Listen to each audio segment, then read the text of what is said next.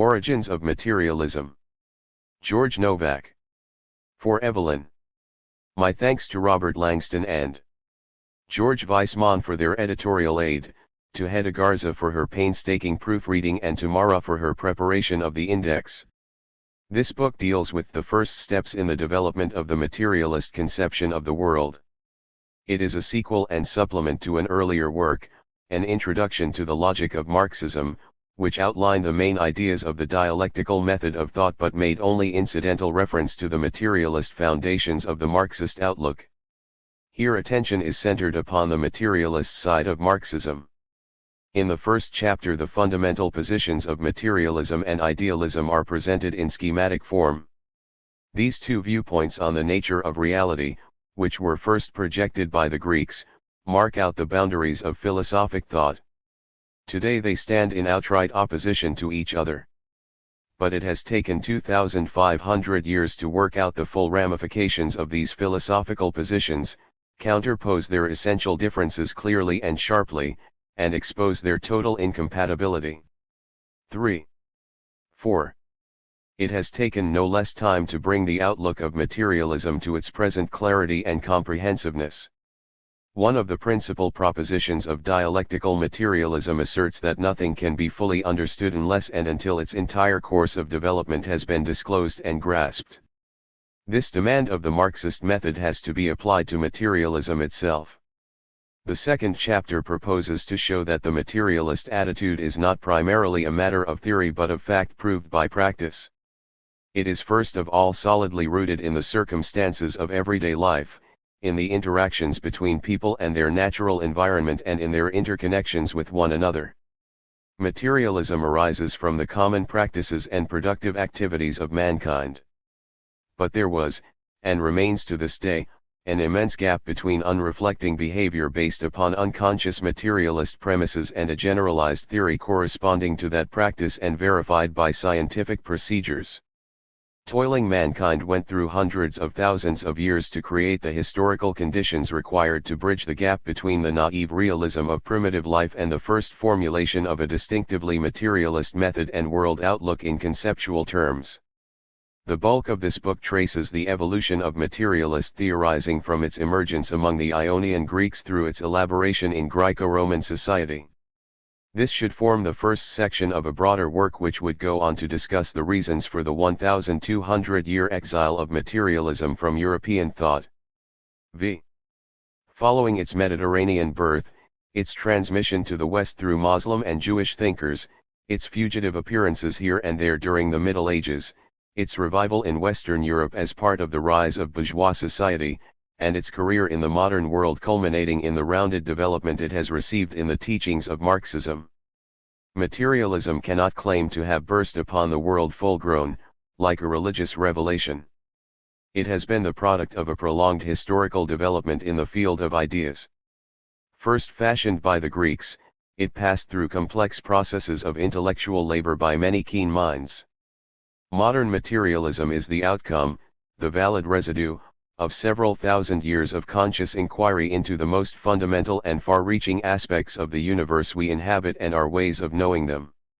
To understand the most up-to-date means of agricultural production, with their tremendous powers, it is necessary to go far back to the crudest implements of our savage ancestors and then follow their developments step by step. The British Museum of Science in London houses a chronological series of agricultural implements used to prepare the soil for planting seeds.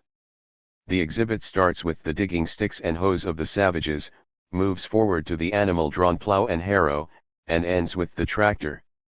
The primitive digging stick, taken from the root or branch of a tree and sharpened to a point, is far removed from the power-driven metal machinery on today's farms. Yet it was the first in the sequence of tools which has revolutionized food and fiber.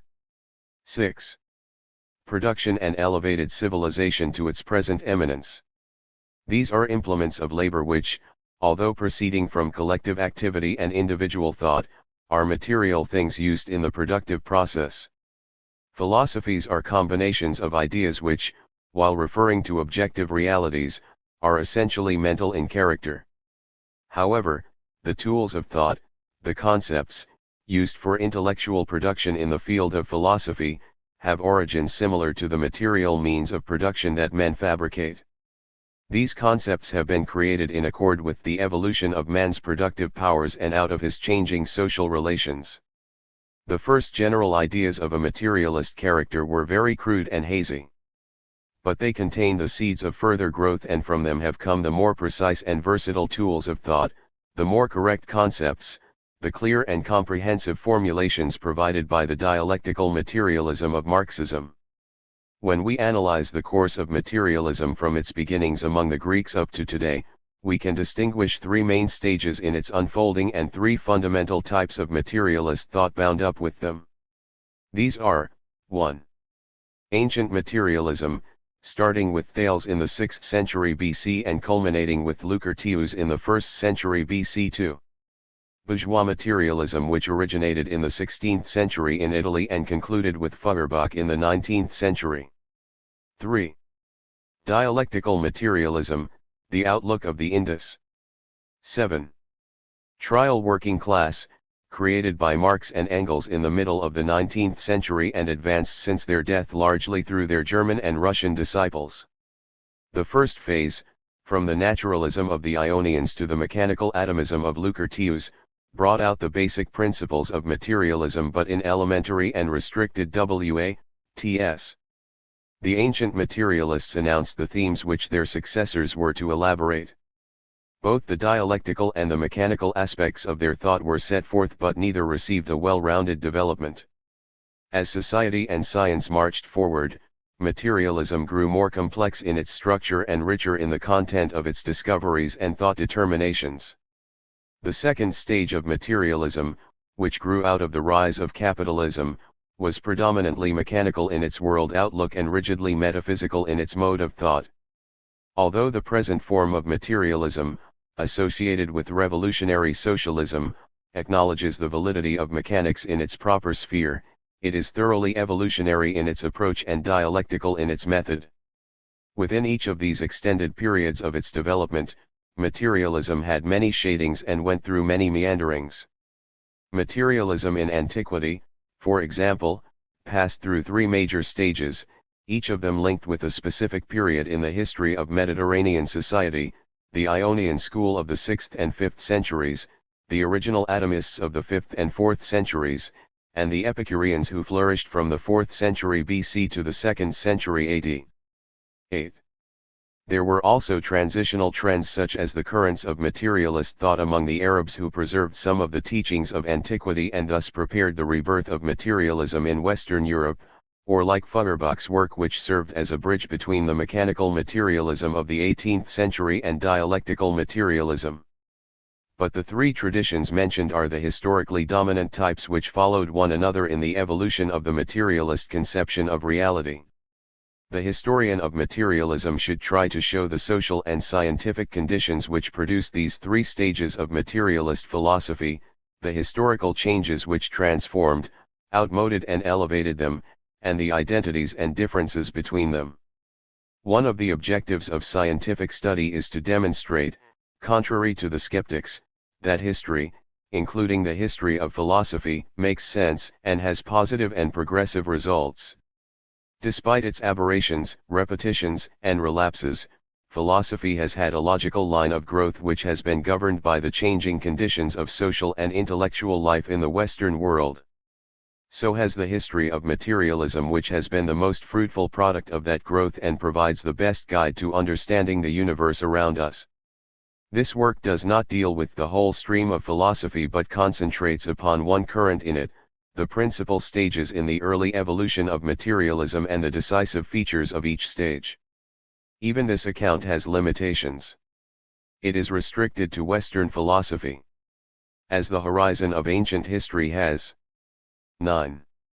widened, it has dawned upon the West that China and India produced parallel initiatives in rational speculation, logic, and materialist thought. In the first philosophers, George Thomson has recently given a rewarding comparative study from the Marxist standpoint of such beginnings in China and Greece. But these Eastern lines of philosophical pioneering have to be left unconsidered. They would take us too far afield from our principal purpose, which is to follow the progress of materialism from its first appearance to its present fulfillment. For special historical reasons, the promising buds of philosophy in the East did not ripen and bear such fruit as in the West. Only the materialist tendencies and traditions in Western Europe have had a sustained course of development, despite interruptions and divagations. They alone culminated in the scientific school of Marxism, the highest form of materialism, which has become an indispensable acquisition of contemporary world culture. This is a study of materialism in its evolution rather than a record of the materialists. Although the two are inseparable, they are not identical. Materialism as a world outlook has had an objective development greater than any one of its exponents, however profound their understandings and important their individual contributions. But this is not a complete history of materialism in all its windings and complications. Such a detailed study may be necessary for scholars, it cannot serve as an introduction to the subject. Of course, socialist scholars should strive to acquire a profound knowledge of the entire range of philosophy. But that task is different from the present one, which is to set forth the main findings in this field as simply and clearly as possible.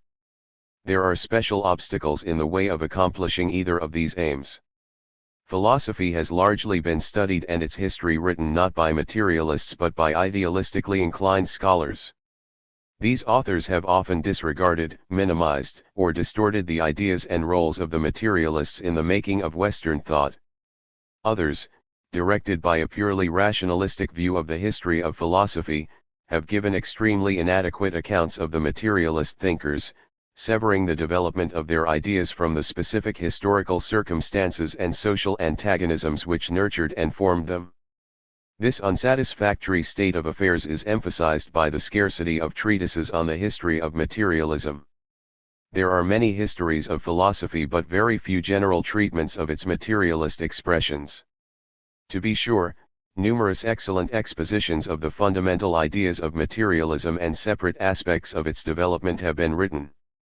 But the only comprehensive account of materialism in English I am familiar with is the 3-volume History of Materialism, originally delivered as a course of lectures at the University of Bonn and first published in 1865 by the German professor of philosophy Friedrich Lang.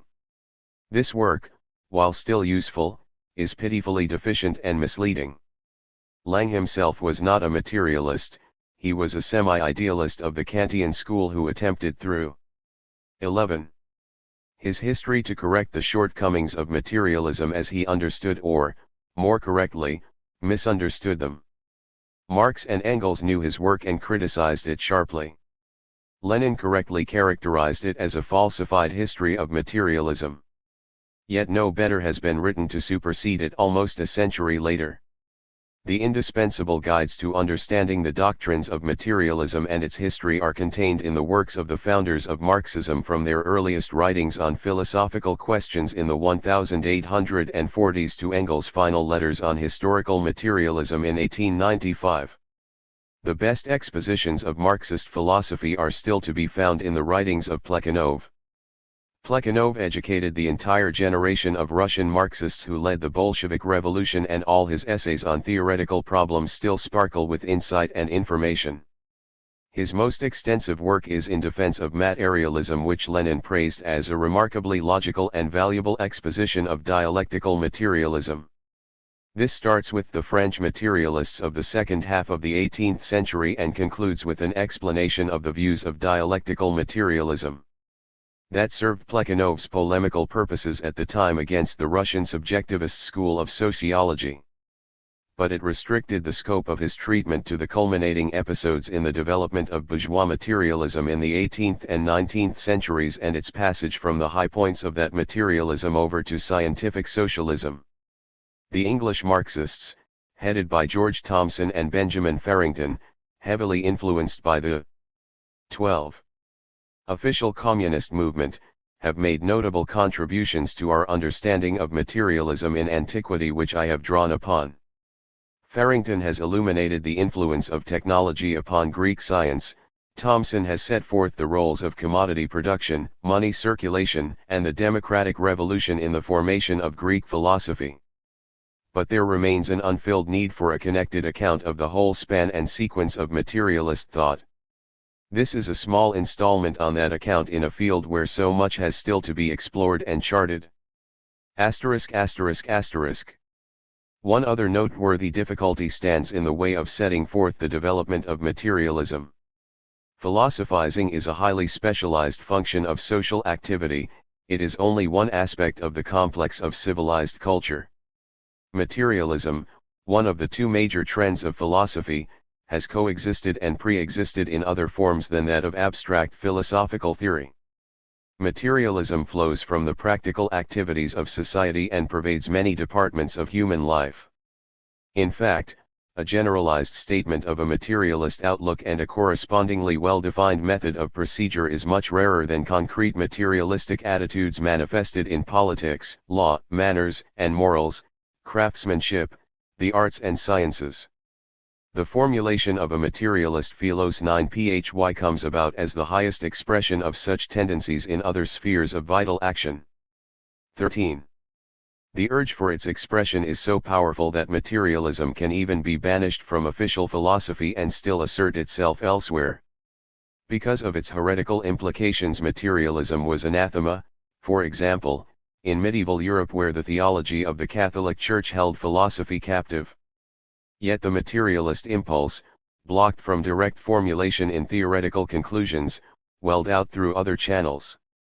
It was manifested in the irreverence toward the clergy expressed artistically in the French popular tales called fabliaux, in the wood carvings on choir stalls and gargoyles on cathedrals, in the literary works of Boccaccio and Chaucer which made fun of priests and depicted monks as fornicators, liars, gluttons, drunkards, idlers, and hypocrites. Chaucer's Canterbury Tales exemplifies how the materialist devil creeps in despite official bans. Materialism was as remote from Chaucer's intentions as it was absent from the philosophy of 14th-century England. At the end of his poem the devout Catholic asks Christ in his great mercy to forgive his sins, among them his writings of worldly vanities. However, Chaucer's critical attitude toward high dignitaries of the Church in his tales betrayed a latent materialism. This comes out most plainly in his portraits of the nun prior Essie and the monk prior in the Protogue.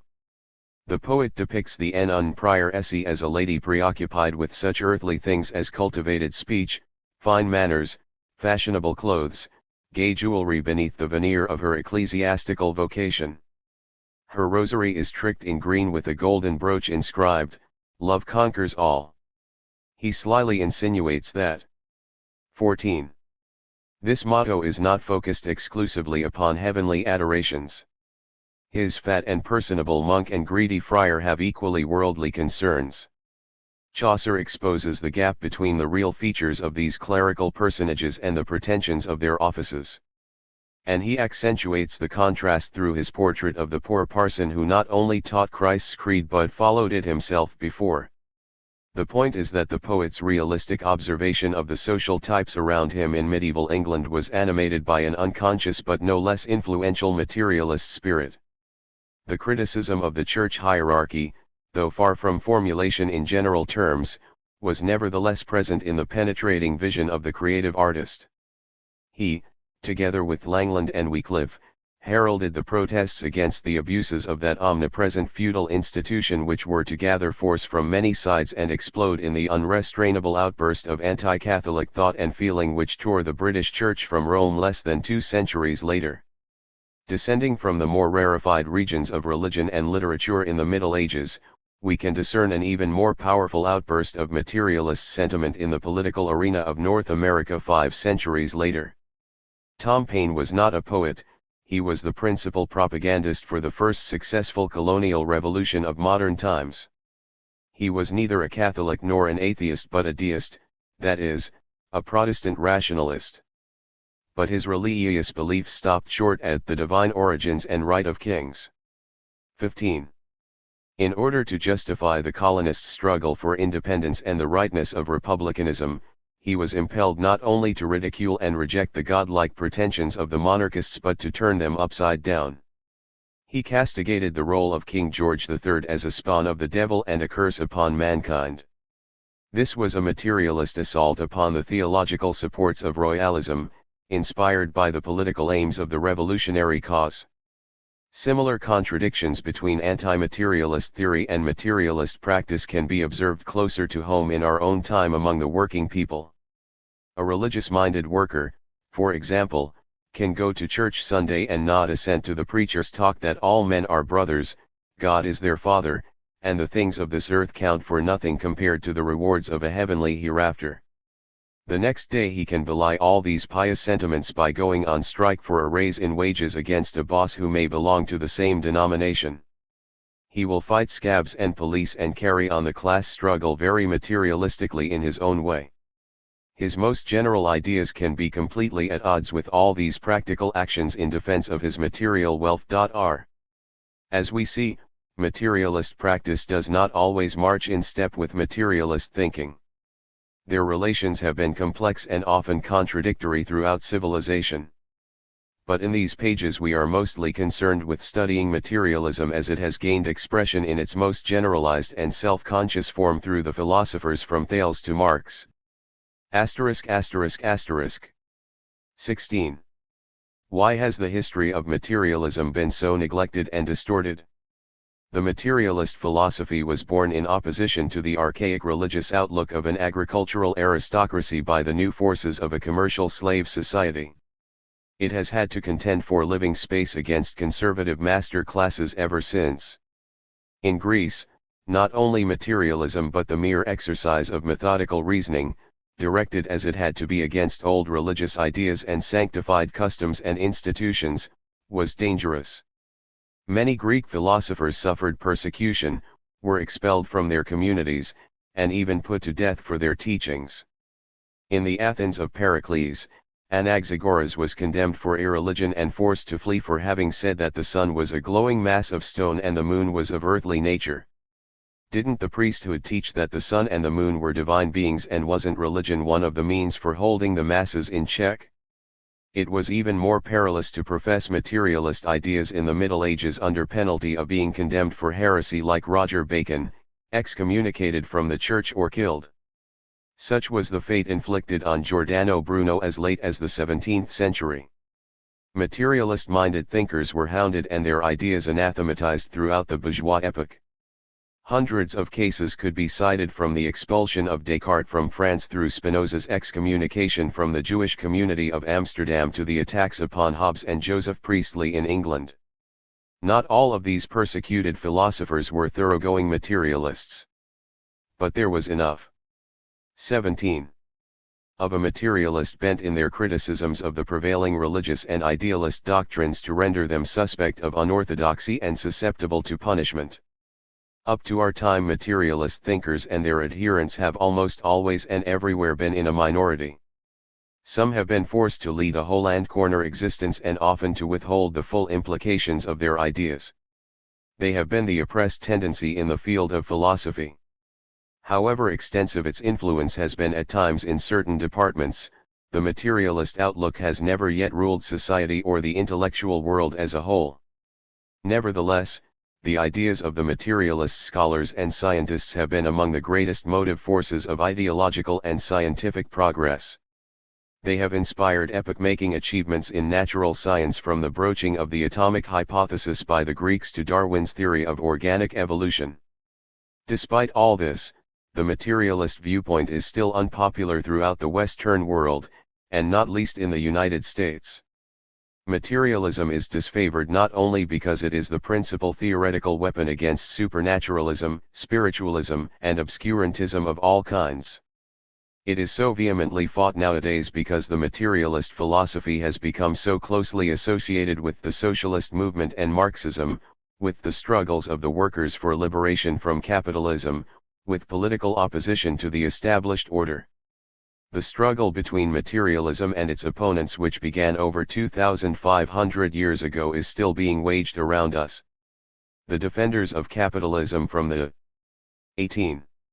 Universities and churches to the agencies of mass propaganda, exert persistent efforts to ward off the penetration of materialist thinking. Here is one typical instance. The loose publication, Life, the most widely circulated magazine in the United States, is one of the most vigilant participants in the anti-materialist crusade. In 1956 it published a series on the Epoch of Man which presented the latest findings of science on the origins of civilization. It was impossible to make such a report without undermining, at least by implication, Orthodox Christianity. If, as the theory of evolution undeniably demonstrates, mankind rose up out of the animal kingdom, then what credence can be given to Adam and Eve and similar fables of man's divine parentage? The editors hastened to steer their readers away from any materialist heresy. The materialist cosmogony, they wrote, has proven just as unsatisfactory as a literal reading of Genesis, or as Ptolemy's earth-centered Welkin, or as the clockwork universe of Newton. And the secret of man's origin and purpose on this planet remains no more and no less mysterious than before. All the conclusions of science, that is to say, tell us nothing more than the Israelite tribes knew about the development of the world and the destiny of mankind. Having thus disposed of the materialist cosmogony and obliterated the results of science in the bargain, the editors point to the emergence and activity of conscience as the decisive proof of man's divine nature. They counterpose eternal morality to the con. 19. Conclusions of modern science based upon the method of materialism. The theoretical arguments of these apologists for the existence of God are as weak as their financial resources and influence are immense. But one thing is plain. These defenders of religion and capitalism regard materialism as the main ideological enemy to be overcome even at the cost of scientific suicide. These brains at work in skyscrapers fall into line with the adversaries of materialism in ancient Greece, the heresy hunters of Catholic Europe, and the Baptist bumpkins who tried to ban the teachings of Darwinism in Tennessee decades ago. The issues between the materialists and anti-materialists have immense practical importance and are far from being settled in real life. This gives our theoretical study its social and political purpose. In this prolonged and unfinished contest for supremacy between materialism and anti-materialism, science and religion, enlightenment and obscurantism, there is no doubt which will eventually be victorious. Although materialism does not command the field in philosophy or in everyday affairs, on the historical scale it has been gaining and consolidating its ground. It has rich traditions, an ever-growing content and the most diversified applications. It operates today upon much firmer foundations than in the past and has far keener weapons with which to combat its adversaries and solve the problems of science and society. Materialism receives constant confirmation from the onward march and verified results of technology, the sciences, and the developments of industry. It is further fortified by the progress of the class struggle. XX. And the successes of the international workers' movement. It derives the most powerful social support and fresh sources of replenishment from the activities of the masses in their quest for a better life. But its biggest battles lie ahead. As in its infancy, materialism has still to contend for its rightful place as the outlook of emancipated humanity. Its definitive triumph in the domain of thought is still to come. May this introduction to its early history help bring that conquest closer. George Novack. Contents. Materialism versus Idealism 3. 2. The real basis of materialism 17. 3. Magic and religion 24. 4. The road to philosophy 36. Appendix to Chapter 4, Burnett and Cornford 47. V. The revolution in Aegean civilization 53. The Ionian city-states 59. Miletus, the birthplace of philosophy 68. 6. The first philosophers 77. Religion and philosophy 84. 7. The Miles E. and Kant Rebuttions. To materialism 90. Heraclitus 97. Matter and motion 101. The process of evolution 104. Shortcomings of the Milesians 106. Materialism and atheism 108. Heroes of Thought 113. 8. The early atomists 119. Greek atomism and science 123. The philosophical background of atomism 129. 9. The views of the atomists 137.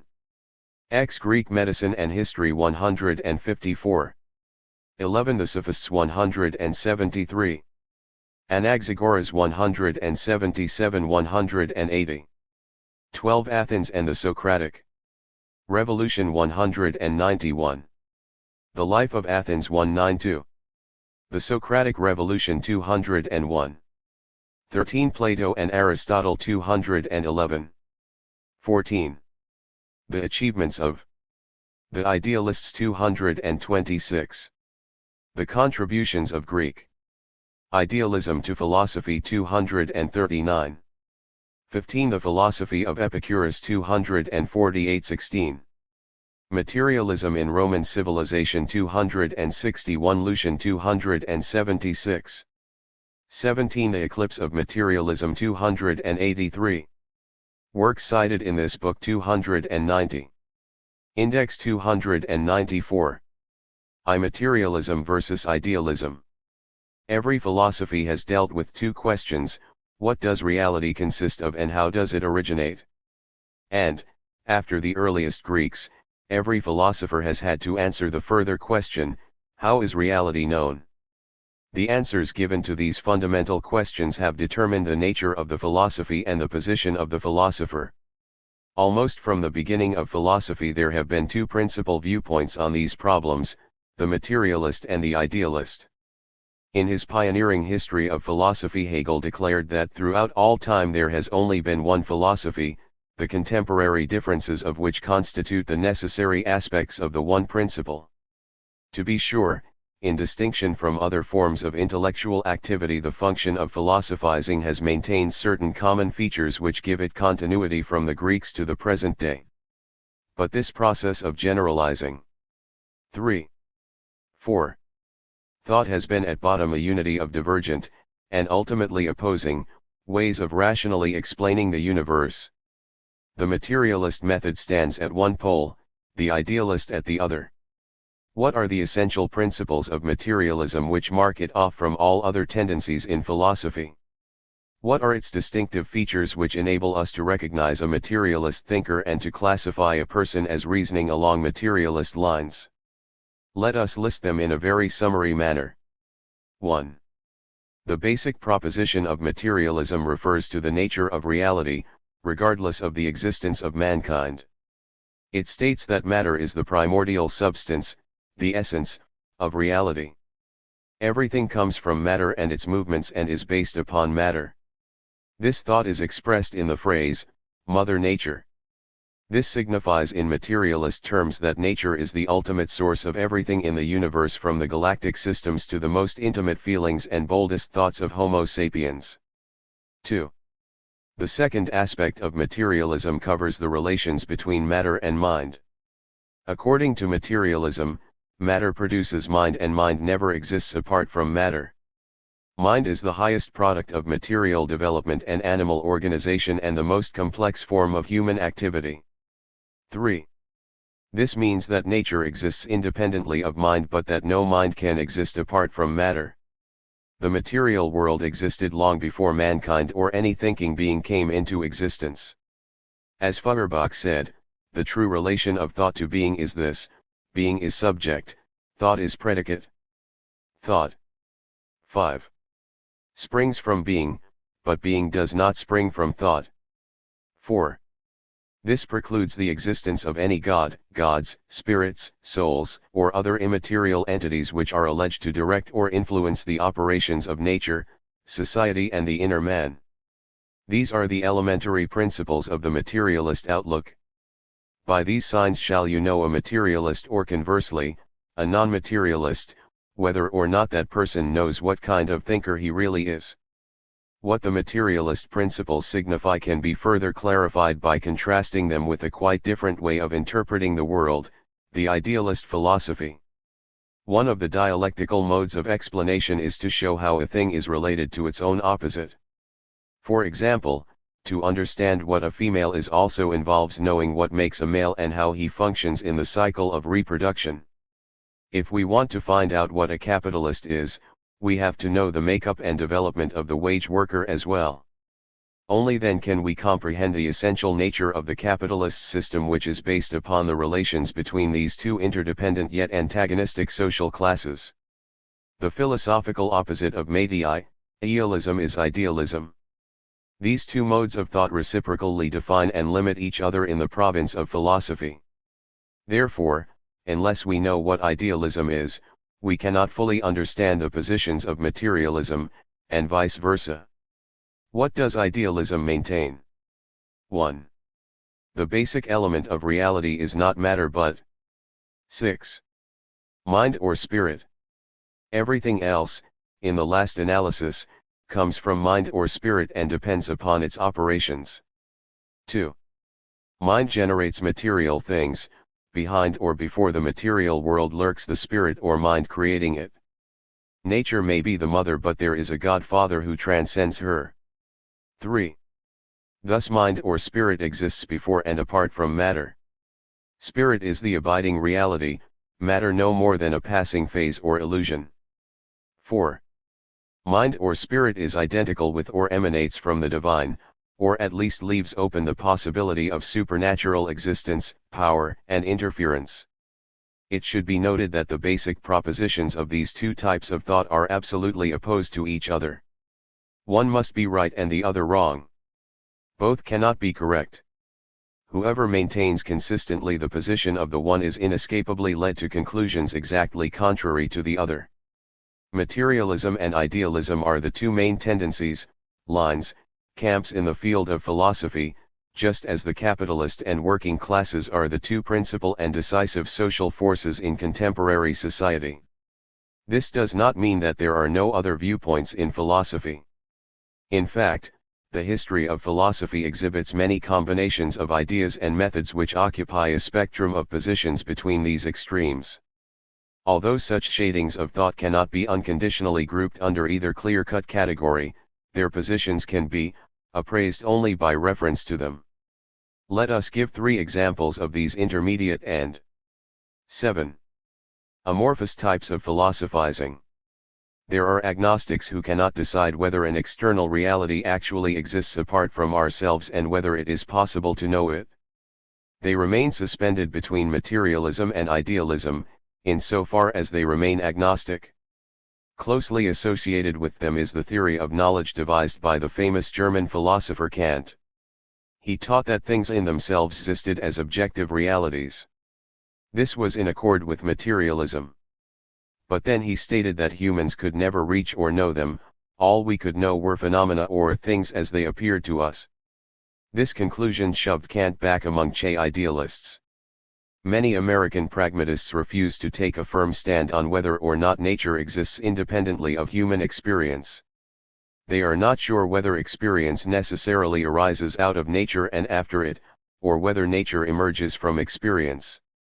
These wobblers give all sorts of evasive answers when confronted with this alternative. Although such pragmatists claim to have overcome the opposition between the materialist and idealist standpoints, they actually dodge the decisive issues between them in the theory of knowledge. All these types of thinking are confused and inconsistent in respect to the fundamental problems posed by the nature of reality and the theory of knowledge. When their adherents are pressed against the wall and obliged to abandon their indefiniteness on these key questions, they usually end up in alignment with idealism. 8. In addition to philosophers who hold essentially eclectic views, we shall meet many thinkers who deserve to be classified among the materialists or idealists because the chief content of their thought proceeds in the one direction or the other, even though their positions on a number of subsidiary points exhibit contrary tendencies. But W shall be able to analyze and understand all such complex and inconsistent formations in the history of philosophy. Why, if we firmly grasp the characteristic ideas of the DECIV opponents, materialism and idealism. These two viewpoints do not exhaust the field of philosophy, but they dominate it. They reciprocally determine not only the main course of its development but the real positions of the schools oscillating between them. They provide the guiding lines which enable us to make our way surely through the maze of philosophical opinions and controversy and not get lost. The elementary principles of materialism have been the same from their first appearance in antiquity to the present day. But the history of materialism has not been the record of a dull repetition of a set of abstract principles which sprang forth fully grown and were then periodically rediscovered and reasserted in their pristine form. Materialism has passed through a process of genuine growth from the first crude formulations of its essential propositions through its subsequent ramifications to its latest presentation. Materialist philosophy has not only changed its forms but considerably diversified its content and amplified its scope from one stage of its advancement to the next. 9. Extremely varied superstructures have been built upon the philosophical premises of materialism during the past 2,500 years. The materialism of one epoch displays marked differences from the materialism of another. There are, for example, pronounced differences between the naive evolutionary naturalism of the Milesians of the 6th century BC and the complex mechanical atomism of Lucretius in the 1st century AD. Even within the atomist school itself there are distinct differences.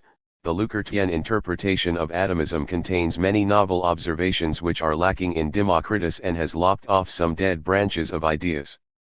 The dissimilarities between ancient and modern schools of materialist thought are still greater. All materialists have held that matter in motion is the basic reality. But at different times they have put forward different conceptions of matter, different conceptions of motion, and different views of their interconnections.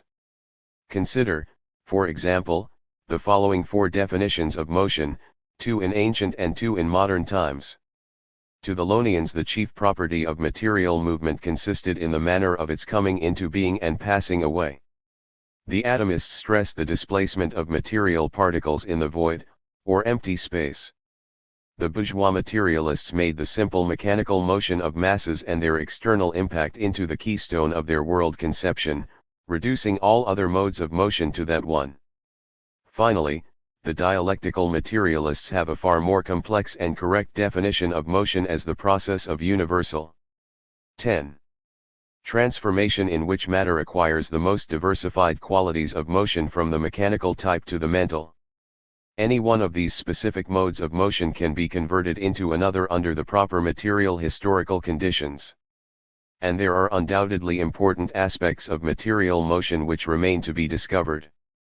A similar diversity can be discerned in the views on the nature of matter and its structure which are forward at successive stages of materialist thought.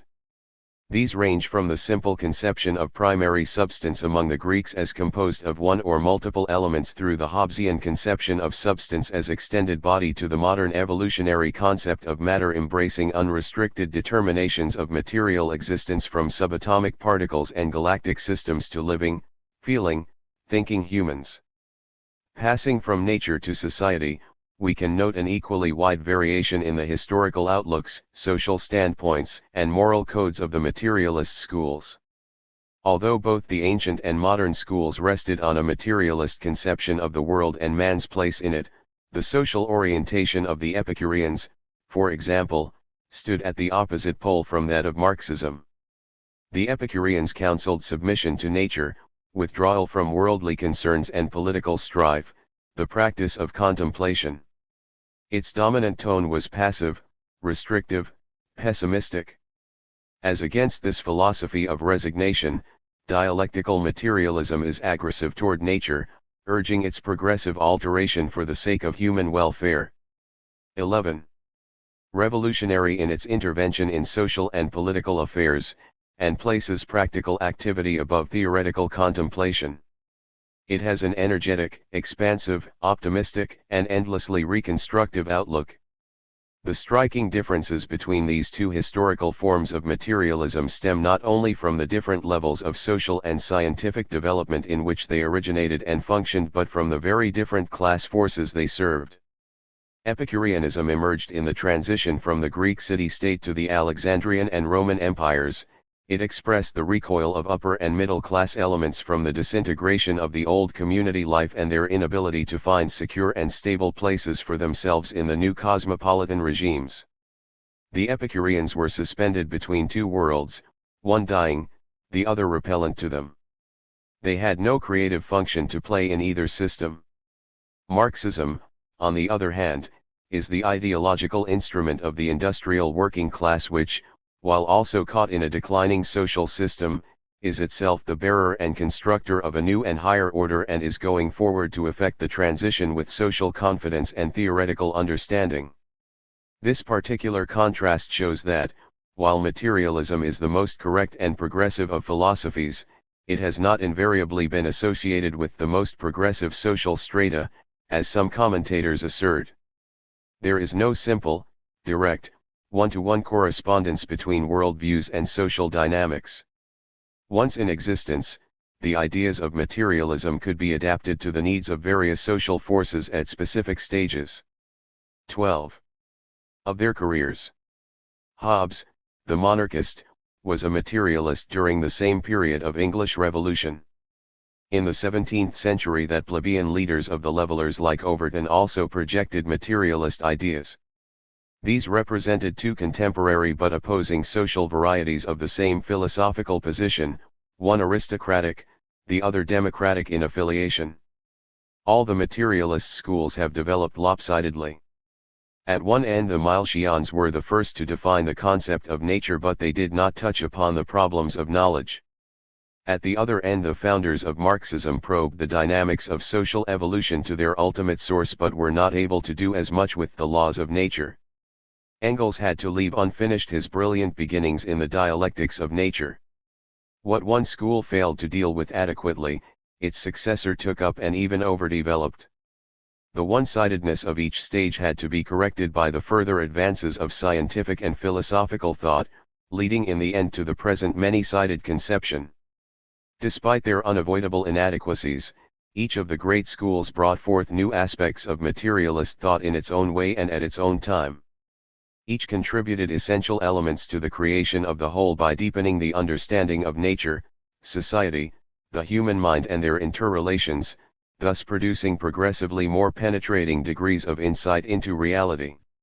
Not the least of these insights was the recognition that materialism is basically incompatible with 13. Idealism. The clear-cut opposition between these two standpoints set forth in such categorical terms at the beginning of this chapter was not evident at the birth of philosophy. This understanding too is an historical achievement, the upshot of 2,500 years of social and scientific investigation and of internal conflicts in the domain of philosophy itself. Even today the necessity for maintaining this opposition is denied by muddleheads who have an interest, often unconscious, in perpetuating confusion about their real relations. To do this is to erase the progressive results of centuries of intellectual labor and regress to the infancy of philosophy. The differences between the materialist and idealist standpoints and methods were well known and often discussed by the later Greek thinkers. But the respective positions of the opposing camps had yet to be worked out in full detail. The substantial differences between them were sometimes submerged and obscured in the common offensive of the entire enterprise of critical and rational thought against old religious ideas and customary institutions. Still more important was the fact that materialism required the coexistence, conflict, and contributions of its idealist antagonist in order to elicit its own full potential and acquire a comprehensive application. Idealism did more than simply prod materialism onward by criticism from the outside. The enduring insights which its exponents from Socrates to Hegel obtained into this or that sector of reality were later incorporated into the structure of materialism. No single school has monopolized the discovery of 14. New ideas in the evolution of philosophy, especially in its most creative periods. Although the Greek materialists saw the essential reality of the objective world more correctly than the idealists, their views were defective in other respects. On the other hand, almost every idealist school from the Eleatics to the Skeptics and Stoics added something new and valuable to the understanding of reality, despite their errors on fundamental issues. On the whole, the idealists contributed far more to the theory of knowledge than to the theory of nature.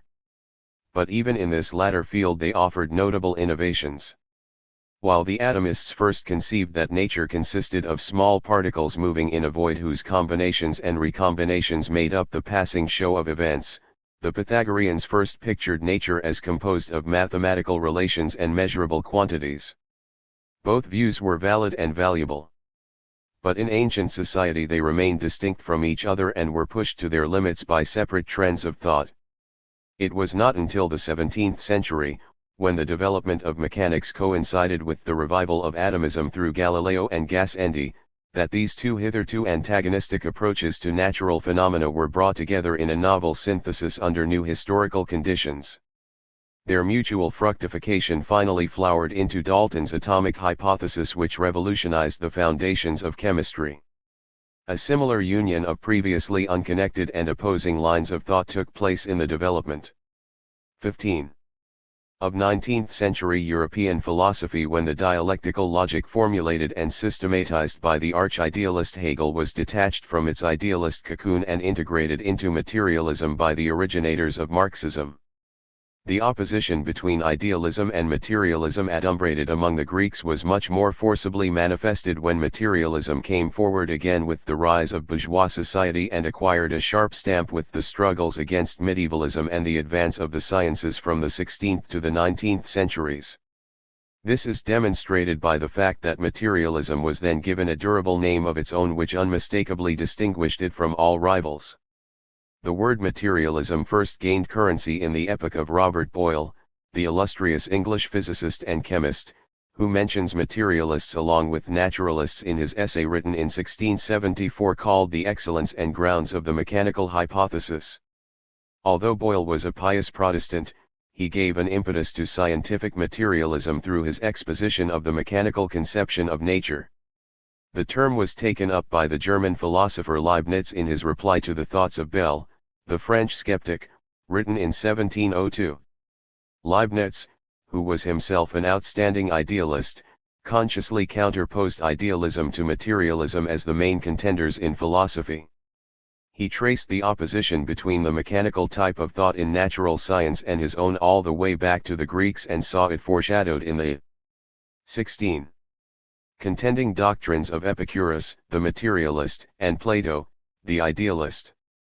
The opposition was made still sharper by Bishop Berkeley from the side of idealism and then by Kant, who occupied an in-between position. It was finally nailed down by the materialist criticism of the idealists conducted by Diderot, d'Holbach, and their colleagues in the latter half of the 18th century, continuing with Feuerbach in Germany, and concluding with the Marxists of the next century. In the course of these chapters we shall follow the movement of philosophy in more specific detail and see precisely how and why materialism and idealism, implicitly opposed from their birth, were hatched from the shell of philosophy amidst the class struggles of Greece, acquired their definite traits, came to grips with each other for the first time and strove for supremacy. Now, in our own time, they stand arrayed against each other in a mortal combat for complete possession of the provinces of rational thought and scientific knowledge. 2. The real basis of materialism. A consistent materialism cannot proceed from principles which are presumably validated by appeal to abstract reason, intuition, self-evidence or some other subjective or purely theoretical source. Idealisms may do this. But the materialist philosophy has to be based upon evidence taken from objective material sources and verified by demonstration in practice. The real foundations and the causal origins of materialism can only be located in the material conditions of human life based on the sequence of social stages which have determined the various forms and changing content of thought. The material basis, the historical source, the raw materials for the materialist outlook are lodged primarily in the actions, and the results of the collective actions, of human beings. These comprise both their past actions as registered in history and their 17. 18. Present ones, what they have had to do since humanity parted from the rest of the anthropoids and what men do every day here and now. Materialism derives its life, its meaning, its power, its validity from its inseparable connections with the habitual, inescapable, million times repeated practices of every member of the human race. Idealists, echoing the religious dogma of St. John, claim that, in the beginning was the Word. This is fundamentally false. The Word, the concept, the formulated principle, the critical understanding, and philosophy, including the philosophy of materialism, all come after the deed. Intellectual activities and ideological products take second place in life and in history to the practical actions of mankind. They are, in fact, an outgrowth of them. The most important human activities are those centered around securing the means of existence. In their persistent round of efforts to get food, clothing, shelter, and other basic necessities of life, men run up against stubborn, resistant material realities with which they have to cope and to which they have to conform in order to survive and thrive. Humans, however, do not simply submit to these external forces of their environment, they strive to turn its constituent elements to their advantage by gathering, using, altering and producing them. This conscious collective attack upon nature through the activities of labor is peculiar to the human species. In the struggle for life, nature acts upon the social group, which in turn pits itself against nature and proceeds to transform it for its own purposes. 19. However sharply people may feel the friction between themselves and other things in particular instances, humanity in its infancy is unaware of any basic opposition between the environment and itself. On the contrary, the essential organic unity between themselves and the rest of reality is taken for granted as an unconscious assumption of practical life.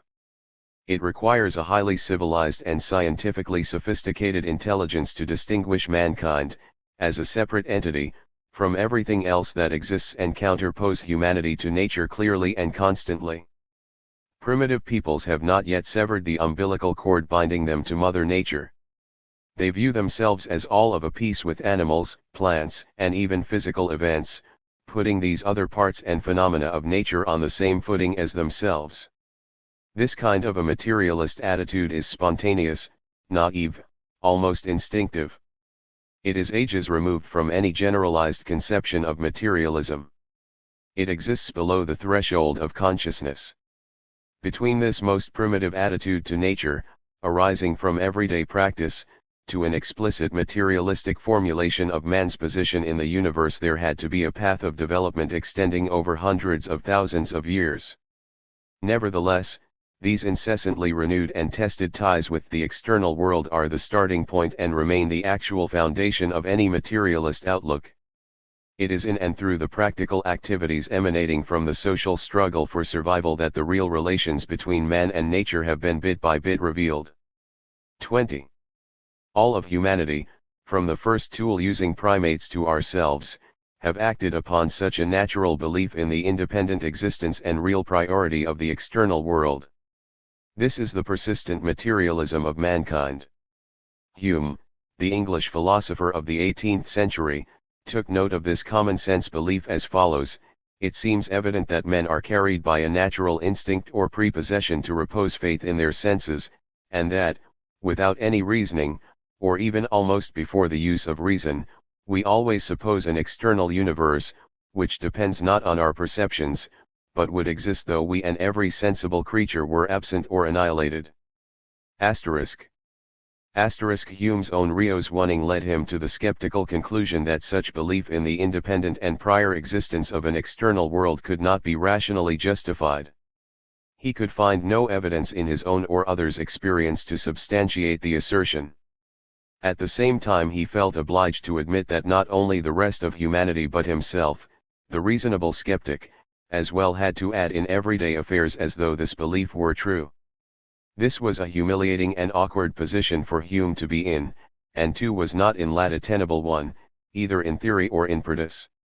However, his exposure of the need for providing sufficient reasons for our faith in the external world prodded philosophical thought forward.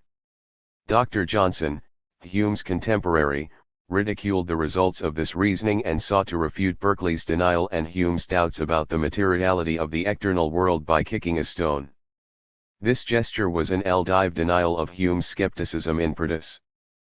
But Hume himself had acknowledged that in practice he had to 1 and add like everyone else. What he demanded was logical grounds and direct evidence in experience for validating the common-sense belief in the substantiality of material things. Hume's arguments had to be met and countered on the higher level of philosophical theory. That was what Kant, among others, tried to do. But too was not until the advent of dialectical materialism that complete and correct materialist answers to Hume's skeptical criticisms were given. 21. It is a matter of fact that every waking minute of our lives every one of us acts upon the premise that there is the external world existing independently of us and exerting its influences upon us.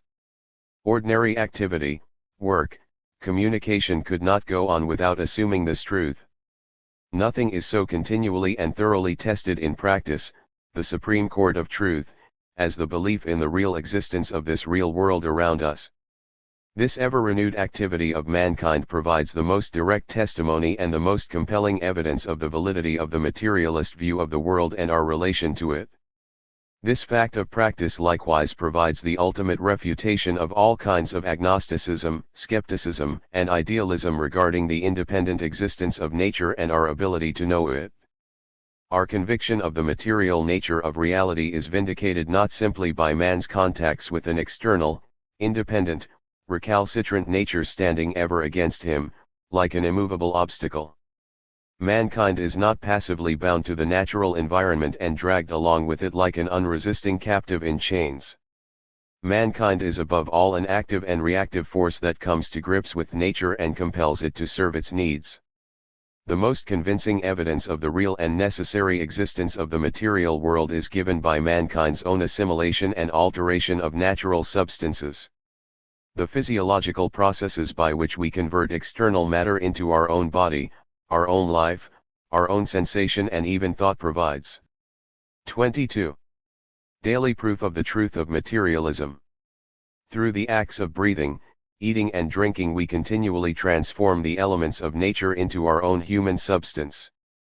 Our utter dependence upon material things shows up when the lack of oxygen, food, and drink produces asphyxiation, starvation and thirst, and in the advent of disease and even death when minerals, vitamins, and other vital ingredients are not supplied to the organism. Science has charted the main steps in the circulation of the energy required by life, demonstrating that all vital processes are bound up with the conversion of energy from one form and source to another in the ceaseless interactions of nature. With minor exceptions, all the energy used by life originates in the sun and comes to the earth as radiation. It is then captured by plants and turned into chemical energy. From plants the energy is transmitted to other organisms, including the animals that eat plants and one another. From these two sources the energy becomes part of human beings and their diverse functions. At every step of this energy cycle one form of matter is used up and converted into another until it ceases to be available for further use by living creatures. These nevertheless continue to be dependent upon new energy received from the sun. Mankind is not only physically dependent upon nature, he is both physically and socially dependent upon his fellow human beings. Humans cannot be propagated except through the coitus of persons belonging to materially different sexes. The infant cannot obtain nurture except through an adult. At 23. All times the individual is indissolubly associated with the other members of our species. He has a dual relation with them. His associates are like him, act with him, aid him. Through them and with them he gets the necessary means of life. At the same time they differ from him, are separate from him, opposed to him. They have bodies, wills, minds of their own. These are the material realities that infants have to learn about and reckon with. All these physical relations and social interactions testify to the independent reality of nature and society and to the material nature of the individual's connections with them. Magic and religion. The physical ties between mankind and nature are the basic support of materialism. The procreative functions which constitute the genetic connections of men are part of these. But materialism has a second source of support in the productive relations which bind the members of society together in their joint dealings with the environment. Individual men do not face nature directly. Between nature and the individual stands the structure of society based upon the mode of producing the necessities of life. The forces and relations of production mediate between nature and men and determine the characteristics of their interplay at any given stage of historical development. By acting upon nature and transforming its materials for the satisfaction of his needs, said Marx, Man first forms and then transforms his own nature. But the way in which man acts upon nature, and 2425. Nature upon him depends upon what means of production he has. The Indians of Southern California, for example, remained food gatherers. They could not engage in agriculture largely because of the aridity of the area. Today this same land through aqueducts and irrigation facilities has become one of the world's richest agricultural regions. The effectiveness and extent of man's activities, including his mental activity, hinge upon the level of his powers of material production. These powers have multiplied as society has improved its technology. The existing level and special traits of men's theorizing are determined by the character of their productive activities and the social and cultural institutions shaped by them.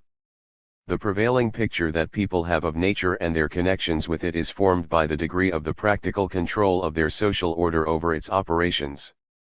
Stone Age tribes, who acquire their means of sustenance through gathering food and remain in the foraging, hunting or fishing stages of economy, have images of their surroundings corresponding to their extremely feeble capacities of production and simple social relations. Thus the intellectual grasp of reality is a function of social control over reality.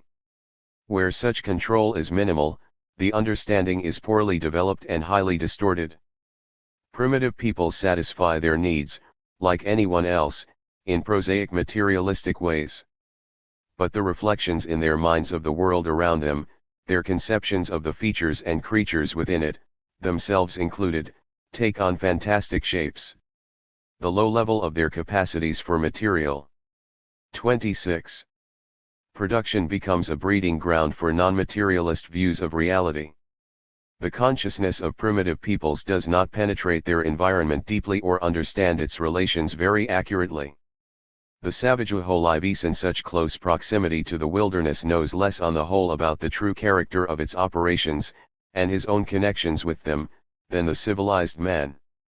Two very different types of activities and ideas coexist in the savage life and mentality. Solidly connecting them with reality are certain technical skills based upon genuine knowledge of the properties and processes of the world around them. These have been acquired from the success of their collective practical efforts in securing the necessities of life.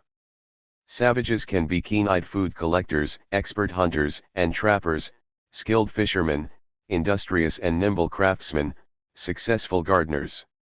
Without a social fund of practical know-how which works for them as they work, that is, produces real results every day which satisfy their wants, they could neither have survived in the struggle for existence nor raised themselves so far above animal life. Primitive women have learned to distinguish edible plants from non-edible ones, and even to convert poisonous roots like manioc into food. They have to conserve and make fire and use it for diverse purposes. They must know how to build shelters and make clothing. Primitive hunters have to observe the habits of game, learn how to make devices to capture and slay animals, find out how to utilize their products and byproducts. The raising of the simplest 27 crops requires many kinds of information, the selection of soil and seeds, the right way to clear the garden, seasonal timing, protection against pests and marauders, etc. These activities of production in foraging, hunting, fishing, gardening and crude craftsmanship are the seeds of science and the great-grandparents of materialist philosophy. However, the sector of nature which primitive men dominate is very small compared to the mysteries of the unknown and the uncontrollable pressing in on them from all sides. Along with the practical knowledge arising from their productive activities, which is true, rational, and effective so far as it reaches, there emerges another kind of activities and ideas which is false, irrational, and incapable of doing what it intends or pretends. This mass of rituals and grotesque conceptions growing out of the immense area of enigmatic and unmastered phenomena has been designated by the term magic. Magic takes up where man's effective control over nature gained by technology leaves off. Primitive people know that they have to plant seeds and cultivate the ground to get a harvest. At the same time they are aware of the limitations imposed upon their efforts. No matter how arduous the labors or great their skill, they may not capture enough game, be favored with a good crop or any at all. Pests, foraging animals, bad weather, and many other natural factors which affect their vital needs for good or ill remain beyond community control. Yet the tribe desperately depends for its survival upon success in these enterprises. 28. Uncivilized peoples have no alternative for offsetting the deficiencies of their social economy except through the methods of magic. Magic is designed to satisfy demands and desires which social life has awakened but does not yet have the means to guarantee. The techniques of magic assume that other superior and supernatural powers exist who can influence the course of events for will or woe and therefore have to be counteracted, neutralized, or won over. Imaginary powers are fabricated out of the creatures, natural elements, and humans which impress themselves most powerfully upon the primitive imagination. They may be ancestors, elders, or chiefs, animals or plants, mountains, rain, thunder, the moon, or the sun. These actual or once existing beings are invested with properties and powers which they do not actually possess or exercise. The savages have these abilities in a limited measure but they crave more of them. So they project their desires for the unobtained means of satisfaction into external objects and then hopefully contrive by magical means to get back what they have given. Magic rests on the principle that by creating the illusion that you control reality you can actually control it. It is an illusory technique complementary to the deficiencies of the real technique. Owing to the low level of production, the human consciousness is as yet imperfectly aware of the objectivity of the external world, which accordingly it treats as though changeable at will, and so the preliminary rite is regarded as the cause of success in the real task, but at the same time, as a guide to action. The ideology of magic 29 embodies the valuable truth that the external world can be changed by man's subjective attitude toward it. Studies in Ancient Greek Society by George Thomson, Volume I, pages 38 to 39. The savage mind views nature in its own social image, personifying its phenomena and humanizing its parts. Primitive peoples are so merged with, so submerged by their natural surroundings that they draw no sharp demarcations between themselves and the rest of their world, including its plant and animal life. They interpret their whole environment in accord with their own social relations and customary modes of activity. They endow nature, or project into its elements, the same type of kinship ties and the same powers of will, initiative and consciousness they possess.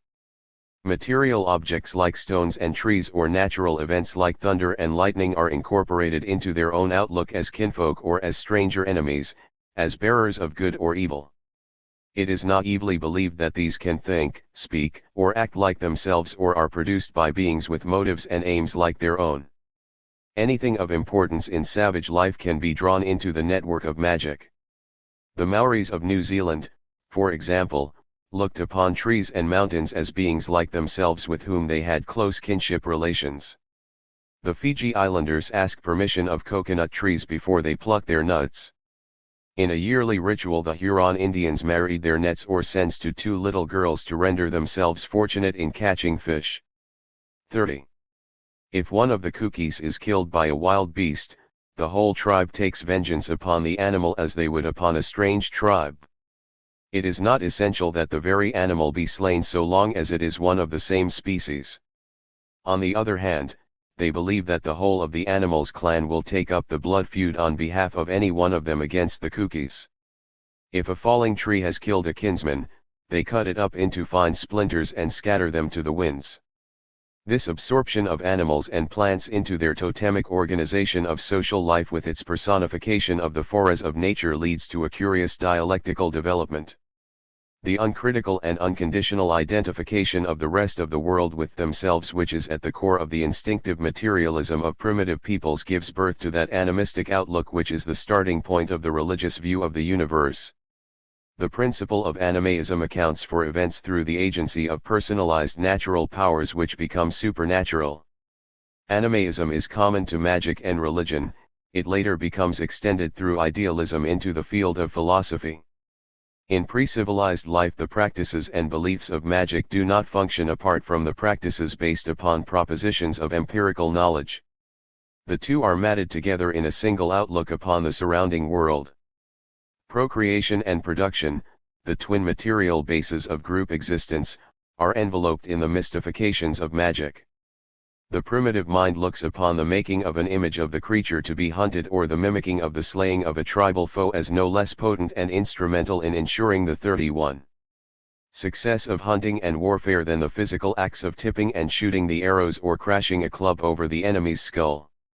The magical rites play the same role as prayers, holy water, and the blessing of the priests in later religious ceremonies. Evidences of sympathetic magic have been traced back 30,000 years or so to the creators of the Paleolithic cave paintings found in France and Spain. These earliest artists almost exclusively painted or modeled game animals. Many of these meat providers are depicted as pregnant.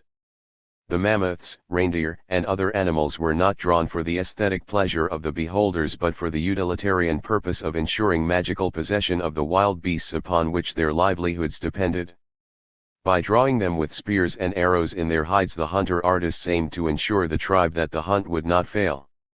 Before the agricultural revolution, the collective control of savage men over the processes of nature, while sufficient to enable them to survive and progress, was extremely scanty. All the greater therefore was the place occupied by magical ways and means devised to overcome that weakness. Under barbarism, magic passes over gradually into the higher form of religion without changing its essential nature. Religion has a twofold historical root. Like magic, it remains a cultural expression of man's lack of control over nature. Unlike magic, religion comes to reflect the growth of man's loss of control over the forces of his social life, which is the ironic eventual outcome of food production. 32. Food production had anomalous consequences. On the one hand, it assured pastoral and agricultural peoples of an ample and expanding food supply for the first time. In its further development, however, it made possible a social division of labor and a growth of craftsmanship and trade which led to the accumulation of surpluses of wealth in the most favored communities. These provided an economic pedestal for the rise of non-productive ruling groups. As barbarism advanced and passed over into civilization, the previously cohesive tribes began to be differentiated into chieftains, rulers, priesthoods, and nobles who took command of the processes of production and exacted tribute from the actual producers. These divisions in society had their reflections in a new type of social consciousness that endowed everything and everyone with a double constitution and a divided existence. For example, an anima, spirit, soul was supposed to inhabit the body, though distinct from it and able to leave it during dreams, sneezing, death and other incidents.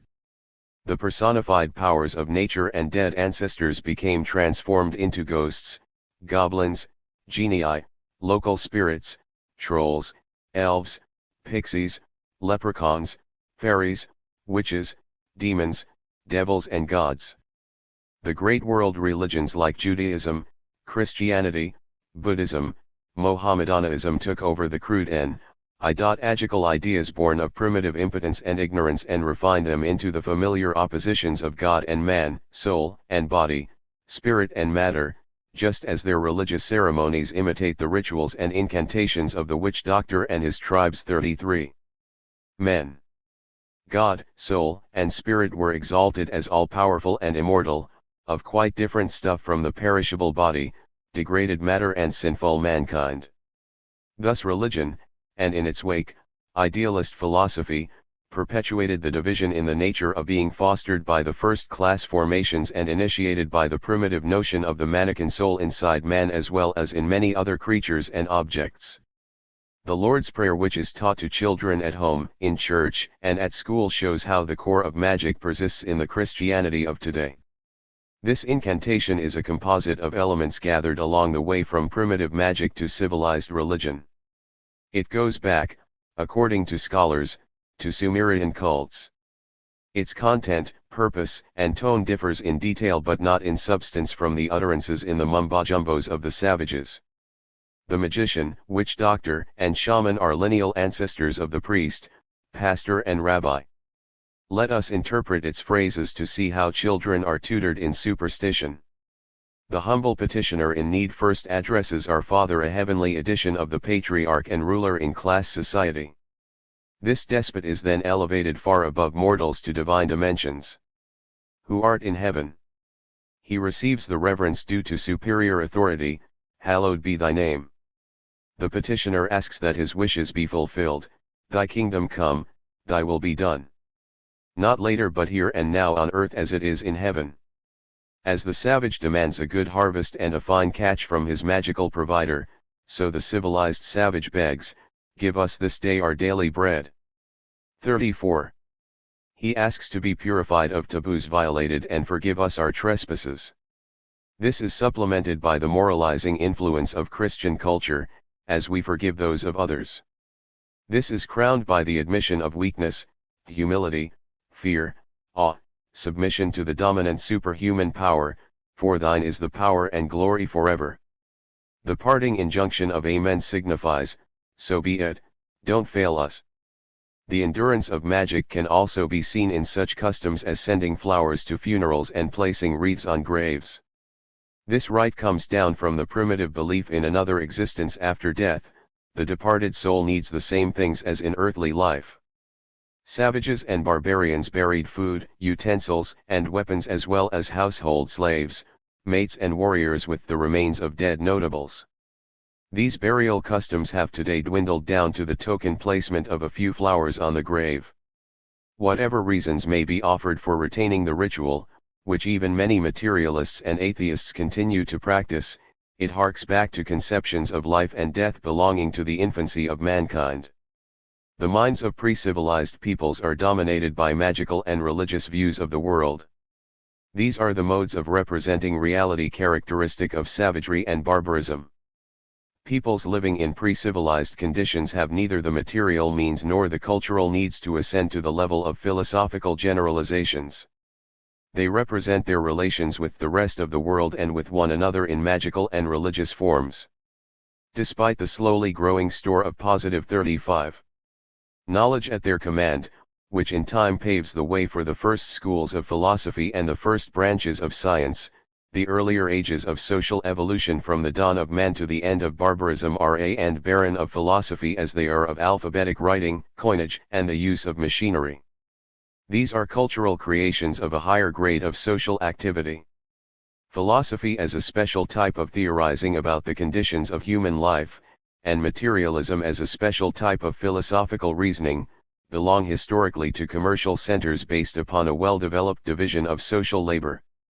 For the road to philosophy. There are few problems in the history of culture more engrossing and important than the origins of philosophy. One obligation of a philosopher, and a good test of his method, is to explain how his particular branch of thought came into existence. This question can be answered only if it is approached along the avenue of social evolution and revolution. We have first to stress the negative point that the ideological forms peculiar to philosophy did not exist among savages or barbarians. Its special techniques of thought did not come to life in a sleepy backwoods community or among nomads in a desert. Philosophy failed to make an appearance even in the agricultural kingdoms of Mesopotamia and Egypt. These facts signify that none of these peoples possessed all the material and cultural prerequisites for producing and practicing this mode of thought. 36. 37. Philosophy was born in the commercial centers of Aegean civilization in the 6th century BC. It was the cultural achievement of a bustling maritime city life.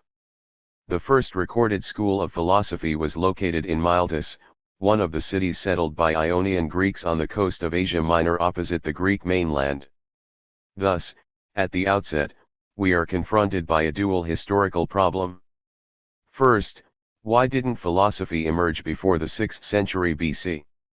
Second, why did philosophy originate among the Greeks of Ionia, and why did materialism take shape around that particular time and place?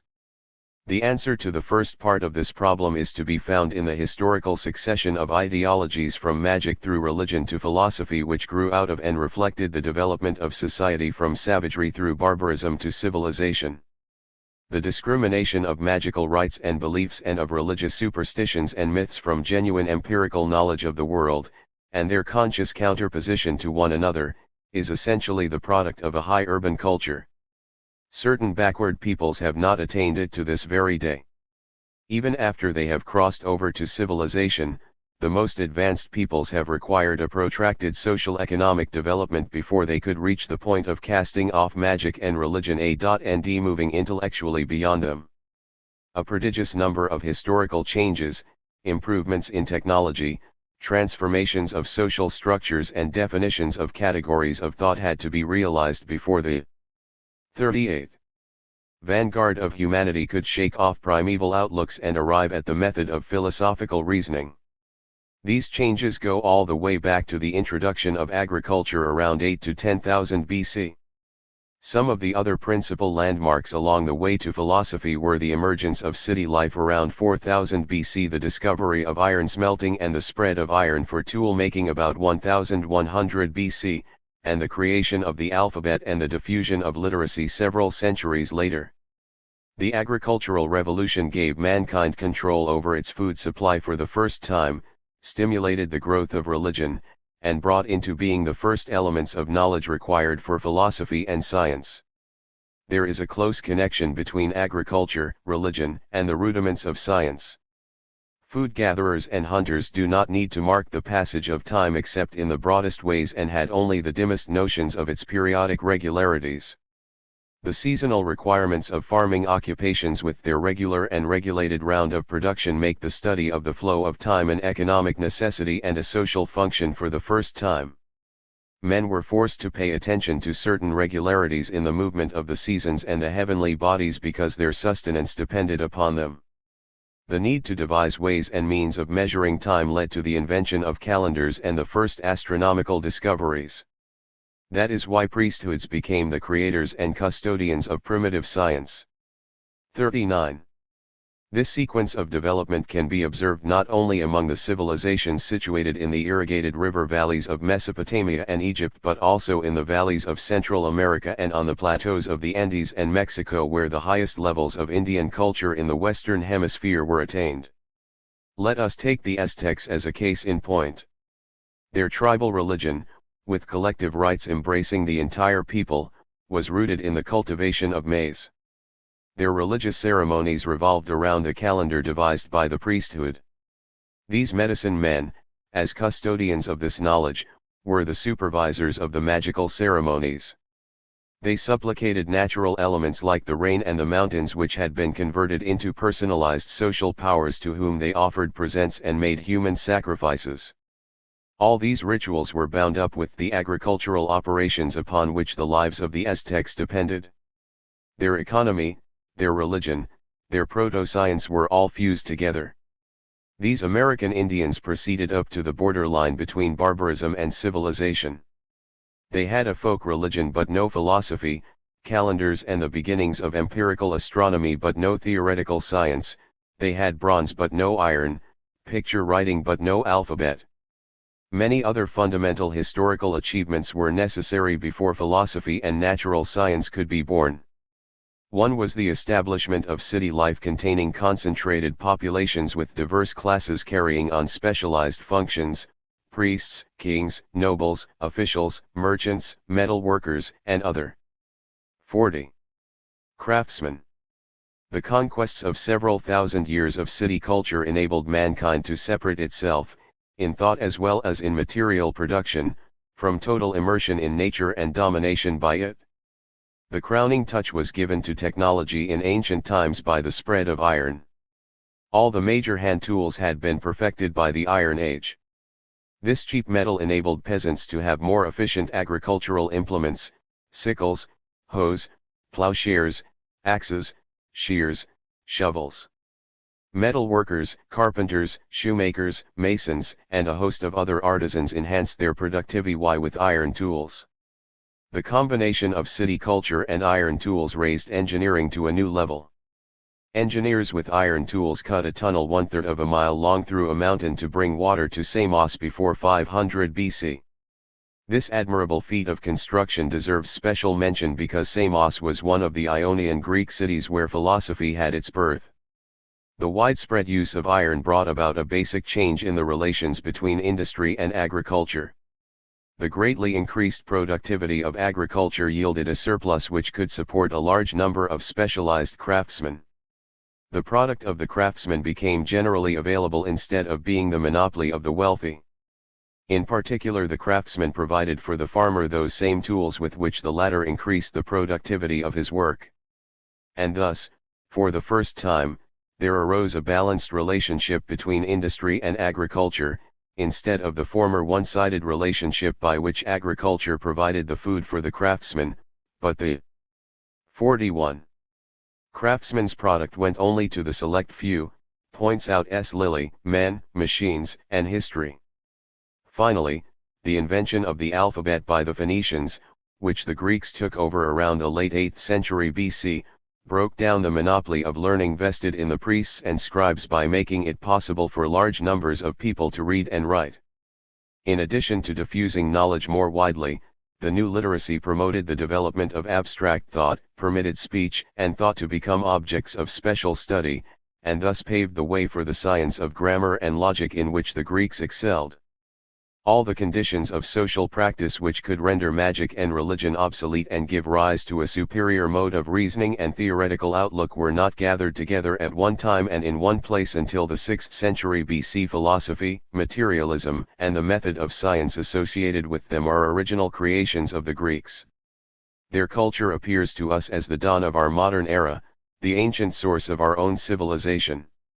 Retrospectively, it was the continuation and culmination of the agricultural, urban, and metallic revolutions which lifted mankind out of the Stone Age, dispelled the myths of magic from nature, and the mystifications of mythology from generalized thought. Behind the Greeks stood the achievements of the Cretans and Mycenaeans, the Phoenicians and the Hittites, the Sumerians, Babylonians, Egyptians and others. Greek philosophy was the ripe fruitage of the efforts and knowledge of all these Middle Eastern, 42. and Mediterranean peoples. The Greeks took the rudiments of mathematics and astronomy from the Babylonians and Egyptians, medicine from the Mesopotamians and Egyptians, and writing from the Phoenicians. To the materials derived from these rich and varied cultures the Greeks added their own special contributions and fashioned a uniquely new type of thought and world outlook. This new type of thought did not sweep away the more archaic outlooks when it appeared. Quite the contrary. The preponderant influence among the Greek people in all stations of life remained with the old forms. Every civilized society has been composed of elements stemming from different stages of material and cultural evolution. Such interpenetrations of the old with the new were present throughout classical Greek history. Just as the Greeks continued to use stone and bronze implements along with iron ones, so magic and religion were amalgamated in their cultural life with the earliest sprouts of the new philosophical and scientific thought. The ideas and usages of primitive magic and religious superstition not only preceded and surrounded philosophy, they even permeated it to some extent and eventually triumphed over rationalism in the ancient world. The old and the new were sometimes fused together in the head of the same thinker or the doctrines of the same school. Among the Pythagoreans, for example, taboos against meat-eating, hero worship, number mysticism were woven together with ethics, science, and philosophy into a single cult, the poem in which Parmenides expounded his philosophy. 43. Was patterned upon the hymns recited by the votaries of the mysteries, and even the materialistic Epicureans acquired certain features of a religious association. From the peasant in the countryside to the cosmopolitan aristocrat, the Greeks carried along a heavy load of practices and beliefs from their barbarous past. Most of the religious calendar of the Greek cities was, like that of the Aztecs, bound up with the most important operations of the agricultural cycle. The three greatest festivals of Athens coincided with the dates fixed for plowing, vine dressing, and harvest. These celebrations were filled with ancient rites of a purely magical character. At the Thesmophoria, held in honor of the mother goddess Demeter, married women, after purifying themselves by appropriate ceremonies for 9 days, thrust pigs, branches of pine, images of corn, and even, in some places, human genital organs into the ground to promote its fertility. During the 3-day springtime festival of the Anthesteria, celebrated by every Ionian community, the thresholds were sprinkled with peas to ward off the evil spirits and souls of the dead that were thought to march through the place. Hesiod lists lucky and unlucky days of the month. Contact with the dead and with tombs was supposed to contaminate people and provoke the vengeance of evil spirits unless certain purifying precautions were taken. A child whose parents were dead was not permitted to perform many acts. The Greeks practiced black magic and witchcraft, in which images of prospective victims were tortured and buried to deal harm to them. They relied upon 44. The charms and spells of sorcerers to drive demons out of sick people. They were accustomed to offer both animal and human scapegoats to expel evil from their communities and made sacrifices to expiate guilts and propitiate offended supernatural forces. There was hardly a belief or ceremony of magic known to tribal life that did not remain alive in some part of Greece. The two are so thoroughly intermixed that it would be impossible to sift out the magical components from the rest of the religious practices of the Greeks. These were rooted in the cult of heroic dead ancestors nurtured by the military notables of their barbaric age. Greek religion was a conglomerate of rites and beliefs drawn from the cults of the Cretans, the patriarchal tribes of the Achaean invaders and the Mycenaeans. Zeus, for example, originally belonged to a Minoan band of demons for whom he danced and practiced rites of fertilizing magic. The Homeric poets elevated these nature and ancestral gods to the heights of Mount Olympus, invested them with humanized features, and hierarchized them on the model of the society of conquering chieftains and royal buccaneers for whom they were the minstrels. There were all sorts of gods in addition to the pantheon: local, family and clan gods, nature gods, wood nymphs and river deities, goddesses of justice, etc. The savage origin of these deities stands out sharply in such half-bestial figures as the goat god Pan, a vestige of primitive totemism who survives to the present day in the cloven hooves and tail of the Christian devil. The Greeks consulted oracles at sacred places such 45. As the temple of Zeus at Dodona, the temples of Apollo near Miletus and at Delphi. Priesthoods pretended to divine the past and future by reading whispering leaves, smoke signals or animal entrails. The Greeks welcomed and adapted to their own needs foreign cults and deities as readily as they borrowed other ideas and customs. They took the Eleusinian mysteries from Memphis and Phoenicia, the Orphic mysteries from Egypt, and the cult of Materialism from Persia and celebrated their rites in the sanctuaries of temples. The wonder is that philosophy should have been able to break through such a thick crust of time-honored superstition. Indeed, some scholars have denied that the divisions between the tribal conceptions, religious conceptions, and the pre-Socratic philosophy of the Greeks are so sharp and deep as is usually supposed. They view them as affinities rather than opposites. The thought of all the Greek thinkers, even the most materialist, contained features taken from the most diverse sources and stages of ideological development. Thomson claims that Thales and Anaximander belonged to families of king priests. It would be unhistorical to expect that any living cultural phenomenon, especially in its formative period, would be wholly free of contradictory elements. Greek philosophy never shouldered Greek mythology and religion completely aside and secured supremacy for itself. They coexisted as competitors which to a certain extent had to come to terms with each other. The Greek mind and imagination did not. 46. Function in airtight compartments. The very mythology which had been set aside to make room for natural philosophy was at the same time indispensable for Greek art, its literature, drama, sculpture, music, festivals, etc. Philosophy could not avoid the impress of mythology in such a cultural environment. On the other hand, philosophy stamped its mark upon the drama even when the playwrights used mythological themes. One significant respect in which philosophy diverged from its forerunners was in its birth process. Magic and religion are collective productions of tribal origin carried over into urban life. The chief personages connected with these ideologies are not historical but mythical, or at least the mythical supersedes the social reality. Philosophy, on the other hand, is the work of distinctive individuals. From the beginning philosophy is linked with men who are real historical personalities, not imaginary figures like the heroes of folk tales and the gods and saviors of the cults. The individualism and realism which mark off philosophical speculation from the more archaic outlooks are not accidental but inherent traits of its ideology.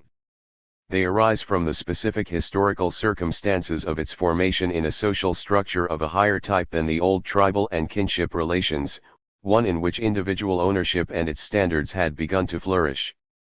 Let us now see how this new kind of civilization came into existence. At J. Appendix to Chapter 4 Burnet and Cornford. Did early Greek philosophy make a definitive break with all preceding views, or was it largely a continuation, in a more rationalized guise, of ancestral methods and ideas? This issue has been debated for almost half a century by English classical scholars and is still unsettled. The champions of the contending views are Burnet and Cornford. Burnet, the author of early Greek philosophy, maintained that the Milesian contribution to thought was unique, original, qualitatively different from anything produced by the Babylonians, Egyptians, Indians, or their own predecessors in Greece. A new thing came into the world with the early Ionian thinkers. On the other side, Cornford declared that, except in medicine, the Greeks before Aristotle were not scientific because they did not resort to experiment to test and check their speculations. The philosophers from Thales to Epicurus presented rationalized versions of ancient ideas inherited from Hesiod and the mythical cosmogonies of Babylon, which in turn were rooted in the original totemic structures of savage tribes. He especially defined pre-Socratic philosophy as a more civilized and sophisticated remodeling of the tribal myths about the world, differing in form but not in essential content from the most primitive conceptions. Which is correct? Did the Greek philosophers bring 47. 48. Forth something genuinely new in the domain of thought, or did they do no more than transform the materials of primitive ideology handed down to them? To the question posed in this way, it is necessary to agree with Burnet that the natural philosophers of Ionia were authentic innovators who broke away from traditional modes of thought and created an original method of conceiving the world and explaining man's position within it. They rejected supernaturalism of the mythical and religious varieties and sought to interpret the origins, development, and features of the world by natural means and agencies. This was a revolutionary overturn of past methods. The main movement of human thought has been from magic through religion to philosophy. Each of these represents a higher stage, no matter how much obsolete stuff is carried over from one stage to the next. If religion is a bridge from magic to philosophy, the latter rests on different foundations and lies on opposite grounds from the first two. This sequence of ideological development, blurred over in Cornford, is brought out, though one-sidedly, by Burnet. However, this does not end the matter. The Greek thinkers did not step out of a void. In taking their gigantic step forward, they had to make use of materials handed down from the past, and it took considerable time and intellectual labor for them to get rid of the old junk. They never succeeded in eliminating all of it from their minds. Cornford performed a great service for the understanding of Greek thought by uncovering the extremely primitive background out of which the Appendix, Burnet and Cornford 49. Socratics emerged, and which conditioned, though it did not fundamentally determine, their ideological outlook. He showed how the intellectual processes which bore their fruit in Miletus had begun centuries earlier and could be traced back to the rationalizing of the old myths and gods by the poets Homer and Hesiod. He also pointed out that the philosopher as a special type developed out of the wise men of ancient Greece. In turn, the wise man, the prophet, and poet were all descended from the shaman, who was the supposedly inspired intermediary between his tribesmen and the supernatural. Many of the earlier philosophers retained or combined one or several features of these functions. Empedocles was a poet and wise man, the more prosaic Socrates was both wise man and inspired prophet. Considerable mythical material remained embedded in the new philosophies.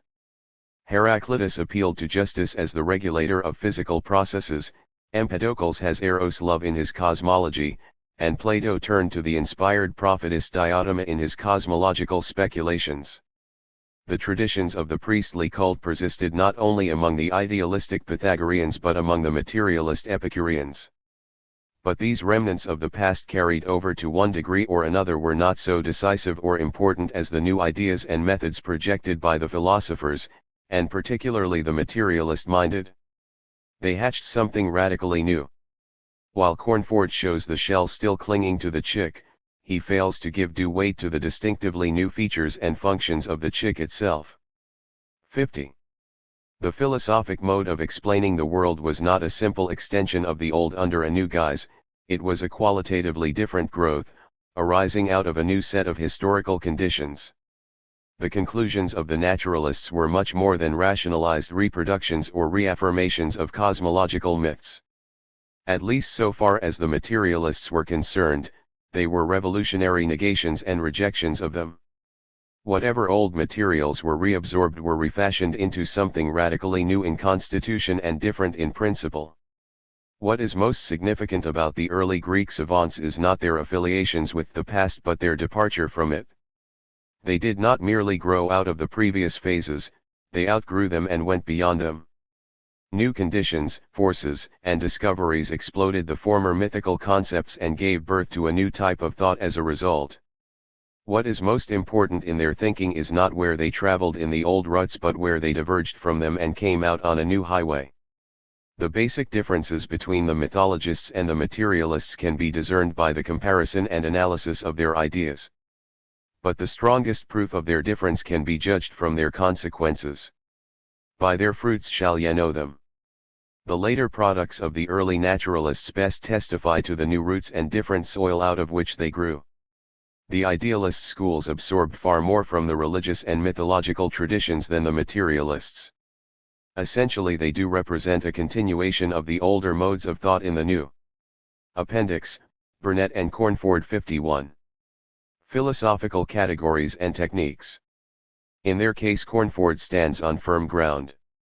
But he goes astray when he dismisses all the pre-Socratic schools, materialist and idealist alike, as non-scientific. His main negative reason for doing so is that these early Greeks did not include experimentation in their methods. However, they did combine acute observation of natural processes with rational analysis based upon materialist premises. This was enough to give their procedures and conclusions a scientific character and foundation. Experiment as a regular practice and a deliberated test of hypotheses is a necessary step in any well-rounded scientific method. But it is the product of a higher stage of scientific development and is not absolutely indispensable for scientific investigation. The observatory precedes the laboratory. Astronomy, one of the first and most advanced sciences, does not depend on experiment. Neither does political economy among the social sciences. Cornford's attempt to nullify the genuinely scientific direction of early Greek materialism by its absence of experiment does not hold water. Cornford does not appreciate the novelty of Greek philosophy at its true value, slurs over the discontinuity between ancient mythology and the naturalist cosmologies, and effaces the vital differences between the materialist and idealist trends. Burnett commits the opposite error, though a lesser one. He fails to give due weight to the elements of continuity in Greek thought transmitted from the older outlooks to the new. 52. By recognizing their respective limitations, it is possible to pass beyond the one-sidedness of their positions and arrive at a more rounded estimate of the pre-Socratics. V. The revolution in Aegean civilization. The revolution in human knowledge from which philosophy issued is bound up with that period in ancient history when the most advanced sectors of humanity passed from the Bronze Age over to the Iron Age and slavery developed from its patriarchal beginnings to a higher form based upon a more extensive division of social labor and an unprecedented expansion of trade. It was the ultimate product of a series of revolutionary changes in the lives of the peoples of the Eastern Mediterranean and the Middle East. The nature and scope of these changes can best be grasped by contrasting some principal features of the two historical stages. The technology of the Bronze Age was rigidly restricted by the scarcity and expensiveness of that major metal which limited its use to weapons of war and articles of luxury. Bronze was an aristocratic material confined to the needs of 53. 54.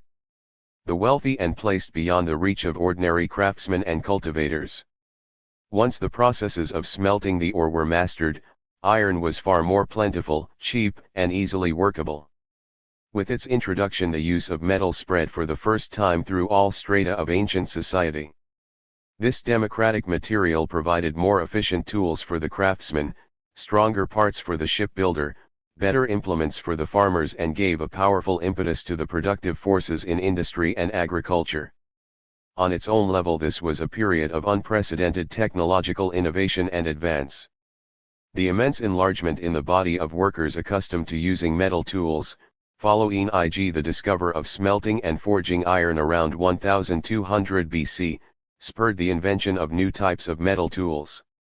In the 5 centuries beginning around 600 BC, such metal tools as tongs, shears, planes, scythes, and spades were added to the kit inherited from the Stone and Bronze Ages.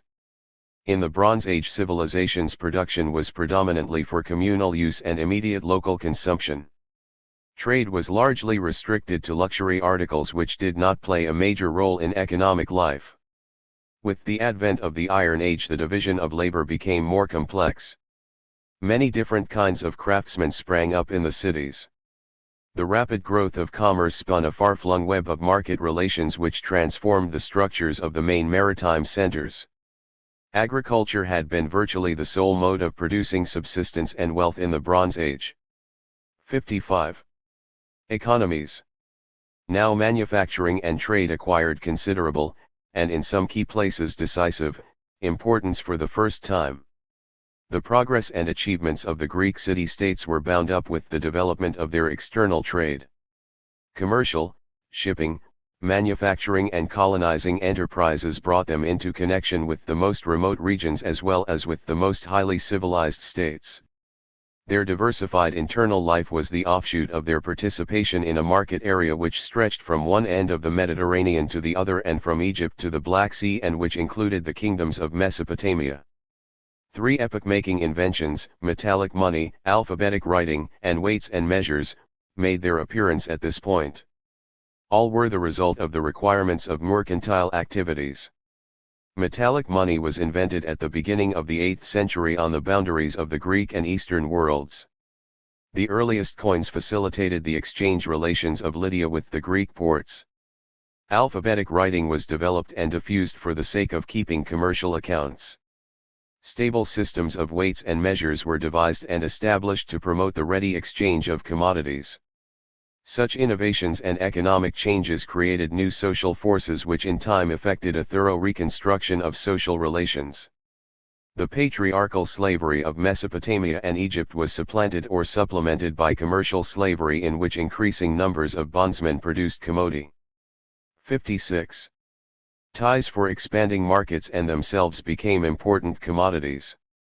Hereditary land-owning oligarchs living on self-contained estates became transformed into landed proprietors having extensive commercial connections with nearby or foreign markets. Laborers on their lands became converted from totally dependent serfs into small landowners. Shepherds came to tend flocks whose products also entered the channels of trade. However, the biggest shifts in the social structure took place not in the countryside but in the ports. Cities emerged in which agricultural interests were no longer supreme but became subordinate to commercial and manufacturing interests. In these places, independent merchant aristocracies, whose wealth was derived not from catering to monarchs, nobles, and priests but from far-flung markets, rose up alongside increasingly independent craftsmen and seafarers. These newly enriched merchants, shipowners, financiers, and manufacturers challenged the domination of the old landed and military aristocracies and toppled the representatives of the archaic order one by one. First to be abridged were the powers of the absolute monarchies. Along with them the priesthoods, which were omnipotent in Egypt and Babylonia, became demoted to dependent institutions. Finally, the mercantile, manufacturing and maritime interests came to grips with the landed nobility. New forms of government replaced the absolute despotisms and landed oligarchies as a result of these struggles. These took the shape of constitutional monarchies, tyrannies, oligarchies, and, most notably, 57. Democratic republics. New forms of law emerged along with them. The customary codes inherited from primitive tribalism no longer fitted the needs or satisfied the demands of the mercantile elements who desired a better administration of justice and enforcement of contracts as well as a more favorable division of political rights. The new conditions of urban life upset deep-rooted moral ideas and values. Hitherto birth and family connections had been the basis of status. Now citizens came to be judged and esteemed not for birth and pedigree alone but for their wealth and income. Money makes the man. The upper circles of the Ionian seaports displayed a practical worldly wisdom worthy of Benjamin Franklin's Poor Richard. "Get your living and then think of getting virtue," wrote a 6th century poet of Miletus. In his only surviving verse the Ionian poet Pythermus asserted, "There's nothing else that matters, only money." The supreme outcome of all these revolutionary changes was the production of new forms of general consciousness. Magic was the characteristic worldview of tribalism, religion of the earliest kingdoms and city-states. Now something genuinely new emerged in the practice and minds of men, the first shoots of philosophy and science. These could not have appeared until the historical soil for their growth and cultivation had been prepared and enriched by the elements we have described: the introduction of iron, metallic money, alphabetic writing, weights and measures, a new type of slave. 58. Production, the shattering of the remaining institutions of tribal society and the breakup of agriculturally based theocratic despotisms, the ascent of trade, manufacturing, and colonizing to new levels, the birth of powerful new progressive social forces in the maritime city-states of Greece which carried class antagonisms to a new pitch of intensity and created new types of legal, political, and cultural institutions. Such were the indispensable historical preconditions for the formation of philosophy. At the Ionian city-states. These historical conditions also gave birth to a new type of city-state which differed in decisive respects from the older urban centers which had flourished for several thousand years in the cradles of civilization. The cities of Mesopotamia and Egypt were located in river valleys. Their agricultural economies depended upon close and constant control of the water supply and waterways. These were held and maintained by highly centralized governments headed by absolute monarchs, priestly castes, and nobles. The conservative theocratic kingdoms exercised the same thoroughgoing sway over men's minds through the religions administered by their priests as they did over men's lives and livelihoods through their bureaucratic officialdoms. The principal buildings of these cities were representative of their social structure. Farrington has well said, "Ziggurats, pyramids, temples, palaces, colossal statues, the dwellings, tombs, and images of kings and gods apprise us of the organizing ability of the great, the technical skill of the humble, and the superstitions on which society was based." The new Greek cities which arose on the shores of Asia Minor around the 8th century BC drew upon the achievements of their forerunners. But they had 59. 60. Many novel features in their background and makeup which marked them off from the older urban centers. The Ionian city-states comprised a unique blending of social elements drawn from four sources. First, they retained many of the customs, traits, and institutions which the Greeks had brought along with them from the higher stages of barbarism. Second, these were combined with vestiges of the Minoan-Mycenaean civilizations. Then these elements from the older Aegean cultures became fused with acquisitions from the neighboring peoples of the East. Finally, all these were remolded according to the requirements of their maritime commercial activities. The Ionian Greeks were apt and gifted pupils of the higher cultures around them, which they quickly surpassed. They resemble the American imitators of Western Europe, the Japanese assimilators of capitalism, or the contemporary Chinese emulators of Soviet accomplishments. The Ionian settlements were composed of emigrants of diverse origins from numerous regions who had been uprooted from their pasts and were less bound by tradition. The Greek migrants entered into friendly relations with the native peoples with whom they intermingled and intermarried. They were favored by an excellent climate and good harbors. The city inhabitants had easy access to the products of field and pasture in the hinterlands settled by farmers and herdsmen. By land they had intercourse with the eastern monarchies and the Lydian Phrygian kingdoms with which they exchanged goods for food and raw materials. From the Lydians they 61. Received a system of weights and measures and learned the use of money. This mixture of emigrant Greeks and native peoples, submitted to the influences of Eastern and Hellenic cultures, were the first to create a common language, religious associations, interests, ideas, and culture among the Greeks, thereby paving the way for the formation of a distinctively Greek nationality. Through colonial settlements and the development of home industry, the Ionians built up thriving centers of trade and manufacture linked with many other peoples by land and by sea. Their ships took the produce of Greek agriculture, oil and wine, and of Greek industry, arms, pottery, jewelry, clothing, and received in return grain, fish, wood, wool, metals and slaves. The Ionians were enterprising negotiators, hardy sailors, daring navigators, explorers, and adventurers. Thales, like Solon of Athens as Aristotle described him, went to Egypt to do business and see the world. In that period, shipbuilding occupied the same central place in technology that the construction of locomotives did in the early 19th century. As maritime and naval powers, the Ionians produced skillful shipbuilders as well as able engineers who constructed harbors, bridges and tunnels. In Mesopotamia and Egypt, monarchs, priests, and nobles had dominated dependent artisans and sluggish masses of feudal and slave laborers on the land. The Ionian cities were ruled by alert and cultured commercial aristocracies and crowded with clever craftsmen, ship artisans, and robust mariners. In their 62. More diversified and advanced economies, artisans as well as merchants and manufacturers acquired a higher status. The artisans of Babylon, Egypt, and Crete used copper and bronze tools which were scarce, costly and not very durable. They were kept under the thumbs of the potentates and priests in whose hands the food supplies were concentrated. The Greek craftsmen were children of the Iron Age. The more plentiful, inexpensive, and enduring metal made it possible for them to possess their own kit of tools and control both their productive activities and means of production. They were familiar with kings, nobles, and priests.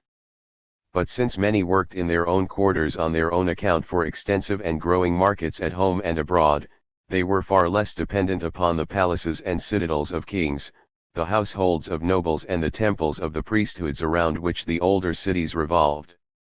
These conditions of life and labor gave the city workmen a greater sense of independence, initiative, and individuality which was matched by the sailors and longshoremen of their hometowns.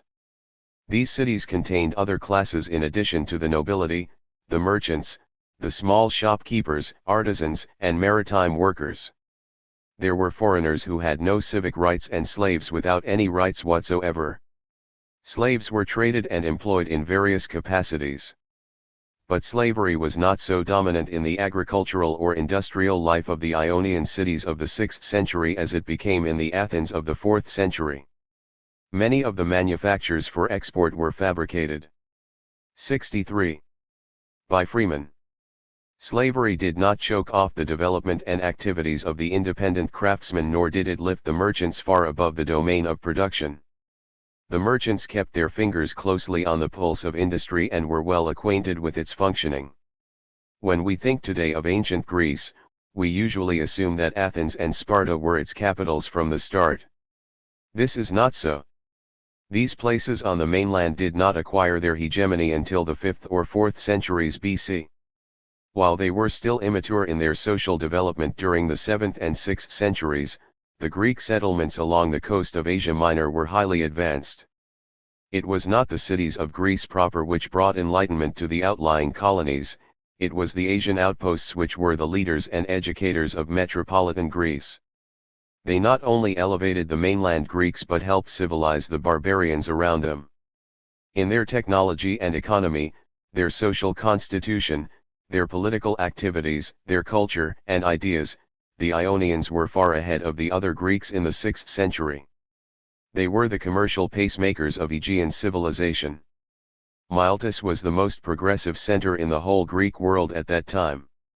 It was the mother city of 90 colonies around the Black Sea, its trade extended far and wide over the Mediterranean, its inhabitants were in contact with all the older hearths of civilization. The Ionians not only took the lead in colonization and navigation, in the arts and crafts, in architecture. 64. And engineering. Greek art and literature as well as science and philosophy were born and bred in these Ionian cities. There the Homeric poems were polished into their perfected versions, there Sappho, Anacreon, and others wrote their imperishable lyrics. The Ionians likewise fashioned the first instruments of prose writing for the Greeks. The Mesopotamian and Egyptian civilizations were unmitigated despotisms. The monarchy as an institution was never abolished in these empires. The flourishing maritime cities of Ionia had a different political evolution and character. They were independent states, each with its own government. Originally they had been ruled by hereditary kings who were replaced by aristocracies of birth. By the middle of the 7th century these in turn began to be ousted by coalitions of shipowners, merchants, and manufacturers whose power was based not on landed property but on movable wealth. Growing trade not only strengthened the numbers, income, and influence of the mercantile classes but broke up the cohesion of the old landed aristocracies as many noblemen entered business or established profitable connections with tradesmen. In these free, independent, and relatively democratic cities class struggles came to be waged openly and vigorously. The 6th century saw the rise of a novel political phenomenon, the tyrannies. The tyrants were mostly merchant princes, somewhat like the Medici family of Florence, who took advantage of the turmoil of class conflicts to place themselves at the head of the popular forces and seize power. 65. With the transition from agricultural self-sufficiency to a money economy, the swift development of commodity production, the extension of trade and the accumulation of moneyed wealth, the new merchant class entered the lists to combat the kings and nobles who drew their privileges from birth and their wealth from landed estates. The tyrants were not poor commoners, they usually belonged to one of the contending factions among the upper classes. But to achieve power for their interests and to hold it, they were obliged to range themselves alongside the urban plebeians and the dispossessed and discontented peasantry and sponsor certain of their demands. Aristotle states that most tyrants gained their position by taking the side of the people against the rich nobles, a cause for which opportunities were likely to arise in such a city as Miletus, where manufactures played an important part, and the people were consequently more likely to realize their own importance than was the case in purely agricultural communities. Moreover, there must have been constant fluctuations in wealth among the merchant nobles, and therefore the power of that body would be less firmly established than it would have been had it depended on the possession of land in a state where there was no other source of wealth, either industrial or commercial. Consequently, though the commons did not necessarily become supreme, they were a force in the state, and were able to secure the elevation of their own champion to the position of power, first as chief magistrate and then as tyrant. The History of Miletus, by Adelaide Glendunham. 66. The tyrants thus became for a time popular heroes and champions of the masses. It is paradoxical but true that democracy and civic liberty entered the Western world under the auspices of these aspiring dictators who had many brilliant regimes to their credit. But the Greek plebeians never completely reconciled themselves to the sovereignty of these self-made autocrats, and with a new turn in the class struggle the slayers of tyrants became regarded as heroes and saviors of democracy by the populace. The tyrannies were intermediate formations in the political evolution of the Greek city-states. The function of the Greek tyranny was transitional, George Thomson has pointed out.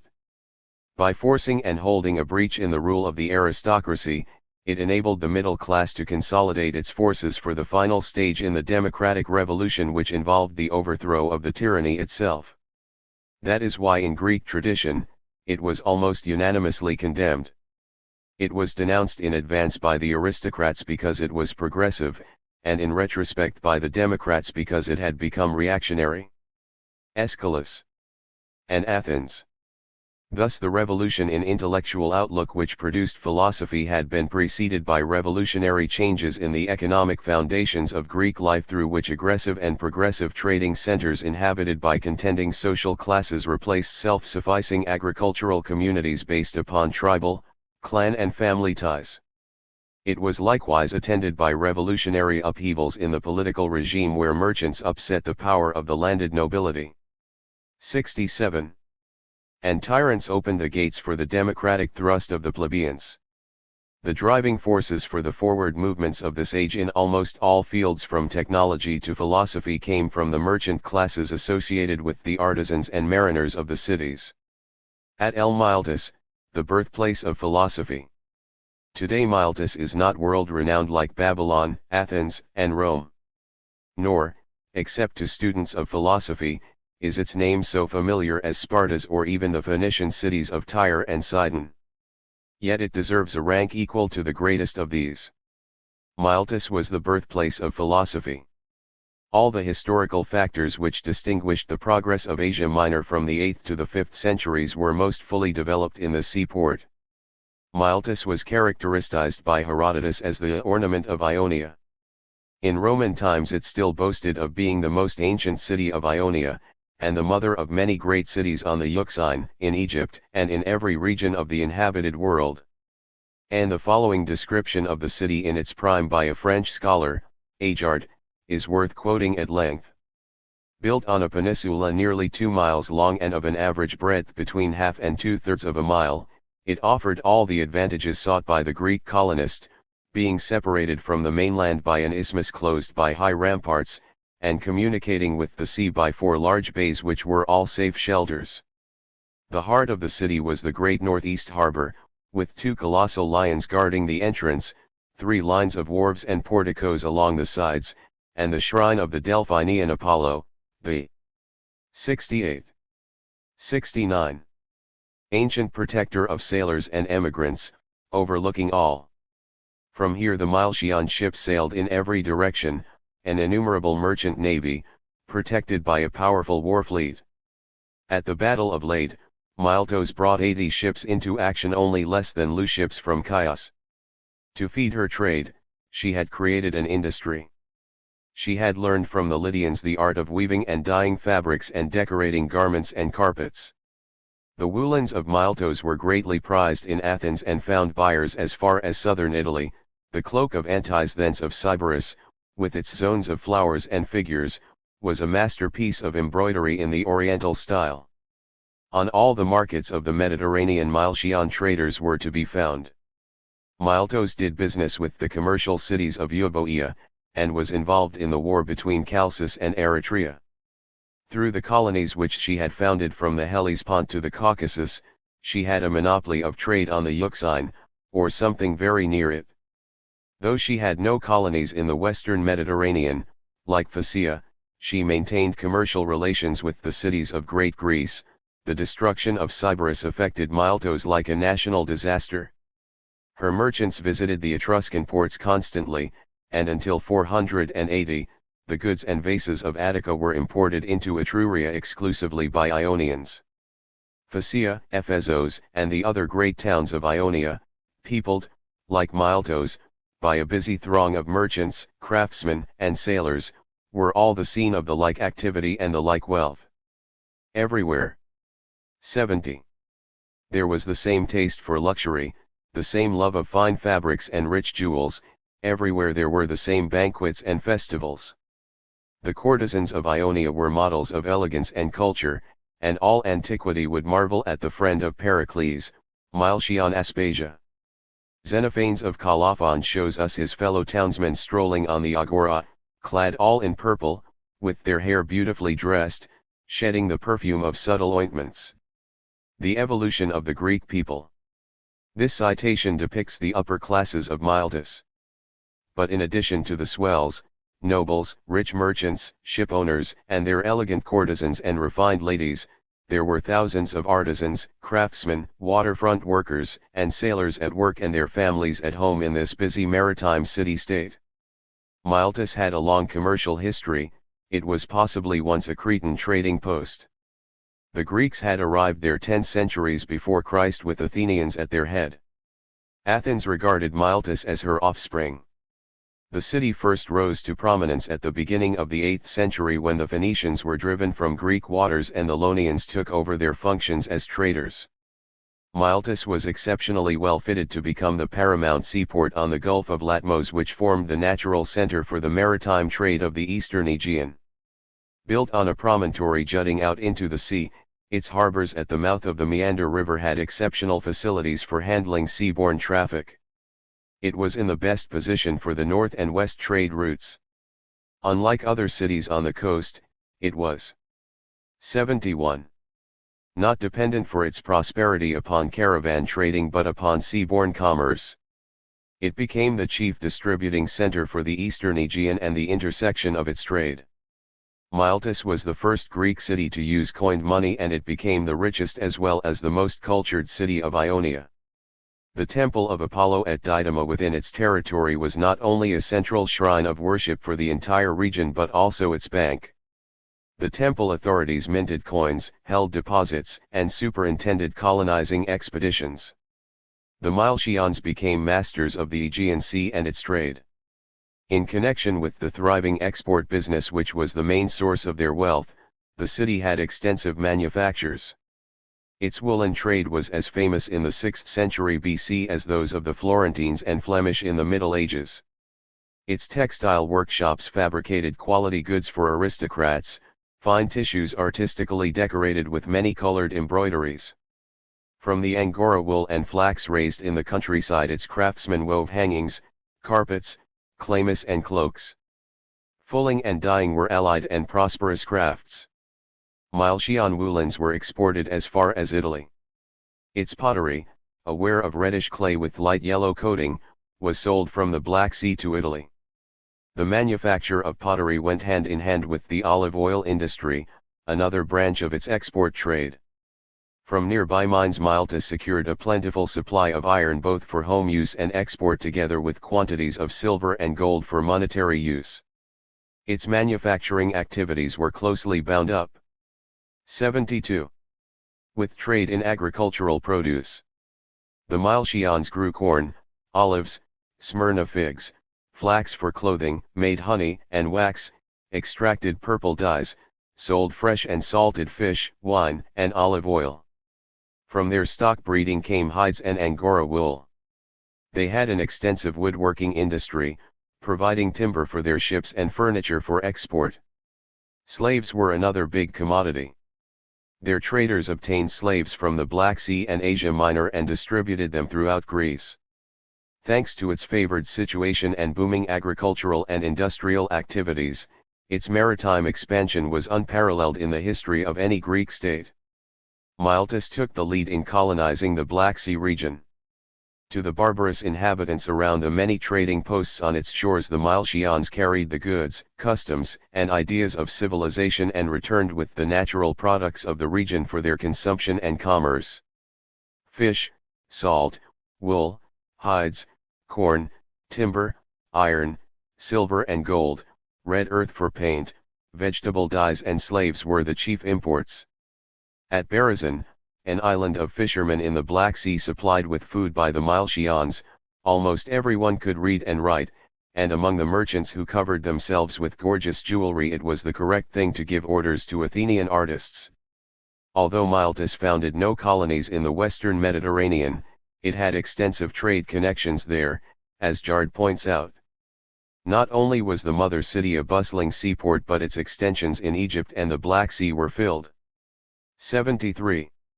With polyglot populations active in the comings and goings involved in busy trading towns. When the Saite dynasty opened Egypt for the first time to merchants and settlers from Greece in the 7th century, the Milesians sailed into the mouth of the Nile with 30 ships and built the so-called Milesian Wall at Naucratis, the only place where Greeks were allowed to settle. Although they later had bazaars at Memphis and Abydos, Naucratis became the principal source of exchange of goods and ideas between the Egyptians and Greeks. After 569, special temples and keys were reserved for the Milesians. They enjoyed undisputed preeminence in that place. Naucratis became the chief market of Egypt and one of the most thriving in the whole Greek world. There the produce of Africa and Arabia was exchanged for Greek wares. The respect of the Egyptians for Miletus can be seen in the act of the Egyptian king Necho, who, after his victory over Josiah of Judah, sent his battle accoutrements to Didyma as an offering to Apollo. These economic developments gave immense wealth and influence to the merchant class of Miletus and its colonies.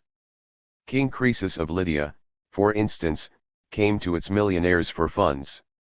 These keen, adventurous, enlightened men not only fulfilled economic functions but held office as chief magistrates and high priests. The Milesian merchants drew large revenues from stock breeding. This resulted in a crumbling of the barriers between the base and the well-born and the merging of nobles with businessmen into a plutocracy. Active and intelligent landowners went into industry and commerce while the merchants penetrated their 74 ranks, either themselves becoming landed proprietors or establishing family or business connections with them. The merchants and ship owners had equally ambivalent relations with the crews of shipbuilders, wharf workers, and sailors who constituted a plebeian force of considerable dimensions. Miletus is one of the first places on record where maritime workers made their mark as an energetic revolutionary force. The masses of Miletus were a mobile, even mercurial, body, composed of varied elements. There were artisans, craftsmen, seamen, many foreigners, some attracted by the trade opportunities, others homeless who had drifted and congregated there, ruined peasants uprooted from the land by the money economy, and hordes of slaves of different nationalities. Like Athens later, the city was the arena of intense and prolonged class conflicts resulting in frequent overturns of political regimes. It was often involved in commercial wars against expanding rivals such as Samos, Corinth, and Colchis. By the 8th century the original hereditary monarchy had been overthrown by a landowning aristocracy. This was in turn challenged and supplanted by the rule of the rich merchants in the middle of the 7th century. Miletus soon became the classical seat of the tyranny. By 604 BC the noted tyrant Thrasybulus had taken power. But the regime's off-tyrants, though brilliant, were short-lived. The last two tyrants were driven out about 580 BC. After their expulsion, Miletus was plunged into 2 generations of violent civil strife in which power flew. 75. Twaded between the parties of the rich on one side and the plebeian hand-workers on the other. At first the poor were triumphant, then the rich regained their supremacy. The outcome was a compromise, the establishment of a moderate oligarchy composed of wealthy merchants and prosperous farmers with restricted powers. The magistrates, for example, held office for only 2 months. This was not the end of governmental changes. The constitutional regime was overthrown by a new tyranny. This was replaced by a democratic government which ruled until the city fell to the Persians after the conquest of Lydia in 546. The Persians destroyed the city after crushing an Ionian revolt led by the Milesians in 494, it never regained its former importance. Thus, during most of its existence as the foremost city of the Aegean, Miletus was governed by the well-to-do who were periodically fought and at times dislodged from leadership by the plebeians. But the plebeian democracy could never perpetuate its rule or keep it from slipping back to the mere hand princes. One cause for this political instability was the fact that the sailors, the most militant segment of democratic forces, had to embark periodically on long voyages, whereas the merchants and their supporters could stay home. For the same occupational reason maritime workers have usually been a more inflammable but less steady support for radical movements than the urban artisans. The Milesians made the most of the cultural innovations of the young Iron Age. Reading and writing. 76. Which democratized knowledge as iron democratized the use of metal, was widespread among its citizens. The keeping of accounts fostered habits of precision and stimulated the capacities for generalizing thought. Upon the foundation of such an alert and literate citizenry Miletus became the intellectual as well as the commercial and manufacturing capital of the civilized world at that time. 6. The first philosophers. The first philosophers, the so-called naturalists of Miletus, rose up out of the free-thinking, wide-ranging merchant class or from landed patricians influenced by their ways. From antiquity to the bourgeois era the merchant class has produced many outstanding thinkers in various fields. Nowadays we are accustomed to picture philosophers as detached from practical affairs. The earliest Greek thinkers did not at all resemble professors in academic cloisters. They were active and prominent citizens of their communities who engaged in business enterprises and political life, traveled to foreign lands, and promoted technical knowledge as well as generalized thought. The founder of the Milesian school was Thales, who headed the list of the 7 wise men of Greece. According to Aristotle, he was a shrewd businessman who once made a lot. 77. 78. Of money by using his knowledge of the stars to anticipate a great harvest of olives, acquire all the olive presses in Chios and Miletus, and corner the market at harvest time. This anecdote is significant because it unwittingly points up the connection between the scientific and economic activities of the Ionians. Thales urged the Ionian cities to unite in a federal council against their Persian foes, and some of his disciples took part in the democratic struggles of their day. The merchant class had a strong material interest in mathematics, astronomy, meteorology, and geography because of their value in navigation. Where fortunes were made or lost in shipping and lives were risked in difficult voyages, it was imperative to study weather conditions, know the stars and the tides, ascertain the location of ships at sea and the peculiarities of harbors. Like the scientists of early Republican New England, who came mostly from the coastal towns, the Milesian wise men sought to assist seafarers by studying climate and heavenly phenomena. Their scientific inquiries were stimulated and guided by the demands of commercial shipping. Thales was the first Greek astronomer and the first Greek mathematician. He was also reputed to be the discoverer of the magnetic property of the lodestone. The force he saw at work is today regarded as the inner constitution of matter. He is said to have learned improvements in the art of navigation from the Phoenicians. Anaximander is supposed to have made the first map of the known world and to have imported the sundial from Egypt to measure the passage of time. He maintained that the world was 79. Round, and was the first to explain that the light of the moon was borrowed from the sun. Hecataeus, who belonged to an ancient Milesian family, became the father of geography thanks to his travels and the information he amassed from the sailors and merchants of his hometown. These achievements and the stories associated with them testify to the readiness of the Milesians to assimilate and develop whatever they learned from other peoples.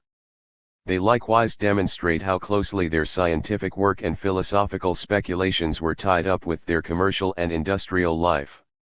The practical activities of the Milesians were not only responsible for the direction of their scientific discoveries but also for the special traits of their thinking. Koski has explained how trade gives rise to ways of thinking different from those based on handicraft and agriculture. The thought processes and ideas of the craftsman and peasant are very concrete but extremely narrow. The activity of the merchant, on the other hand, has a quite different effect on him.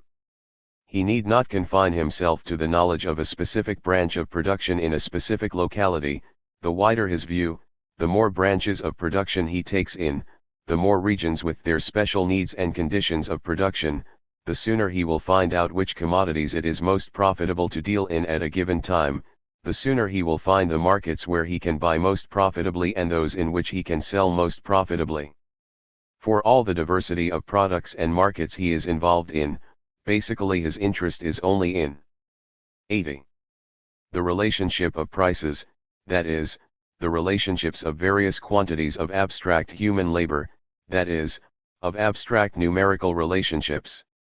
The more trade develops, the more buying and selling are separate in space and time, the greater the differences of the coins and coinages the merchant has to deal with, the further apart the acts of selling and payment are and systems of credit and interest develop, the more complex and diversified these numerical relationships become. Thus trade must develop mathematical thinking and, along with that, abstract thinking. As trade broadens horizons beyond local and professional narrow-mindedness and opens up to the merchant knowledge of the most differing climates and soils, stages of culture and modes of production, it stimulates him to comparisons, enables him to see what is general in the mass of particulars, what is regular in the mass of fortuities, what always repeats itself under given conditions. In this way, as well as by mathematical thinking, the power of abstraction is highly developed, while handicrafts and arts develop the sense for the concrete, but also for the superficial aspects, rather than the essence of things. It is not the productive activities like agriculture and handicrafts, but unproductive trade that forms the mental capacities that constitute the basis of scientific research. Foundations of Christianity. Koski adds the qualification that, in addition to trading, leisure time is required for disinterested research and scientific thought. Trade develops the requisite mental traits but not their application in science, and he goes on to observe that scientific 81. Thought could only arise in a class that was influenced by all those traits, experiences, and knowledge that trade brought with it, but at the same time was free from the need of earning money and so had time and opportunity for, and joy in unprejudiced research, in solving problems without considering their immediate, practical, and personal results. This was provided by the class of affluent landholders who dwelt in the maritime trading cities or were immersed in their culture. The spread of literacy through the invention of the alphabet gave no less an impetus to abstract thought than the habits of dealing in commodities, calculating prices, and casting up accounts. Alphabetic writing was not only more easily popularized, it was a more generalized form of expressing ideas. The written word represented a higher degree of abstraction than the previous forms of writing in pictographs and ideographs, which professional scribes had monopolized. The letters of the alphabet, like the letters later used in algebra, are meaningless in themselves, they serve to designate the smallest phonetic elements to which the words can be reduced. By thus objectifying speech in written form, the Greeks obtained acquaintance with the structural elements of their language and began to analyze the meaning of terms and the functions of parts of speech.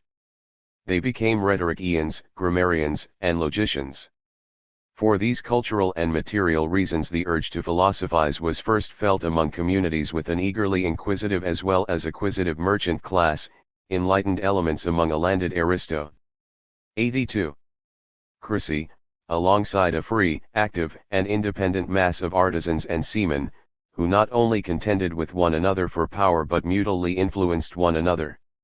2,400 years later, something analogous was produced on a higher historical basis in the era of commercial capitalism among the maritime merchants and plantation owners of colonial North America, who supplied the leaders and ideologists of the first American Revolution.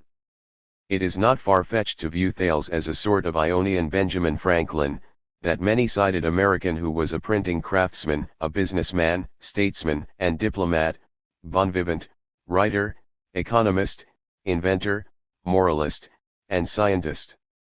Anaximander recalls Thomas Jefferson, who not only superintended his plantation and built a new nation but was interested in agricultural innovations, architecture, education, the reform of religion and many other matters. The positive conditions which bred the first philosophers, scientists, and materialists are to be found in the economic activities which induced the Milesians to give close and constant attention to the problems of technology and to such sciences as astronomy, geometry, meteorology and biology. Class conflicts stimulated their energies and fostered a keen sense of individuality and civic liberty. But there were other peculiar features of the city which made it possible for freedom of thought to flourish. Just as there was no absolute monarchy to impose a rigid system of government upon a subject people, so the priesthood was in no position to manacle the 83 minds of men by superstition and prevent inquiry into social and natural processes. The temple oracle of Didyma, administered by the hereditary priests of the cult of Apollo, did not overshadow the city, master it, or restrict the freedom of thought and action of its citizens. On the contrary, as its first mint and bank, the temple served the commercial interests of the community and promoted its colonizing enterprises. The influence it exercised all the way from Persia through Egypt to the western Mediterranean was a factor in the greatness of Miletus. In the 6th century, the dictator Histiaeus proposed that the treasure of Apollo at the temple of Didyma be used to equip a fleet to fight the Persians. Even though this sacrilegious suggestion was rejected by the chief officials and high priests, it showed freedom from ecclesiastical taboos among the Milesians. The Milesian naturalists were able to push their investigations in many directions without sacerdotal interference. The generalized upshot of their inquiries was the creation of a genuinely new method of thought, a new outlook upon the world, which marked the beginning of scientific insight into the nature of things. At L. Religion and Philosophy. The beginning of all criticism is the criticism of religion, observed Marx. This was so in the pioneering period of Greek thought. The Milesian criticism, or rather setting aside, of religious attitudes and ideas laid the foundations for philosophy and initiated the career of materialism. As has been explained, for many thousands of years magical, animistic, and religious conceptions of natural, social and mental processes had dominated and shaped men's minds. The religious viewpoint hinged upon acceptance of the existence and activities of supernatural beings and powers. Instead of giving a generalized definition of religion, let us dissect a typical sample of the ancient Greek religious outlook to see how divinity dominated their mental world. Homer's Iliad held a place in Greek education and imagination comparable to that of the Bible in the Western world. In the opening scene of the story, Homer tells how the Greeks, encamped before Troy for 10 years, have been struck by a plague. Many have died and dogs and kites have eaten their bodies lying on the ground. Today epidemiologists would search for the natural causes and social circumstances of such an epidemic. But the Homeric Greeks believed the affliction to be a punishment for some unknown offense against a god. They did not ask, what bacteriological agents, 84, 85, or living conditions caused the sickness, but which of the gods had been injured, by whom, and in what way? Instead of calling upon research workers and physicians, they brought out a seer, the Hellenic counterpart of a medicine man or shaman. He reported that the angered god was Apollo, who had retaliated by shooting magically invisible arrows from a silver bow into the camp. How had the Greeks offended this mighty divine chief? Agamemnon, the Greek leader, had seized the daughter of a local caretaker of Apollo's shrine. Apollo had answered the prayers of his priest for revenge by bringing the plague upon the camp. Acting upon this diagnosis, the Greek generals forced Agamemnon to give up his concubine. Although this concession provoked dissension among the warring Greeks, it satisfied the priest and appeased Apollo, who lifted the plague. This is a specimen of primitive Greek religion. It is like whist, pure magic, of the same kind believed and practiced today by the natives of West Africa or among the tribes of the Upper Amazon. In fact, its ingredients had been handed down to Homer from the Stone Age of the Hellenic tribesmen. The Milesian naturalists delivered a mortal blow to this magical method and mythological outlook by disposing of its very foundations. They went back to the beginning of all things and asked, what created the world and how was it done? In Homeric mythology, the gods Oceanus and Tethys were the originators of all things, including the other gods. 86. The Babylonians and Egyptians had similar myths about the origin of the world, which were rooted in their special historical experience. In both countries, the land from which the people drew their sustenance had been wrested by desperate struggle from nature by draining the swamps beside the rivers. They therefore taught that the beginnings of things came about when a divine being did the equivalent of bidding. Let the dry land appear. The name of the Babylonian creator was Marduk. All the lands were sea. Marduk bound a rush mat upon the face of the waters, he made dirt, and piled it beside the rush mat. The birth of mankind was ascribed to a similar act of divine creation. According to the myths of the Israelites who lived in a nearby country around the same time, their tribal god, Jehovah, who is much more familiar to us, fashioned mankind as a brickmaker does bricks. He took a handful of dust and breathed life into it. What did the first Greek materialists do that was so daring, progressive, and revolutionary? They gave an explanation of the formation of the world and of man which left out Oceanus, Marduk, Jehovah, or any other godlike personage, magical power or spiritual agency. Homer had attributed the origin of all things to the god Oceanus. Thales, the founder of materialism, taught that water is the origin of everything. There is something alike in these methods of explanation, since both connect the beginning of things with this liquid. But there is a world of difference between the two. 87. In his theory, the philosopher dispensed with any magical, mythical, or allegorical agents. His primal substance is a visible part of the experienced world, a purely natural element.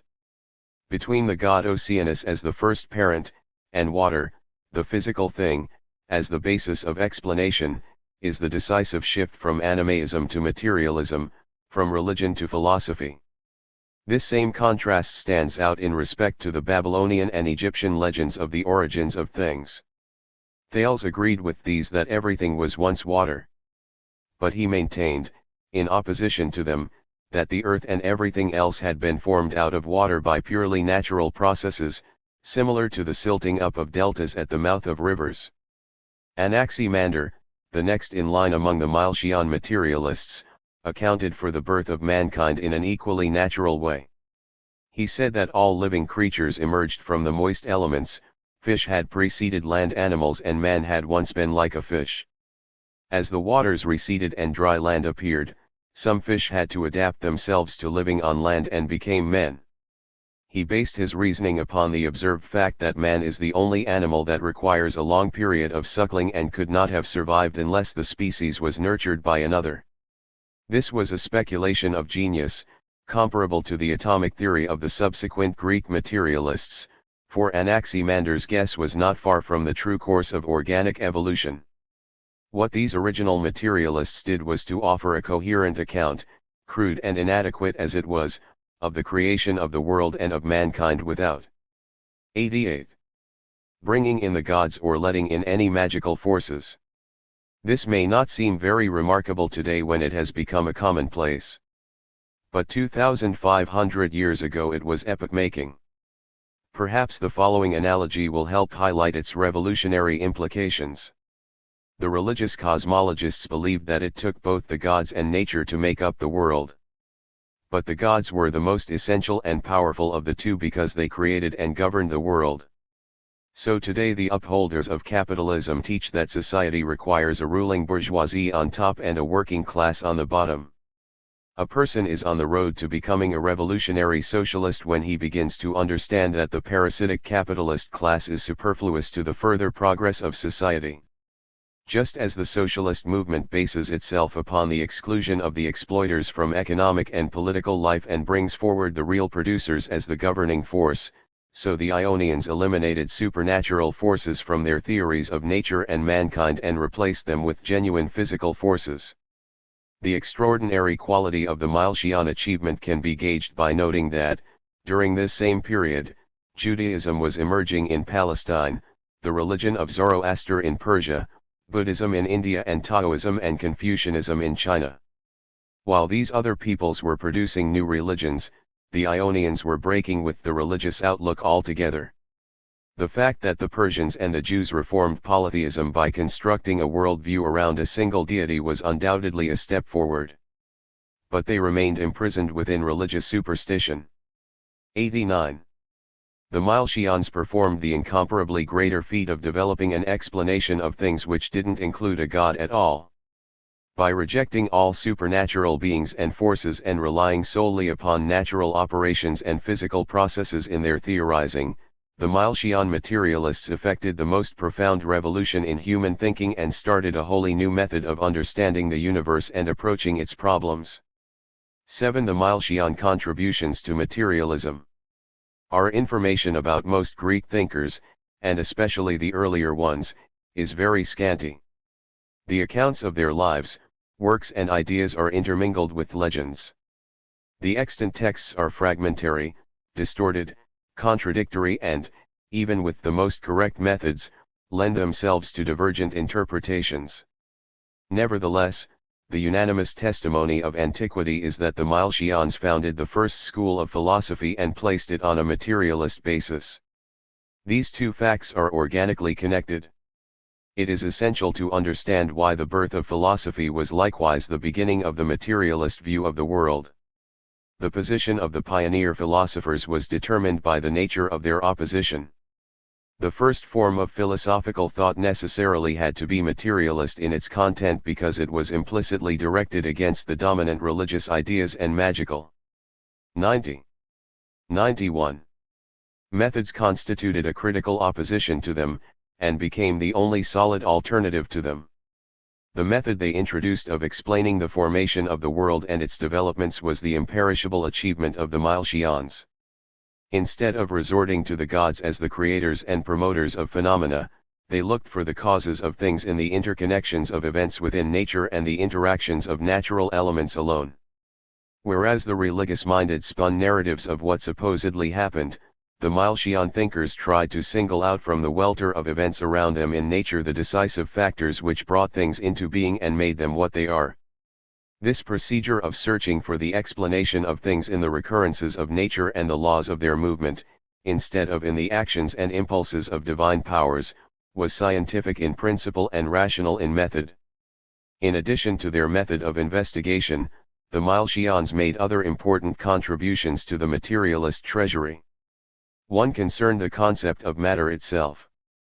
The Milesians did not arrive at any general idea of matter, that was a later ideological development.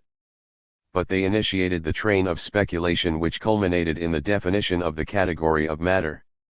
The Milesians were compelled to consider the problem of matter and its nature with every starting point, momentum, and direction of their thought. If the gods are rejected as the authors of events, then what in the world is the original source of all things? Aristotle. 92. To whom we owe much of our information about their ideas, described the materialist conclusions of the Milesians in these words: most of the first philosophers thought the principle of all things was in the form of matter alone, for that out of which all things are and from which, as the first, they come into being, and into which, at the last, they pass away. This, they say, is the element and the principle of things.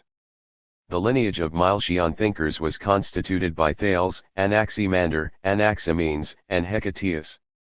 Although their mode of reasoning was the same, these various members of the Milesian school gave somewhat different answers to the question of what the specific form of matter was, what the element and the principle of things was. Thales singled out water as the primary substance from which all else was derived and to which it returns. There are many conjectures why Thales took water as the primary stuff of nature, the essential reality of all other phenomena. Aristotle said that Thales saw the essential part played by water in nourishing life so that the hot element could come from it, since what is alive has heat. Water is also the essence of seeds. Aristotle also suggests that Thales might have been carrying forward the primacy that Greek and Egyptian mythology accorded water. Later scholars have argued that Thales chose the moist element because of his special studies of climatic conditions. Water not only assumed such different forms as ice, liquid, and vapor, but to the Greeks mist, wind, animal breath, and life were all intermingled and identified. Whether meteorology, botany or 93. Biology, the phenomenon of evaporation, the germination of plants or the origin of life most inspired Thales, the reasons for his decision are not so important as the fact that he singled out a purely natural, physically observable element and used its properties and powers as the exclusive means of explaining reality. Anaximander, his follower, took a step forward in developing the conception of matter.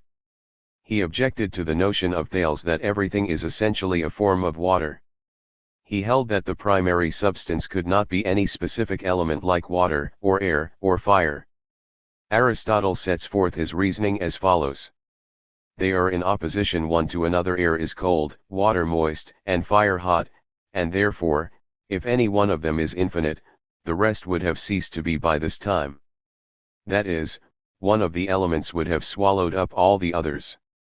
Anaximander taught that there must be something more primitive than any of these elements from which these warring opposites had separated out, to which they are attached, and into which they pass away. He called this substratum the boundless, the non-limited, the infinite. This non-limited was material and therefore perceptible but out of reach. It was apparently meant to designate the original stock of matter from which everything is derived.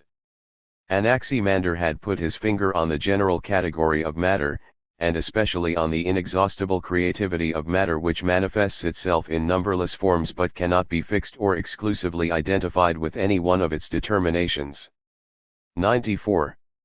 All the Milesians were cosmologists who sought to explain how the universe came into being and how the earth and the heavenly bodies were related. Thales said the earth floated in water.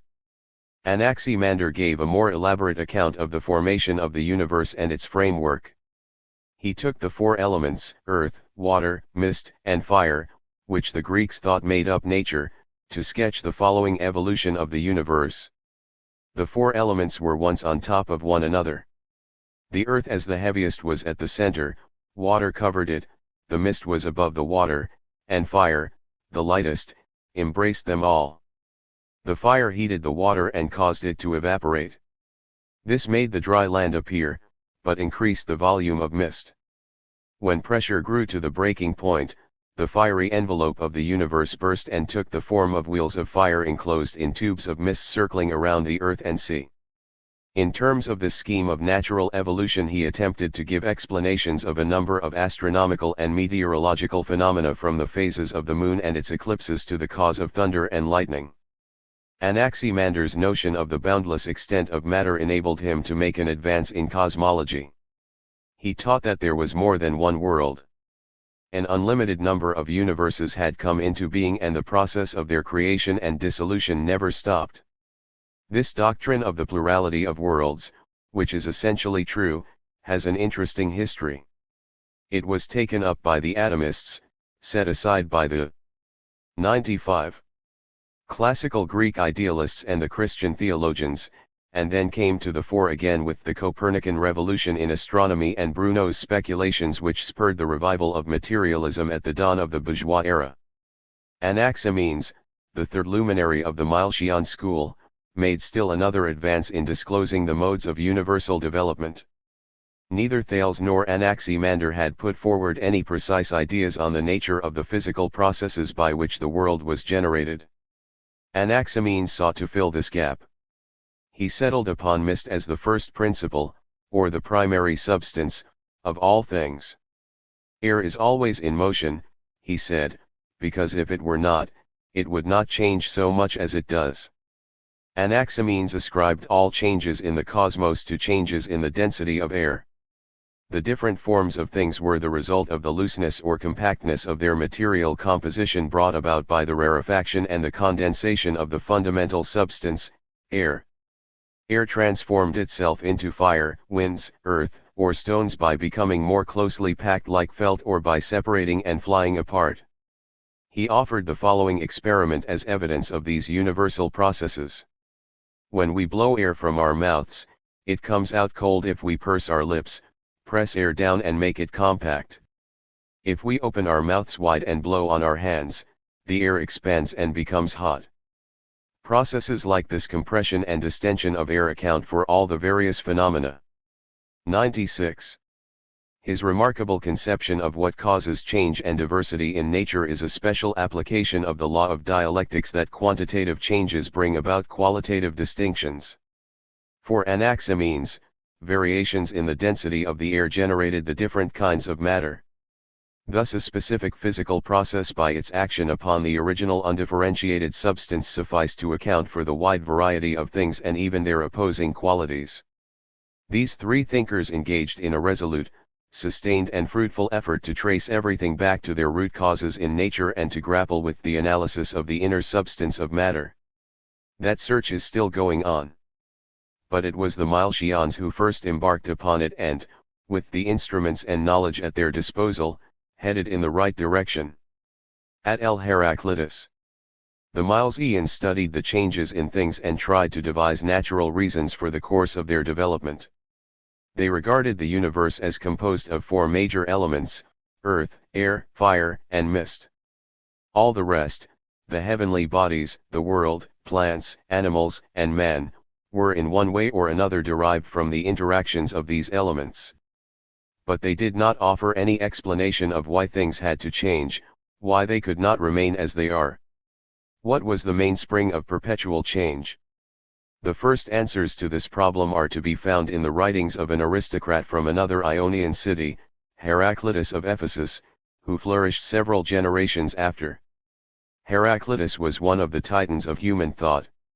Hegel, a great thinker who knew the history of philosophy thoroughly, designated Heraclitus as the originator of the laws of dialectics, and there is no reason for depriving him of this honor. The old Greek philosophers, said Engels, were all natural-born dialecticians in their thinking.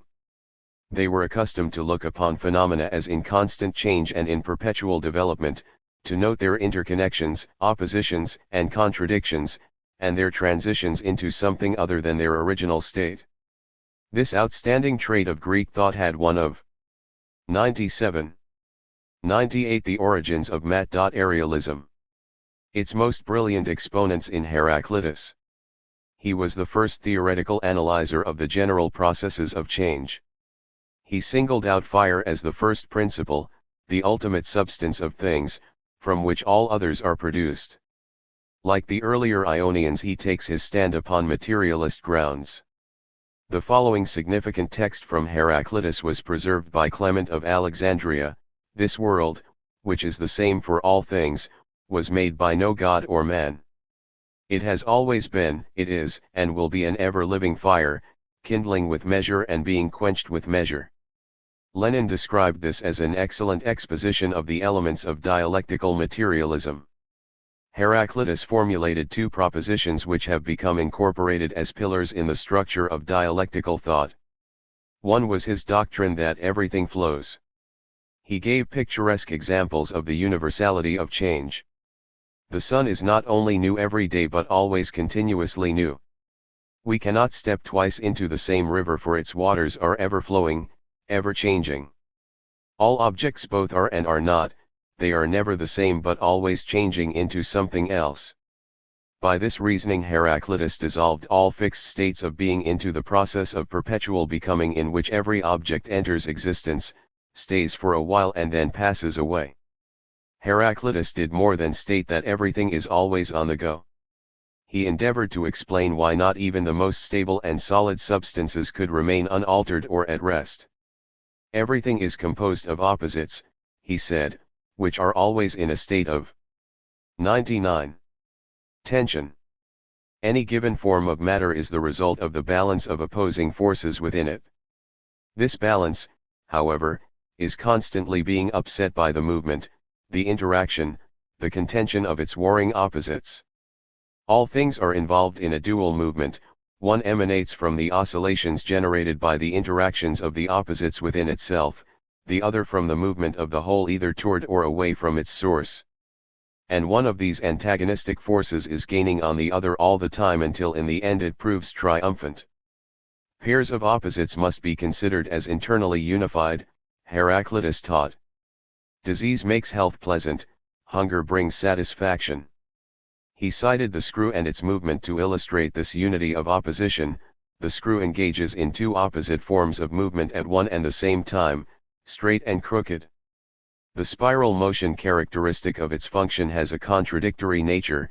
It goes both around and up, rotating on the same plane and on a different one at the same time. He presented still other examples of the opposition and identity of real contradictions. Things which are cut in opposite directions, like the mortise and tenon, he pointed out, fit together. The end and the beginning are opposites, yet they become one and are merged into each other in the circumference of the circle. A whole is made up of all its parts, and all the parts come from a whole, and we can only know and understand the one and the many in relation to their generation from each other. This law of the identity or interpenetration of 100. Opposites as a primary feature of all things and as the explanation for their becoming and change we owe to Heraclitus. With its aid he was able to give a theoretical explanation both for the harmony and for the disruption of things, for their intimate interconnection and transition from one into the other. The fairest harmony is born of things different, and discord is what produces all things. Even the most harmonious and integrated unit cannot endure as such indefinitely because of the incessant movement of its opposites, the unbalancing of its contending inner forces. Strife is the father of all things, the king of all things, and has made gods and men, free men and slaves. This book will not dwell much on the dialectical method and its laws, which I have written about elsewhere.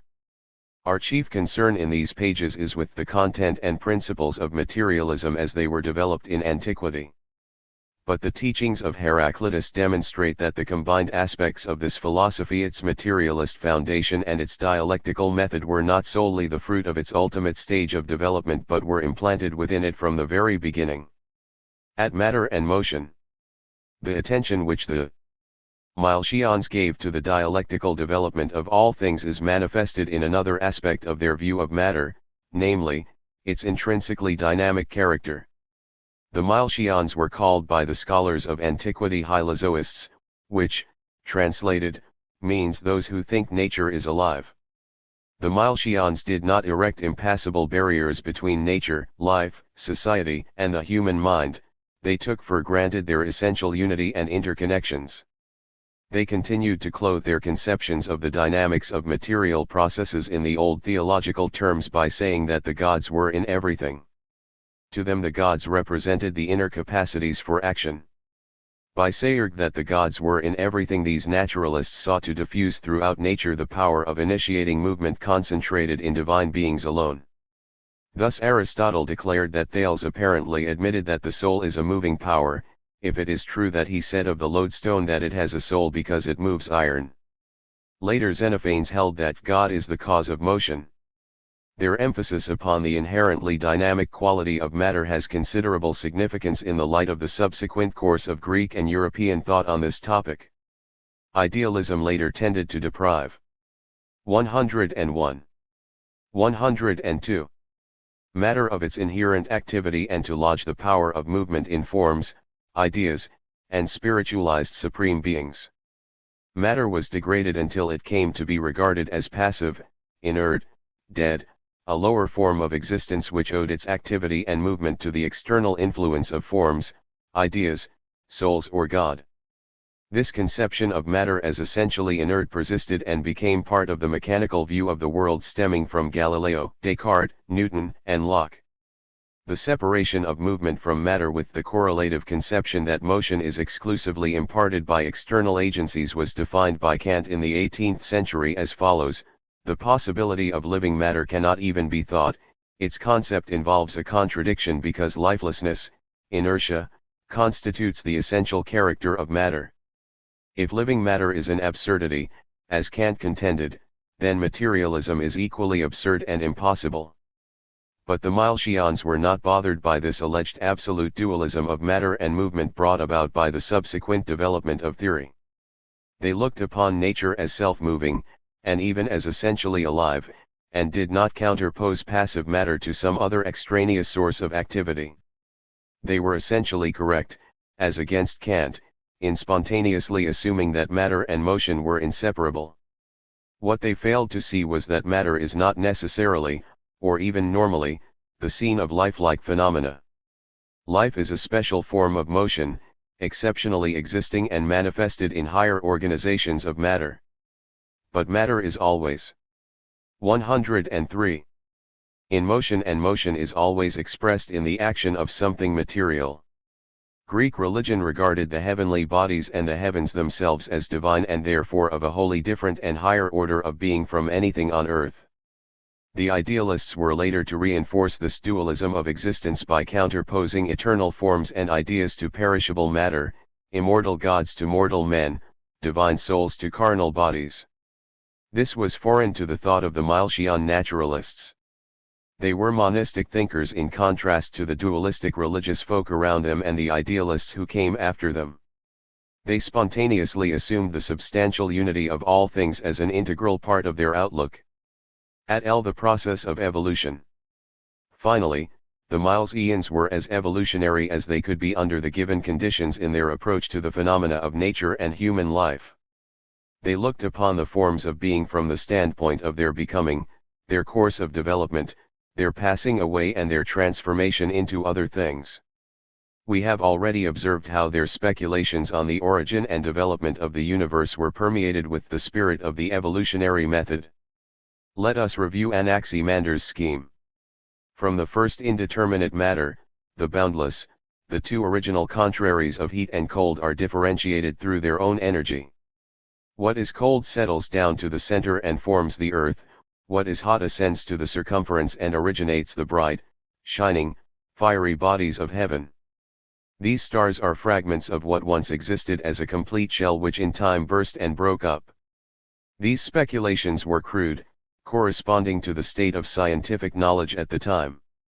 But they do not differ in principle from the nebular hypothesis developed by Kant and Laplace in the 18th century or the more informed speculations on the origins of the stars and planets of today. The birth processes of the stars is a problem which has still to find its definitive solution. 104. 105. Anaximander carried forward his description of the evolutionary process to explain the origins of life and of man. He said that the action of the sun's heat on the watery earth next generated films or bladders out of which came different kinds of imperfectly organized beings. These gradually developed into the animals now living. Man's ancestors were fish-like creatures which dwelt in muddy waters, and only as the sun slowly dried up the earth did they become gradually fitted for life on dry land. Here is a comprehensive, well thought out, step-by-step explanation of the sequence of the origination of the universe, of life, and mankind. As the gods are thrust into the background, the interplay of nature and mankind comes forward more prominently and more powerfully. This can be seen in the Milesian speculations on the problem of biology and the development of mankind. Anaximander said that mankind arose from the moist element and was once like a fish. Anaxagoras, his successor, made a no less noteworthy contribution to materialism. He attributed the superiority of man over the other animals to his technological activity. According to him, man is the most intelligent of the animals because he had hands, the hand being the tool par excellence and the model of all tools. This observation is wholly in line with the first principle of historical materialism, which singles out the hand as the most important single biological organ responsible for the transformation of the primate into man because it made labor possible. The hand was the biological handle, the parent and prototype of the tool, and made possible both tool using and tool making. At L. Shortcomings of the Milesians. Enough evidence has been given to demonstrate how materialist-minded the first philosophers among the Milesians were in their starting point, their procedures, and their conclusions. At the same time, it must be noted that in many respects their ideas were misty, confused and erroneous. They were pioneers who could do no more than sketch the first rough approximation to a materialist interpretation of the universe. Many old beliefs and absurdities were intermingled with their genuinely new, valid, and fruitful insights. They saw the principle of activity as essentially divine and even thought of clouds as living things. They identified the wind with the breath of life. They still personified forces of nature, invoking such personal and social phenomena as love, hate and justice to explain the movements of things. This is not surprising or to their discredit. All philosophies have to be approached as historical productions and judged not by timeless and arbitrary standards but according to the concrete conditions of their time and place. Each one is a combination of ideas which have been drawn from diverse sources and are of unequal value. After appraising the school of thought as an integrated unit, it is necessary to submit its varied content to critical dismemberment, analyze its components, sift the wheat from the chaff, and 106. 107. Measure their relative weights. Philosophies have to be judged not only by what they are in themselves but also by what they have come out of and what they gave birth to. William Ellery Leonard has rightly remarked, to appraise the science of the Greeks, we must begin not with man's knowledge after the Greeks but with man's ignorance before the Greeks. The same is true of the first philosophers. The vestiges of old beliefs to be found in the Milesian thinkers signify only that they could not go farther than the scientific knowledge and social framework of their epoch permitted. It would be unhistorical, unrealistic, and unreasonable to expect them to have done more. They stand at the entry of philosophic inquiry. What is most significant about any school of philosophy is not the points where it stood still or retrogressed but its vital, dynamic, creative sides.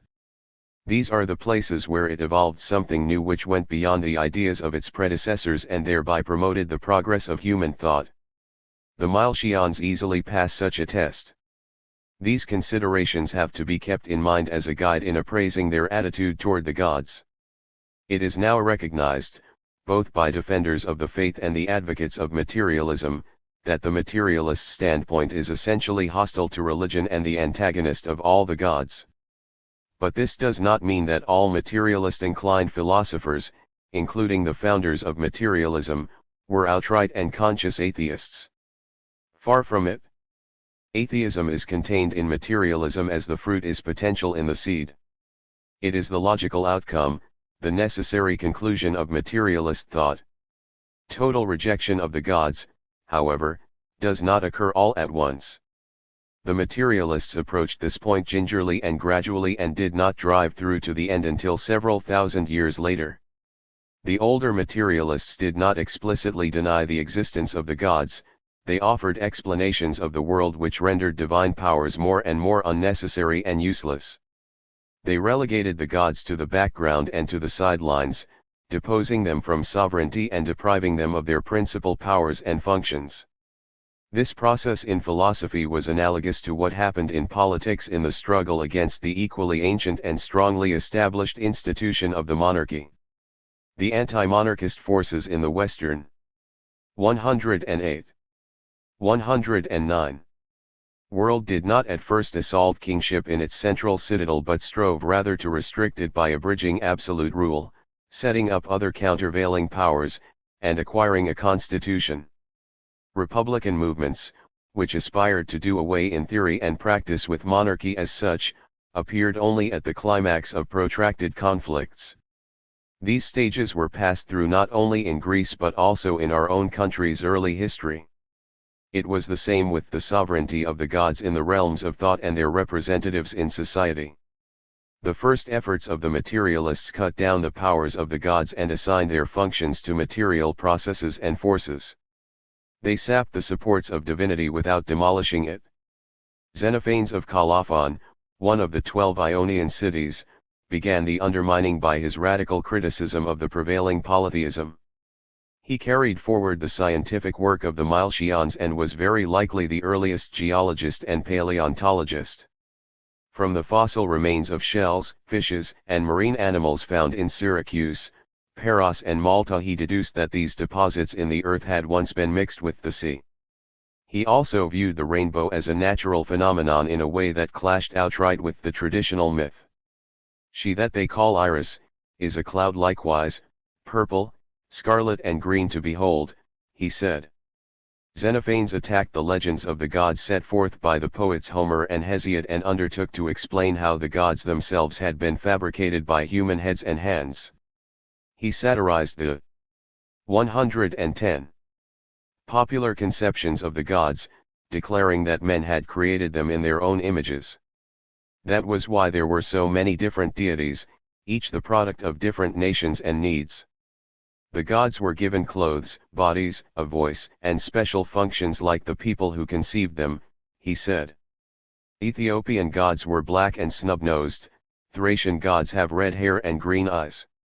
If oxen, lions, and horses had hands like men and could draw, they would doubtless make gods in their own shape. This was an anticipation of Feuerbach's theory that religion arises out of man's unconscious objectification and idolization of his own nature. In place of the more primitive notion of many gods with blatant human characteristics, Xenophanes put forward the conception of one God who was elevated far above ordinary humans and given the entire universe for his domain. His view that God is one and all was monotheistic and even pantheistic. He retained the basic concept but reduced the authority and awesomeness of the gods, stripping them of mystery and bringing them closer to earth by exposing their man-made features. Free thinking about the gods became widespread in Athens toward the close of the 5th century BC. The teachings of the naturalists and sophists helped weaken belief in the old religion. The first unmistakable statement of an atheistic outlook appeared in the age of Socrates in a fragmentary passage from the satiric drama Sisyphus, which exposed religion as a cunning fraud imposed on men to maintain law and order in society. 111. However, such utterances were uncommon. Although certain Greek and Roman writers testify to the presence of atheists around them, unalloyed atheism was extremely rare in antiquity. Most of the philosophers took up intermediate positions between wholehearted affirmations of the gods and skepticism about their attributes and existence. None of them draw their condemnations of the popular faith to its ultimate conclusion that the gods are a fabrication of the human imagination without objective reality. Even though some were accused of godlessness because of their criticisms of the prevailing polytheism, none of the noted thinkers of Greece or Rome can be accounted an avowed atheist. Epicurus and Lucretius, whom we shall meet later, were genuine materialists and outspoken enemies of official religion, and yet they taught that gods existed. They only denied that the gods interfered with the operations of the universe or concerned themselves with human affairs. They retired the gods from office but did not assassinate or abolish them. This ambiguous attitude toward divinity persisted among the leading materialist thinkers until quite recent times. It was not until the 18th century that materialism became explicitly atheistic and God's existence was openly denied. Timidity on this sensitive point was especially marked in 18th century England and North America, where all the materialists stopped short of repudiating divine existence. The decisive break was made by the French materialists who heralded the oncoming French Revolution. The last compromise, confusion, and equivoca. 112. Schen was thrown off by Baron von Holbach in his System of Nature published in 1770, which categorically disclaimed belief in the existence of God. Yet even Holbach reverted to the standpoint of the Milesian pioneers by saying that the only notion of God which is not absurd is that which identified him with the moving power in nature. However, Holbach and Diderot reserved atheism for scholars and scientists, the enlightened elite. It was presumably beyond the comprehension of the inescapably ignorant and superstitious masses, much too good for the common people. This course of development demonstrates that the relationship between materialism and atheism has been a dialectical one. Materialism is potentially, inherently atheistic. Atheism is the appropriate form of its conception of the universe, the perfected result in which its essential content is most clearly and fully defined.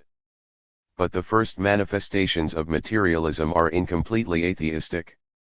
It required an extended and complex historical elaboration before materialism reached the crowning consciousness that both reality and its own premises were totally incompatible with religion. Whatever archaic and erroneous ideas they retained, the Milesians were the first to interpret nature in its own terms instead of in a supernatural manner. This feat is sometimes acclaimed as a miracle. But it must have had substantial causes. What impelled and enabled these wise men to conceive the universe as a self-originating, self-determining, self-regulating process? We have almost no reliable biographical information which could cast light on the specific problems and immediate motives which stimulated them to regard the physical cosmos as an independent object, an external reality developing in accord with its own laws. We must remain content with some general observations. The technological innovations and economic changes in Aegean civilization which gave the residents of the Ionian city-states greater control over their material surroundings likewise provided the starting point for their qualitatively different insight into the nature of nature. Farrington has pointed out in Greek science how Thales may have drawn his theory of the making of the universe from the silting up of the deltas which he could have noted in his travels to Egypt or in the Ionian harbors. Anaximander interpreted the processes of nature in accord with the observations and reflections remindful of the potter's yard, the 113. 114. Smelter and the kitchen. Anaximenes may well have taken the idea of condensation upon which his cosmology was built from the industrial process of felting woven materials by pressure. Heraclitus may have selected fire as his first principle because it was the agency of change among craftsmen in the kitchen and the smithy as well as on earth and in the heavens. The Milesians, Farrington concludes, were not simply observers of nature. They were observers of nature whose eyes had been quickened, whose attention directed, and whose selection of phenomena to be observed had been conditioned by familiarity with a certain range of techniques. The novelty of their modes of thought is only negatively explained by their rejection of mystical and supernatural intervention. It is its positive content that is decisive. Its positive content is drawn from the techniques of the age. However, the positive content, as well as the rational dialectical form, of their speculations did not come straightway from the transformations in their dealings with external reality through the improved technology. The raw materials of their materialist ideas were more immediately formed by the changes in their relations with one another brought about by the extension of the social division of labor, production for the market and money relations. It is often remarked that the habit of keen and accurate observation of the world around them was a Greek characteristic. The Milesians exhibited this skill not only in their scientific investigations but also in the articles of daily use and the commodities they 115. Manufactured for export. It can be seen in the realistic concern for careful detail with which their potters trace the delicacy of a leaf, the coils of a tendril or the supple movement of a cat. The Milesians did not explore nature for its own sake. They most energetically and successfully studied those processes and objects of nature which were involved in their occupations and preoccupations. The central place taken by meteorology in their inquiries undeniably arose not merely from their coastal location but from their far-reaching maritime, commercial and colonizing activities. They focused attention from meteorology to metallurgy upon those aspects of their surroundings which were most vital to the purposes of production and exchange. Consider the well-known statement by Heraclitus. All things are exchanged for fire, and fire for all things, just as goods for gold and gold for goods. This was not just a casual comparison. It shows how monetary transactions on a broad scale guided abstract thought, stimulated the capacities for generalization and the habit of noting regularities amidst varied phenomena. Heraclitus took this mode of thought generated by the commercialized economy and applied it to the phenomena of nature. He not only pictured but interpreted the processes of universal development by means of commercial categories. Fire was the medium through which all other elements were circulated and transformed, just as money was the means for the circulation of commodities. Here the concepts of philosophy transparently reproduced economic realities. 116. The political, legal, and ethical relations and ideas issuing from the democratic movement contributed directly to the formation of the new viewpoint. Philosophy was born at the same time as the democratic state in the maritime trading centers. One was an ideological, the other a political product of the periodic wars and class wars involving the merchants and ship owners, sailors, iron workers, wool workers, carpet makers, dyers, artificers of weapons and urbanized owners of vineyards and cornlands. These convulsive conflicts gave sharp point to the observations of Heraclitus and others that everything was in flux and that change was brought about by the tension and unbalancing of opposing forces in which the ruler of today is the outcast of tomorrow, the good and the bad change places, and strife is the master of existence. This was the period in Greek history when custom was being supplanted by codification of the laws. Such critical scrutiny of the old order resulting in the rule of society by written law induced the most thoughtful investigators in turn to seek for laws governing the occurrence and recurrences of events in nature and for the justice which necessarily regulates the cosmos. Thus Heraclitus says, as it advances, fire will judge and convict all things. The broader vistas of time and space disclosed to the Ionians by their travels stretched the boundaries of human history and the known world, helped relegate the gods to the background, and bring man and his works into greater prominence. The expansion of their interests which broke through. 117. The limitations of the past in politics, culture, and general theory were all bound up with the unprecedented expansion and diversity of their urban life. The main lines of their thought were directed by the deep-going innovations in their social setup, the demands of their commercial activities and the categories of their commodity-conditioned class culture. In their infancy science and philosophy were almost exclusively leisure class pursuits. The progenitors of science in Mesopotamia and Egypt, stargazers, calendar makers, geometric eons, numerologists, had been associated with the priesthoods. The naturalists of Miletus, who were the first genuine scientists, likewise belonged to the ruling classes of their day. Their wealth gave them the means, the time, and the freedom to busy their intelligences with problems in the field of knowledge going beyond the narrow and immediate aims of everyday concern, even though these were essentially charted out by the requirements of commercial enterprise in their communities. These learned men carried on their intellectual investigations apart from the manual labor of the plebeian orders and the slaves. However, the separation of theory from practice, inherent in any class society, was far less pronounced among the Milesian naturalists than it was to become 2 centuries later among the classical idealists of Athens.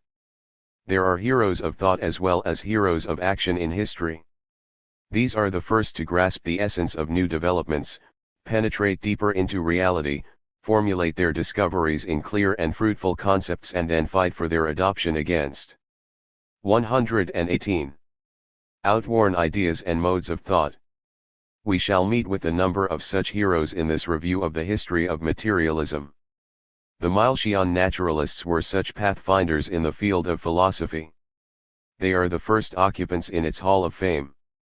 They made a leap in the evolution of thought so audacious as to create an entirely new epoch. Breasted, one of the founders of American archaeology and historian of early civilization, has paid them this merited tribute. They entered upon a new world, which we call science and philosophy, a world which never dawned upon the greatest minds of the early East. This step, taken by Thales and the great men of the Ionian cities, remains and will forever remain the greatest achievement of the human intellect, an achievement to call forth the reverence and admiration of all time. The conquest of civilization. 8. The early atomists. In his welcoming address to the delegates at the International Conference on the Peaceful Uses of Atomic Power at Geneva in August 1955, the conference president and chairman of the Indian Atomic Energy Commission, Dr. H.J. Babha, divided the history of civilization into 3 epochs according to their energy sources. In the first period of the early civilizations in the valley of the Euphrates, the Indus, and the Nile, all the energy for doing work, tilling the ground, drawing water, carrying loads, and for locomotion was supplied by either human or animal muscles. Molecular sources of energy, such as the chemical combustion involved in burning wood, were used only to a limited extent for cooking, heating, and smelting. These restricted sources of power could not maintain mankind at more than a bare subsistence level. This primitive energy pattern remained essentially 119. Unchanged until the scientific and technical advances from the 17th to the 19th centuries enabled men to make increasing use of chemical energy, especially through the consumption of fossil fuels, coal and oil. These sources of power made possible the Industrial Revolution that initiated the second great epoch of human history. Today 80% of the enormous consumption of energy in the world is provided by the combustion of coal, oil, and gas, 15% by burning wood and agricultural waste, 1–1/2% by hydroelectric power and only about 1% by muscular energy. Now that the energy in the atom has been tapped, entirely new and apparently inexhaustible power resources have been opened up for the use of mankind. Dr. Babha rightly remarked, the acquisition by man of the knowledge of how to release and use atomic energy must be recognized as the third great epoch in human history. Atomic energy is far more plentiful and concentrated than muscular or molecular energy. We stand today on the threshold of this new era. Miletus on the shores of Asia Minor and Abdera in Thrace, where Leucippus and Democritus, the creators of Greek atomism, flourished in the 5th century BC, are far removed in space and in time from Alamogordo, New Mexico, and Hiroshima, Japan, where the first atom bombs catapulted mankind into the atomic age in 1945. Yet, although separated by almost 2,500 years, there is a definite and discernible link between them. That connection is primarily an ideological and 121. Methodological one. For it was from these 5th century Greek thinkers that the original conception of the inner structure of the material world as atomic, and the very term itself, has come. This does not mean that the experiments of the 20th century scientists have been derived in a straight line of descent from the speculations of the Greek atomists. History does not proceed so simply and directly. The conditions and causes of such epoch-making developments are much more complex and their course more circuitous. A vast variety of historical circumstances, rooted in the first organization of class society and culminating in its last form, had to interpose themselves between the enunciation of the first atomic hypothesis and the dawning of the atomic age. To select but one factor, the development of the techniques of metallurgy was no less necessary for the construction of atom bombs and reactors than the elaboration of correct theories of matter. The development of metallurgy in turn depended largely upon the evolution of industry and warfare, which was determined in its main lines by the changing needs of class society from the beginnings of slavery to the climax of capitalism. But this does not detract from the fact that the current of thought about the structure of the material world set in motion by the Greek atomists was one of the indispensable historical preconditions for the achievements of the present-day atomic scientists. As their forerunners in the field of ideology and method, the Greek atomists deserve a very high place in the history of science and human thought. However, they have rarely been accorded proper 122 recognition. In antiquity, although their personal attainments were honored, the methods and conclusions of the founders of atomism were by and large low-rated. Plato does not even mention the ideas of the atomists in his writings and is reputed to have said he would like to burn all the works of Democritus. The atomists were jeered at by the Aristotelian Academy. This traditional disparagement has, with notable exceptions, persisted up to our own day. We shall see later why the atomists were so scorned in antiquity. But first we must find out what they did and why they were so important in the evolution of Greek philosophy and the history of materialism. The atomists were the second outstanding school of materialist philosophy in Greece, the Milesian naturalists were the first. There are differences of opinion among scholars regarding the precise affinity between the two schools. But, from the standpoint of the formation of the materialist philosophy, it is plain that the atomists carried forward the Milesian investigations of nature and speculations about its processes in the light of the subsequent criticisms and contributions of the Greek philosophers and the intervening evolution of Greek society. Gomperez, a German authority on Greek thought, correctly characterized atomism as the ripe fruit on the tree of the old Ionic doctrine of matter which had been tended by the Ionian physiologists. Greek thinkers. The atomists gave a more consistent and extensive development to the ideas and methods of the pioneer materialists. Anaximenes, for example, had explained that the differences of things were due to the differences in their densities brought about by rarefaction and condensation. But the processes of rarefaction and condensation cannot be clearly pictured except on the assumption that indiscernible particles are coming closer together or going further apart in space. This deeper insight into the hidden operations of material processes was supplied by the atomists. 123. 124. We have already explained why the first form of philosophy originated among the Milesians necessarily had to be materialistic in intention and direction. Now it has to be pointed out that along with the production of philosophy and materialism, a third cultural acquisition was brought into being. This was science as a rational method of dealing with reality, interpreting its processes in a systematic way and thereby promoting man's insight and control over nature. This triple birth of philosophy, materialism, and science dates from the Milesians. Before their time, mankind had gathered many kinds of knowledge about the parts of the world and their movements which had been incorporated into the techniques of ancient society and formulated in its dominant notions. These provided the raw materials for the fabrication of the various sciences. The Greeks were the first to take this disorderly empirical information derived from everyday practice and material production and transform it into theoretically based branches of science, each having a special method of its own arising from a rational system of conception and investigation. They did not do this in all fields. The Greeks lagged behind in the theoretical development of chemistry, for example. The empirical origins of chemistry go back as far as the metal workers and expert goldsmiths of 3000 BC in Egypt. The Egyptians were so skilled in the arts of metallurgy, enameling, glass stinting, and the extraction of oils from plants and dyeing that the country became famed as the motherland of chemistry. The very term is taken from the 125 Arabian name for Egypt, Chem, the country of black soil. But neither the Egyptians nor their successors, the Greeks, succeeded in extracting a sound body of chemical theory from the crafts of the potter, the dyer, or the smith. In fact, chemistry had to pass through the incubator of alchemy and wait until the expression of modern atomic theory in the latter part of the 18th and the beginning of the 19th centuries before it acquired a genuine scientific foundation. However, the Greeks did lay the basis for scientific theory in a remarkable number of branches of knowledge, in mathematics, in physics, in biology, medicine, history, politics, logic, and several other departments of the natural, social and mental sciences. In antiquity no distinction was drawn between philosophy and science.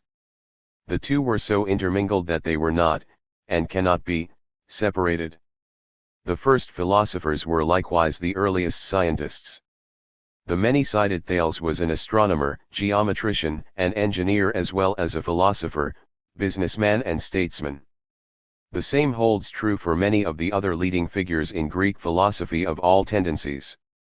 Except in medicine, the specialization, compartmentalization, and professionalism now current among scientists, as well as the division and even antagonism between the philosophers and scientists, was largely absent in Greco-Roman times. The sciences grew up under the shelter and superintendence of philosophy until in the bourgeois era they parted from their mother and nurse and set up housekeeping on their own account. 126. One of the main reasons for this subsequent alienation of the sciences from philosophy was the fact that after antiquity religion and its attendant idealist philosophy came into more and more open and direct opposition to the methods and results of the natural sciences and thwarted their further growth. This does not mean that idealists have always had an adverse influence on the progress of the sciences. Although the basic premises and conclusions of idealism are wholly unscientific, this hasn't prevented the classical idealist philosophers from Socrates to Hegel from making significant contributions to one or another of the sciences. The relation between science and materialism, however, has had a more consistent and organic character. Materialism was born together with the first successful essays in scientific method and the two have remained intimate associates ever since. The interaction between them has operated both ways. The development of the sciences has promoted the progress of materialism while the methods and ideas of materialism have helped the sciences to move ahead. The article on materialism in the Encyclopedia of Religion and Ethics contains pertinent testimony to this historical symbiosis of materialism and science. The chief outbursts of materialistic metaphysic have coincided, it says, with occasions of renewed interest in, or remarkable progress of physical science. The emergence of this tendency to regard the world as fundamentally material, at successive epochs in the history of thought, is evidence that materialism strongly commends itself to many minds, especially to those 127 whose studies chiefly lie in the sphere of the physical sciences. This observation is all the more significant because its author, Fr. Tennant, an English Don, was a philosophical and religious opponent of materialism. The natural partnership of the two has historically expressed itself in both negative and positive ways.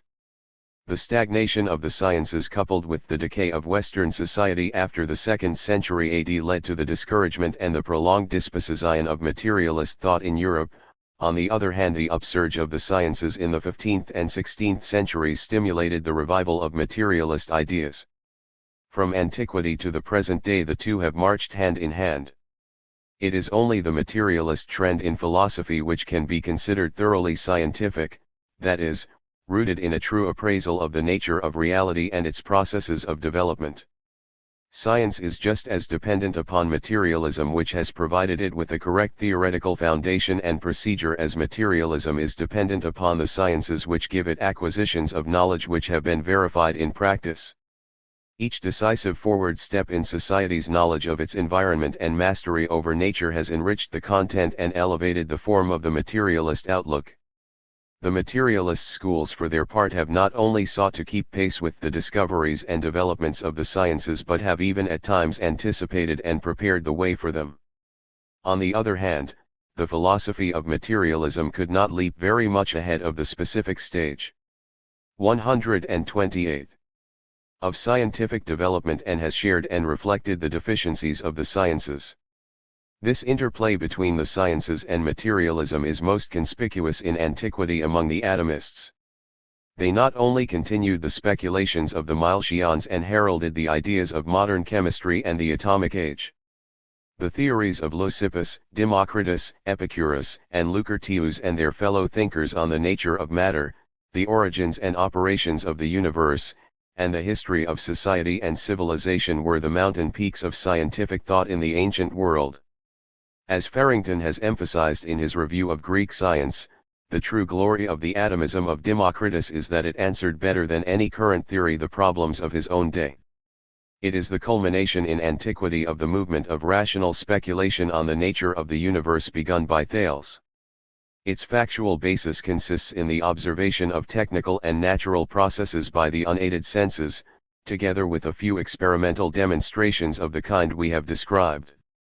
Its theoretical merit is to have reduced these results to a greater logical coherence than any other ancient system. At L. The philosophical background of atomism. From its birth to its extinction at the close of the 2nd century AD, the history of the atomist school stretches over 7 centuries. We shall deal only with the main lines of its development during that period. The first 2 illustrious names associated with the atomic school are Leucippus and Democritus. They flourished in the 5th century BC and were likewise natives of Ionia. Leucippus was born in Miletus, his co-thinker Democritus came from the prosperous city of Abdera. The earliest Greek analyzers of nature traced the origins of things back to 4 elements, fire, earth, water, and air, and singled out one of these as the substantial source of the rest. This elementary conception of the fundamental stuff of matter and the beginnings of its diverse manifestations not only dominated the thought of the ancient world but persisted until modern times. Recognition of the existence of many more basic chemical components is relatively recent. As late as 1764 Voltaire wrote in his famous philosophical dictionary that only the 4 traditional elements need be reckoned. These were displaced from chemical science only after Lavoisier demonstrated the existence of oxygen in the late 18th century and inaugurated the new sequence and type of basic elements. Now almost 100 natural, 129, 130 elements, and some man-made ones, make up the chemical table. The 4 elements, fire, earth, water, and air, were all physically observable things. But when they were used to explain all the varied phenomena of the world, they assumed an increasingly abstract and generalized character. These 4 states of matter not only passed over into one another but were the substantial realities of all other manifestations of matter. Fire in the form of earth, or bone, or sight was a quite different entity, at least in appearance and to the senses, than fire as flame. How could one and the same thing appear to be, or become, so many other things? These and similar questions arising from the very development of the Milesian cosmology set a series of new problems before the Greek philosophers for solution. These problems were formulated in the following terms. What is the relation between the one and the many, the permanent and the changing, identity and difference, being and non-being? And how do we know what these are? Does a knowledge of reality and the truth come through the reason or the senses? This new trend in thought coincided with a shift in the center of Greek philosophical activity from one sector of Greek culture to another, from Asia Minor to the Greek colonies in Sicily and southern Italy. This shift is personified in Pythagoras, the founder of the Pythagorean community, who at the age of 40, about 530 BC, had to flee from the Persian conquest of his native Ionia and settle in Croton in southern Italy. 131. Under the influence of mathematics and religion, the thought of the Pythagoreans took a different turn from that of the Milesians. They did not describe the universe in terms of the operations of specific material elements and physical processes. They were the first to recognize the important role numbers could play in the knowledge of things, and they went so far as to make numbers the fundamental substance of the universe. For them, physics was equated with mathematics. This general idea, taken by itself, has proved immensely fruitful in the history of science. However, in the excitement of their discovery that mathematical relations were discernible all about them, the Pythagoreans enormously exaggerated the power and applicability of numbers. They saw an identity between reality and mathematics where there was no more than an interdependence and correspondence. This identification of numbers with things was made easy for the Pythagoreans because they represented numbers in figurative form, like the dots in dominoes. Moreover, their arithmetic was tightly tied to their geometry. The Pythagoreans called a point 1, a line 2, a surface 3, and a solid 4 and constructed their conception of the world out of these number dimensions. The Pythagoreans took still another important step in their thinking. They insisted that these mathematical relations which made up the universe could be truly perceived and understood only through the reasoning processes. Their theory of the universe and of knowledge exalted logical procedures and the results. 132. Of abstract thought far above the study of the physical processes and states, like rarefaction, condensation, and tension, and the practical techniques and direct sensuous observation which were in the foreground of Ionian thought. Parmenides of Elea, the founder of another Italian school, pushed this line of abstract thought and exaltation of pure reason to its ultimate conclusion. The Greek thinkers had already arrived at three fundamental general ideas in analyzing the nature of reality. These were the categories of being, not being and becoming. Parmenides sought to clarify the content and the interrelation of these three aspects of reality. The axis of his inquiry was the character of being and the path of knowing it.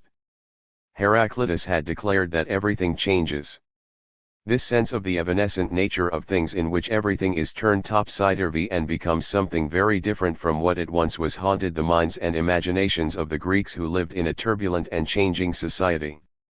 This was explicitly expressed by Herodotus, the first historian, who lived about the same time. He observed, "For many states that were once great have become small, and those that were great in my time were small formerly." Socrates said, "Summon the philosophers, only excepting Parmenides, and summon the poets with them, they all say that nothing is, for all things are constantly becoming. Except Parmenides. He declared that everything is and that nothing is not, and that never the twain could meet." What induced him to deny so categorically what others affirmed? 133. What arguments did he use to justify his opposing position? Parmenides was bothered by the contradictory nature of things evidenced in their changes and the application of the logical principle of contradiction to the condition of change. The principle of contradiction, formally understood and statically applied, says that everything must either be one thing or another, it cannot be both at one and the same time. A choice must be made between them. Parmenides took this principle with absolute seriousness, and it stood in his way like a stumbling block. The very essence of change and becoming is that it expresses the transition from what is to what is not and from what is not to what is. But Parmenides could not reconcile the coexistence of what is with what is not. Everything, he reasoned, either is or it is not. What is, and what is not has no reality whatsoever. This is certainly so according to a strict application of the formal rule of contradiction. Therefore what is exists in full actuality and cannot at any time or in any way be contaminated by its excluded opposite, not being. If this be so, he concluded, all change, motion and show of variety is unreal, an illusion of the senses, and only being is truly real. Parmenides believed that the road of logical thought alone led to perfect truth. So he clung firmly to the law of contradiction and did not shrink from the logical consequences of its rigid application. He could not admit that a thing, in fact everything, could both be and not be at one and the same time. The law of 134. Contradiction, as he conceived, understood, and invoked it, forbade such a conclusion. But change, in which a thing passes from what it is to what it is not, cannot be accounted for except by acknowledging the co-presence of being and not being and their transformation into each other through the process of becoming. Parmenides solved the problem by denying the reality of change, becoming, and not being. He regarded these states as errors of opinions, confusions, and illusions of the senses, and asserted that unchangeable, immovable, uniform being alone was real and truly known. Parmenides thereby brought forward two viewpoints which exercised considerable influence on the subsequent course of Greek thought. One was his insistence that purely logical thought was the sole road to truth and knowledge of reality. This involved the disparagement of sense impressions and practical activities. The other was his equating of reality with what was perfect, unchangeable, ungenerated. The Eleatic school helped stamp this combination upon Greek thought. It will be found not only at the basis of classical idealism but also in the atomists' conception of the basic unit of being. The next great thinker among the Western Greeks, Empedocles of Agrigentum in Sicily, defended the validity of the evidence of the senses attacked and rejected by the Pythagoreans and the Eleatics. But he advised and practiced a more cautious and critical use of the testimony provided by sense perception. 135. By experiment with the water clock he was the first to demonstrate that air, although invisible, has body, could occupy space, and exert power. He showed the distinction between air and empty space. The theoretical importance of this discovery lay in the experimental proof that matter could exist in a very refined state and produce effects even though it was too small and subtle to be seen or observed directly by the senses. Anaxagoras, a philosopher of the Ionian school who was brought to Athens by Pericles in the middle of the 5th century, devised further experiments which showed that there were physical processes which took place below the level or beyond the range of direct perception. He took two vessels, one containing a white liquid and the other a black, and then transferred the liquid from one into the other drop by drop. Although physically there must be a change of color with each drop, this change is not discernible until several drops have been mingled. From these experiments Anaxagoras drew the conclusion that the senses are not exact judges of real conditions, although their perceptions are not wholly misleading. The evidence of sense perception must be used in order to arrive at the truth. To grasp the invisible, as in a gradual change in color, we must rely on the visible. In his physical theory Anaxagoras went beyond Empedocles in another respect. Empedocles adhered to the four elements as his first principles. Anaxagoras presented a more complex picture of the nature of matter.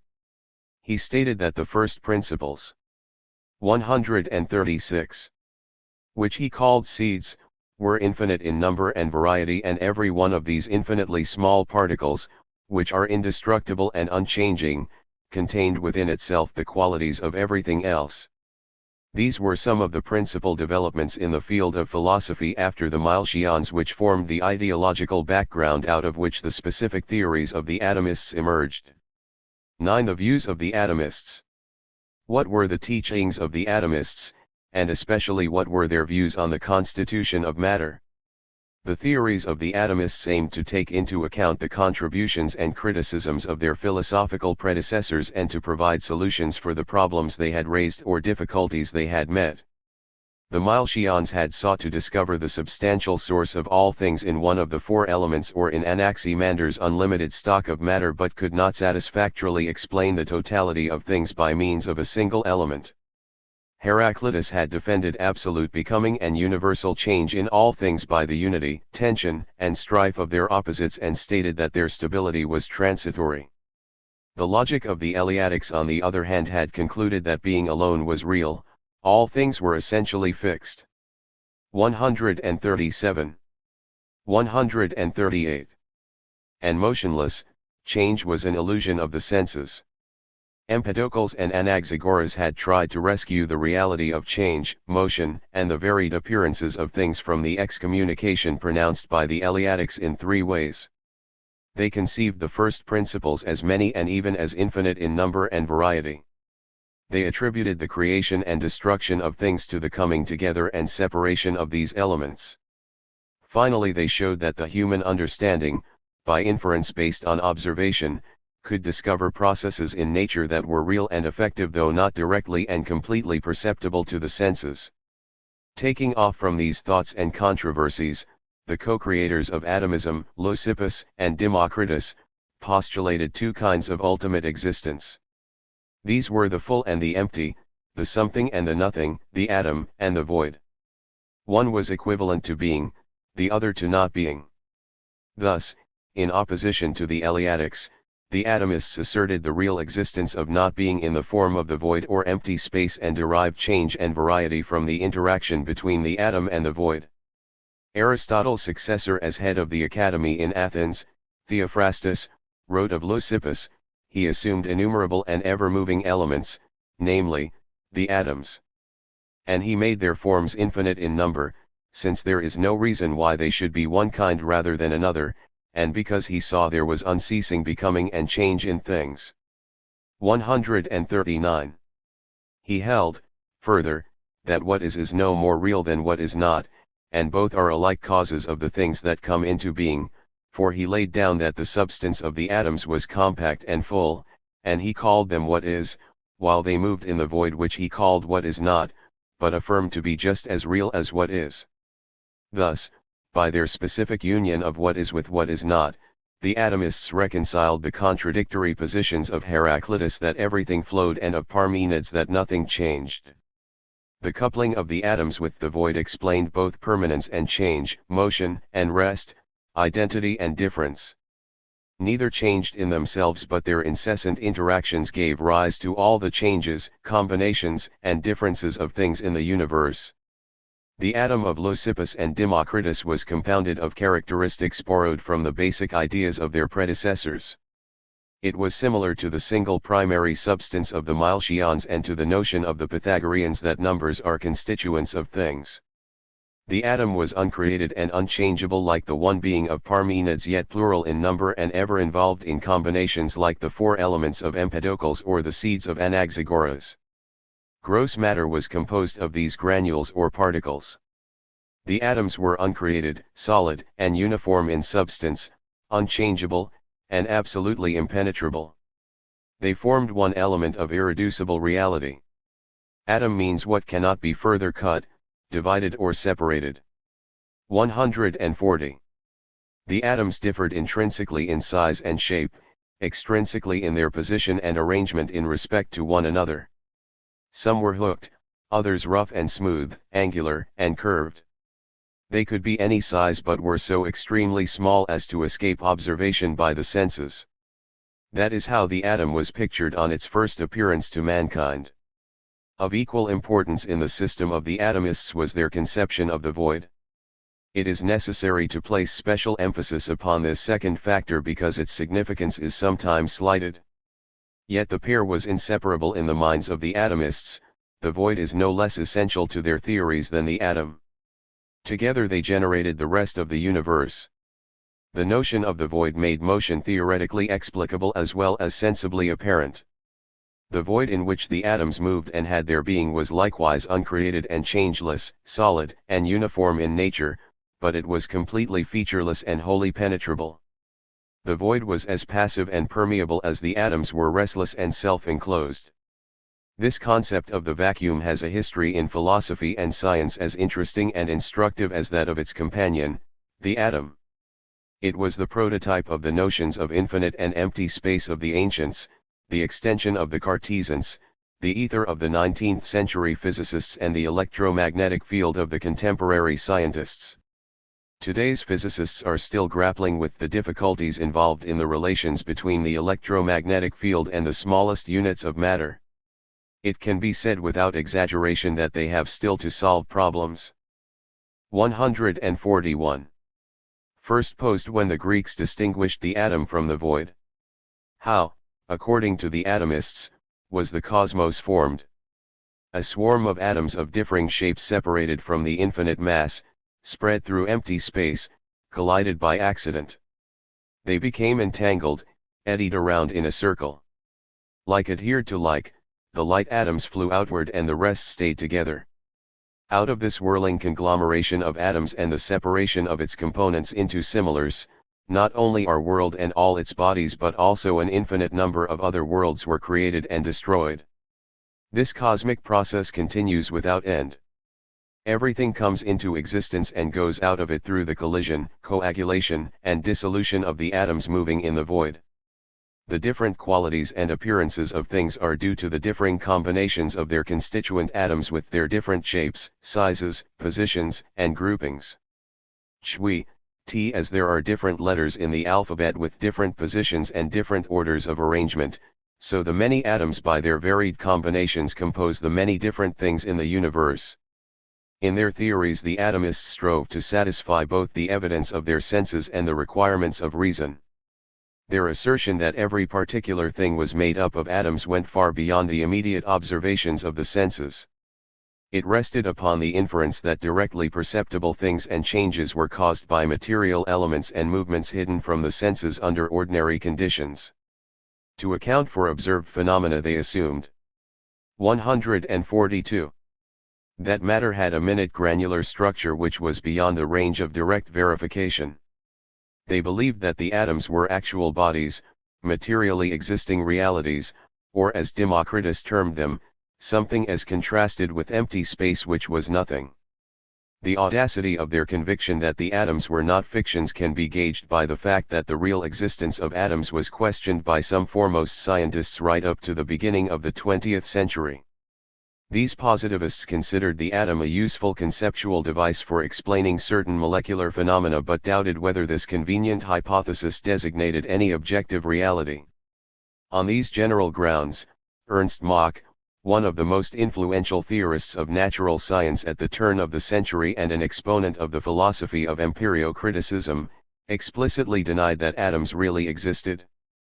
50 years ago he repudiated what the atom bomb has dramatically demonstrated to ignorant backwoodsmen today. This is pointed out not to denigrate Mach, whose criticisms of certain theoretical assumptions of Newtonian physics influenced Einstein and others in the speculations leading to relativity and the discovery of atomic energy, but to underscore the penetrating theoretical vision of the atomists. Their ideas were as daring as they were novel. There was, to be sure, a colossal distance between the ideas of the atomists on the structure of matter and the current practical uses of atomic power. It is the distance between a theoretical anticipation and a proof in deeds. Ideas are most indisputably verified. 143. When men can produce or destroy what they stand for. ******. The atomists had many wrong notions about the universe. One was the misconception that larger bodies fall faster in empty space than smaller ones. Another was their belief that the fundamental physical elements were unchangeable and alike in substance. This view, which persisted for many centuries, has been disproved by modern science. Dalton's experiments showed that the atoms of the elements were not alike, each had its characteristic weight. It has been demonstrated in our own century that even the weight of atoms of the same elements is variable. We now know that instead of being incapable of alteration and division, atoms are highly mutable, fissionable, and fusionable. Moreover, atoms can act and react upon one another not simply by mechanical pressure and collision but also in electrical and other ways. All these subsequent developments in the knowledge of atomic properties do not invalidate the importance of the atomists' discoveries in their own time and place. They gave as adequate and accurate a picture of the inner constitution of the natural world and the modes of its operation and evolution as was possible with the available information, techniques, and ideas. Their specific errors were unavoidable under the prevailing rudimentary state of scientific knowledge and count for less than the admirable consistency of their 144. Cosmological conceptions in which all causes are uniformly physical and all consequences are materially determined. The atomists were strict determinists. The only surviving fragment of the teachings of Leucippus states: nothing happens without a reason, but all things occur for a reason, and of necessity. Nothing can be attributed to chance, everything has its cause from which it comes by necessity.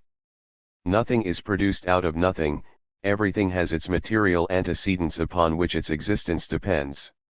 These principles are indispensable conditions for the scientific investigation of nature.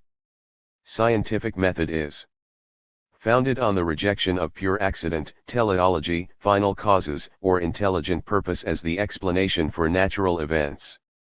Black Power, a recent book by Richard Wright, contains an excellent illustration of the contrast between these two modes of interpreting natural phenomena. He tells about a flood in a sacred stream on the African Gold Coast which did considerable damage. The natives believed the flood expressed the anger of ancestral spirits who had to be propitiated and given their victims. They accordingly tried to prevent engineers sent in to investigate the natural causes of the torrent from devising practical measures to channel its flow and stop its destructive consequences. In this case, the ideas and practices of magic blended with the methods of science and ruled out the applications of engineering. The approach of the tribesmen was teleological. They looked upon this natural event as embodying the will and carrying out. 145. The purpose of ghostly powers instead of examining the real material conditions which produced it. The atomists resolutely rejected this animistic method. This was most plain in their basic conception of motion. The idealists sought some teleological reason for the existence of motion. To the atomists, motion had no first cause, it had always existed. Motion was an inherent feature of atoms in the void. Any present movement was always conditioned and determined by a previous movement, so that there was no need in their system for a prime mover or a divine interferer to keep things going. Their thoroughgoing determinism was valid but one-sided. Accident is as fundamental a feature of reality as necessity. But Leucippus and Democritus allotted no place in their theories to chance. This was inconsistent because contingency was implied in their own account of the formation of things. The creation of the many worlds and their furniture was as much a matter of chance as of necessity. The cosmos was not alive, nor governed by any foresight, nor produced by any design. It had come together by the purely fortuitous concourse of atoms combining and separating in the void. This exclusion of accident from their scheme of things caused considerable difficulties for the atomists, which later members of the school tried, though unsuccessfully, to rectify. Two important aspects of the philosophy of Democritus were subject to dispute even in antiquity. 1.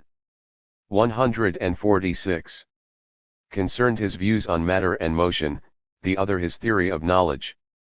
Aristotle wrote that Leucippus and Democritus dismissed the origins of motion too lightly because, in his opinion, an intelligent force was needed to account for the initial motion of the cosmos. Later Simplicius and Cicero stated that the atoms had to be set into motion by virtue of some external impulsion. The mechanical philosophers and physicists of the bourgeois epoch likewise assumed that Democritus shared their conception of matter as inherently inert. Boyle said that God gave motion to matter, and Newton declared that God in the beginning formed matter in solid, massy, hard, impenetrable, movable particles. In that case, the atoms, as the ultimate particles of matter, would have to be pushed from one place to another and from one state to another by mutual shock after the prime mover activated them. Lang declared that the atomists were the first to set forth such a strictly mechanical theory of the universe. They all failed to grasp the main point of Democritus' position. He criticized Anaxagoras for introducing mind to set matter into motion and create order in the world. He regarded the movement of atoms in the void as an irreducible fact of existence for which there was no further explanation. This fundamental material process had neither beginning nor end.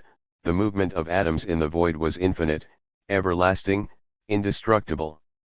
Circulating at random in the illimitable emptiness, the products of their association and dissociation went through such 147 complex forms of motion as birth, growth, attraction, repulsion, disintegration, and destruction.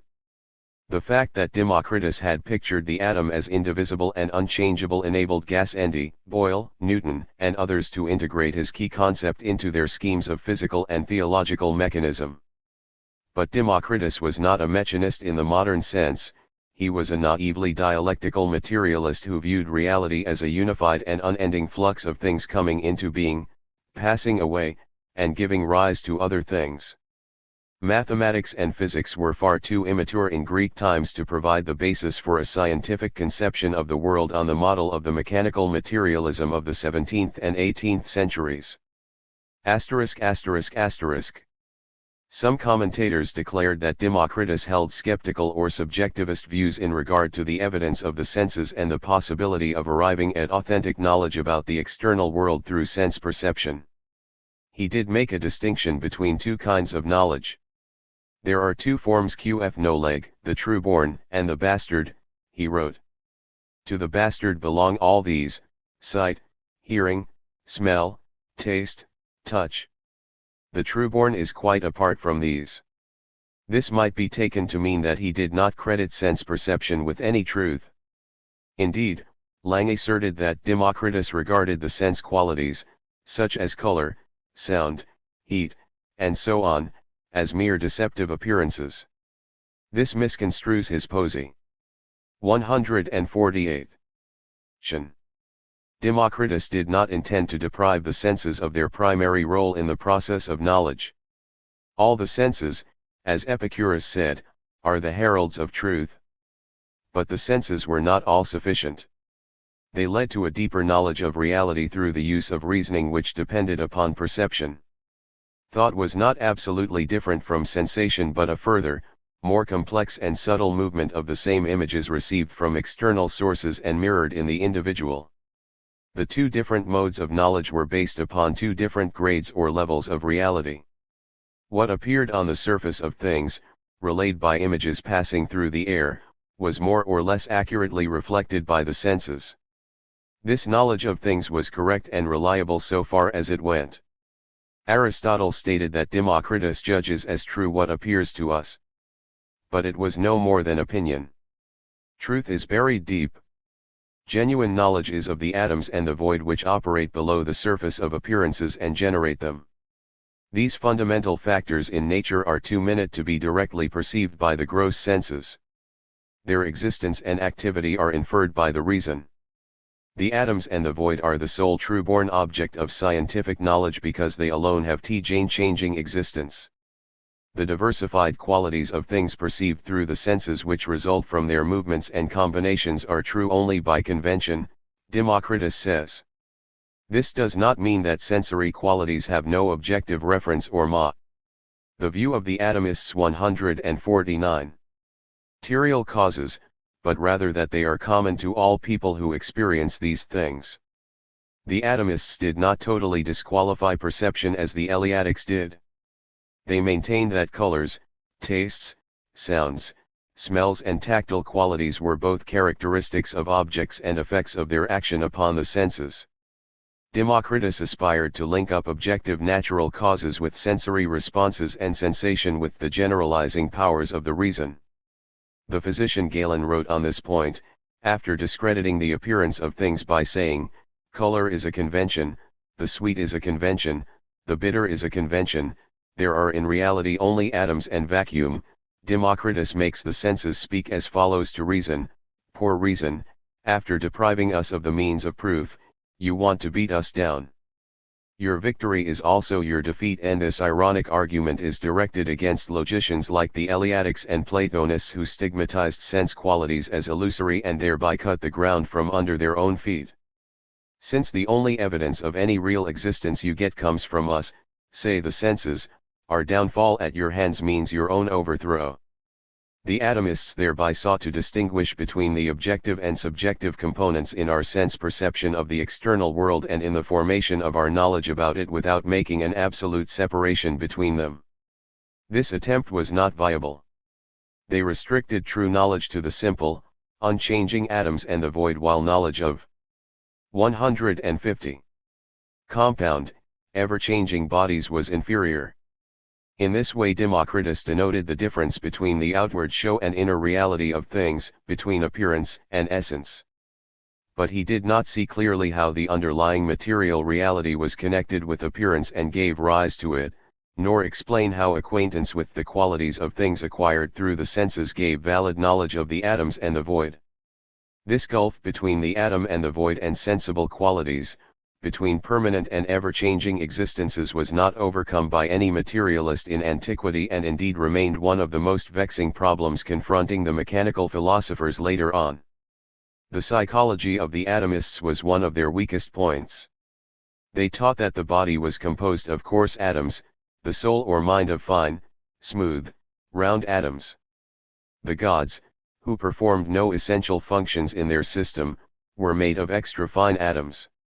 These crude ideas bear witness to their determination to bring all phenomena, from the heavenly bodies to life, sensation, mind, and the gods, under the single all-embracing mode of a materialist explanation. But they equally testify to their inadequate knowledge of physiology and psychology.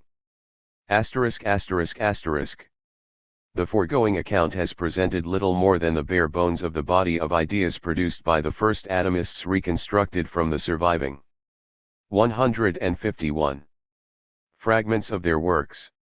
Most of their writings have been lost. The scope of the interests and investigations which inspired and supported the ideas of the atomist school can be judged from a list of their treatises compiled by later scholars of Alexandria.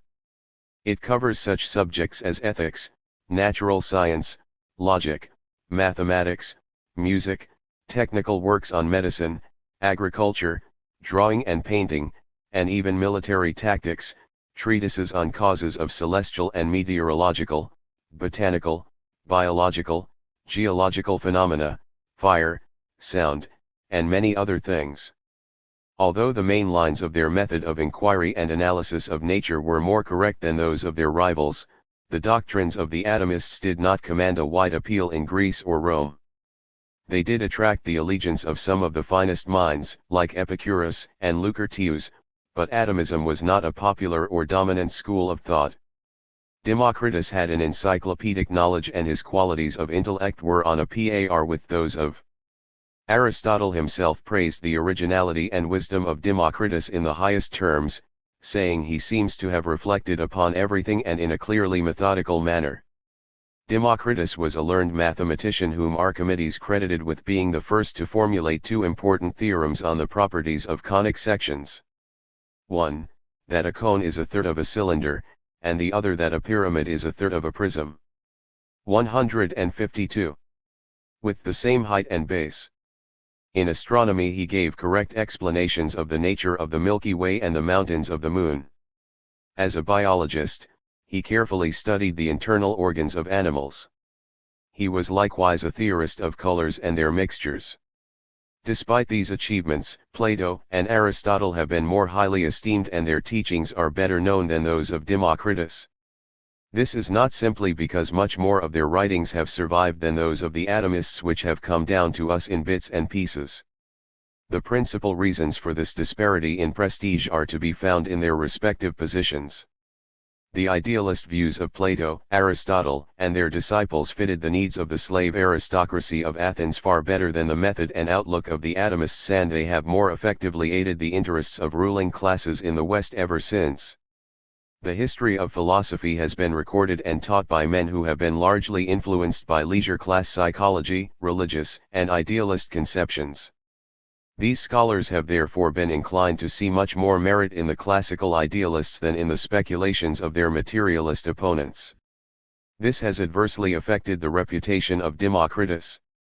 His work has not been properly valued because he was so uncompromising a materialist. Democritus did not endow nature with any conscious activity and rejected all the spurious supernatural, spiritual and final causes which tainted the speculations of the idealists. He set out to explain the formation and 153 transformations of the universe, the origins of life, sensation, civilization, morals, and thought, and even the existence of gods and demons by purely natural causes based on the movements of atoms in empty space.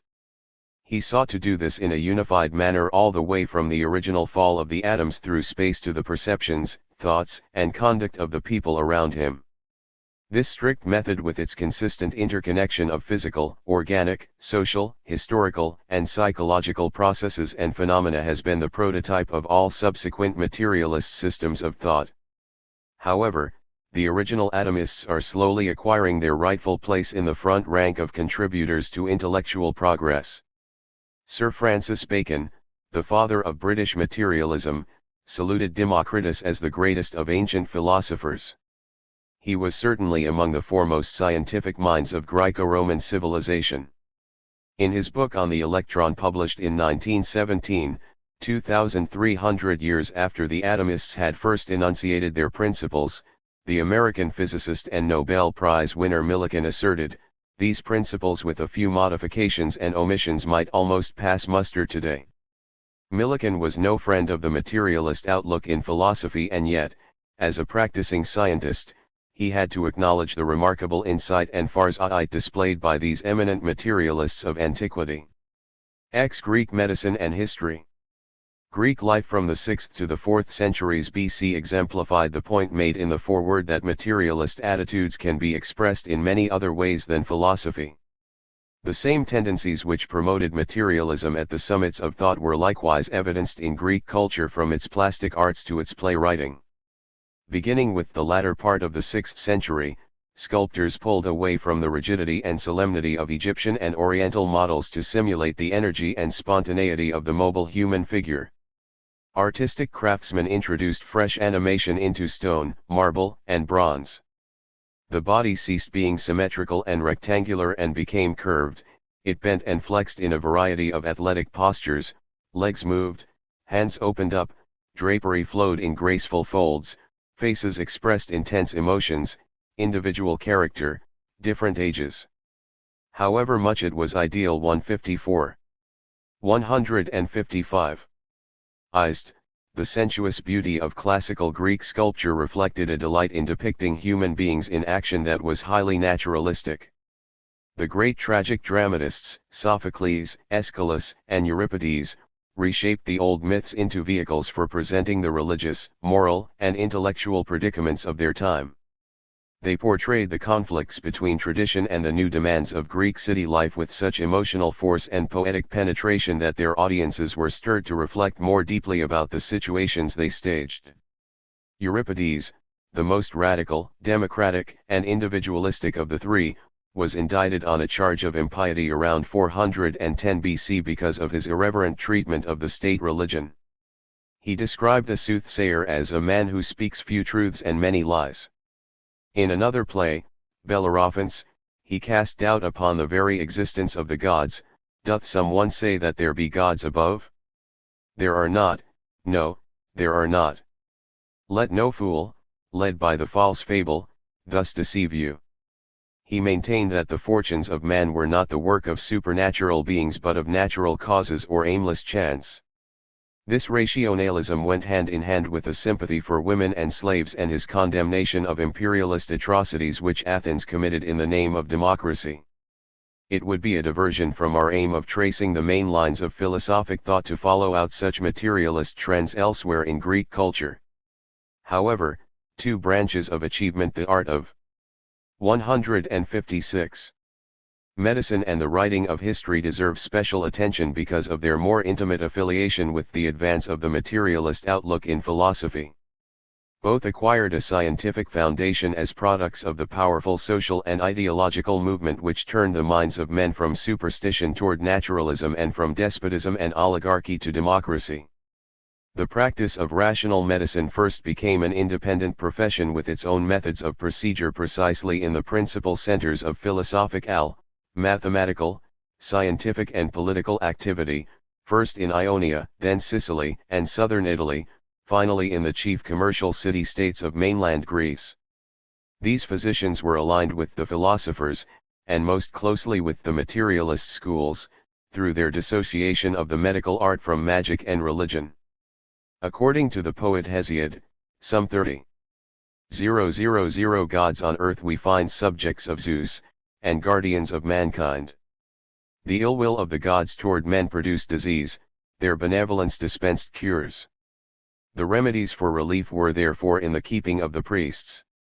Besides prescribing special diets, exercises and folk recipes, these medicine men most of all relied upon incantations and exorcisms to drive out the evil spirits that made patients suffer. The learned Greek physicians set aside the magical charms and rituals of the witch doctors in order to bring the diseases of the body and the disturbances 157 of the mind under careful observation and rational analysis. The new techniques and positive theories which these professionals advanced on the basis of their increased knowledge of the human organism took medicine a long step along the road that leads to our own day. One of the earliest theorists of medicine was Alcmaeon of Croton, a center of Pythagorean influence in southern Italy. He is credited with the discovery of the optic nerve, with speculations about the ear canals, and is said to have been the first to remove the eye by means of a surgical operation. His most important discovery concerned the function of the brain as the seat of sensation and thought. Before Alcmaeon's time and even later, the heart was regarded as the common sensorium and the locus of thought. To the Romans, consciousness was not centered in the head but in the heart, the liver, and the lungs. That is why their augurs consulted these organs for knowledge of the future. The current superstition that the wishbone of the turkey has prophetic virtues goes back to this belief that the seat of knowledge is located, not in the brain, but in the breast. Alcmaeon, however, ascribed the function of thought to the brain, to which bodily channels transmitted modifications produced in the sense organs by external stimuli. He was the first to practice dissection and to observe how every disturbance in the brain affects the sensibilities. He studied the organs and activities of sound, sight and taste. He placed the principle of life in the soul, which, like the stars, was immortal and moved forever in circular paths. He stated that 158. Animals as well as men possess sensation, but only men possess intelligence which emerges from sensation. In addition to these researches into embryology, anatomy, physiology, and psychology, Alcmaeon put forward a general conception of health and sickness. Health is the result of the equilibrium and proportionate mixture of opposing qualities and forces, wet and dry, cold and hot, bitter and sweet. Sickness arises when one term of these contraries becomes supreme, because the uncontrolled activity of any one of them tends to the elimination of its opposing principle. Health, therefore, consists in maintaining the balance of opposites. The search for the causes of illness should be directed to the search for the physical causes which upset this balance, such as a faulty diet or bad water. Other more pronounced Pythagorean thinkers, notably Philolaus, developed a doctrine of medicine on the analogy of the world and its central fire. They taught that the principle of the human body seems to be the hot, and too much or too little temperature indirectly causes illnesses by acting upon the blood, humors, and bile. Since the Pythagoreans attached special importance to the number 4, both Philolaus and Empedocles declared that there were 4 principal organs in the human body. The most eminent school of medicine in antiquity was associated with Hippocrates of Kos, an Ionian island. The Hippocratic physicians of the 5th century were more empirical-minded than their rivals and broke more drastically with the ideas and practices inherited from the barbarous past. 159. Just as Catholics today go to shrines like Lourdes for miracles of recovery through divine intervention, so credulous Greek pilgrims flocked to the sanctuaries of Aesculapius, the demigod of healing, at Rhodes, Kos, Cnidus and Pergamos to seek cures through priestly witchcraft. Although they belonged to the clan or guild of Aesculapius, the men of the Hippocratic order counterposed to the magical mumbo-jumbo of the old wives and charlatan scientific procedures which aimed at finding out the material causes of the maladies affecting human beings. They proceeded from a resolute and conscious rejection of the divine or demonic origin of disease. The medicine men who believed that supernatural powers caused illness and death used various magical devices and incantations to expel them from the body, sometimes displaying a fetish supposed to contain the culpable evil spirit. Their treatment culminated in the elimination of the disturbing demon, or crisis. The Hippocratic men of medicine likewise looked for the crisis in the development of a sick person's condition when the substance which engendered the complaint was eliminated. But they discarded demonology entirely and interpreted the causes, the course of the disease and its crisis by purely natural factors. Here are 2 citations from their collection of writings which illustrate their materialistic approach. The Greeks called epilepsy the sacred disease. The author of the Hippocratic treatise on this subject opened his discussion with the following blunt declaration: I do not believe that the sacred disease is any more divine or sacred than any other disease, but 160. On the contrary, has specific characteristics and a definite cause.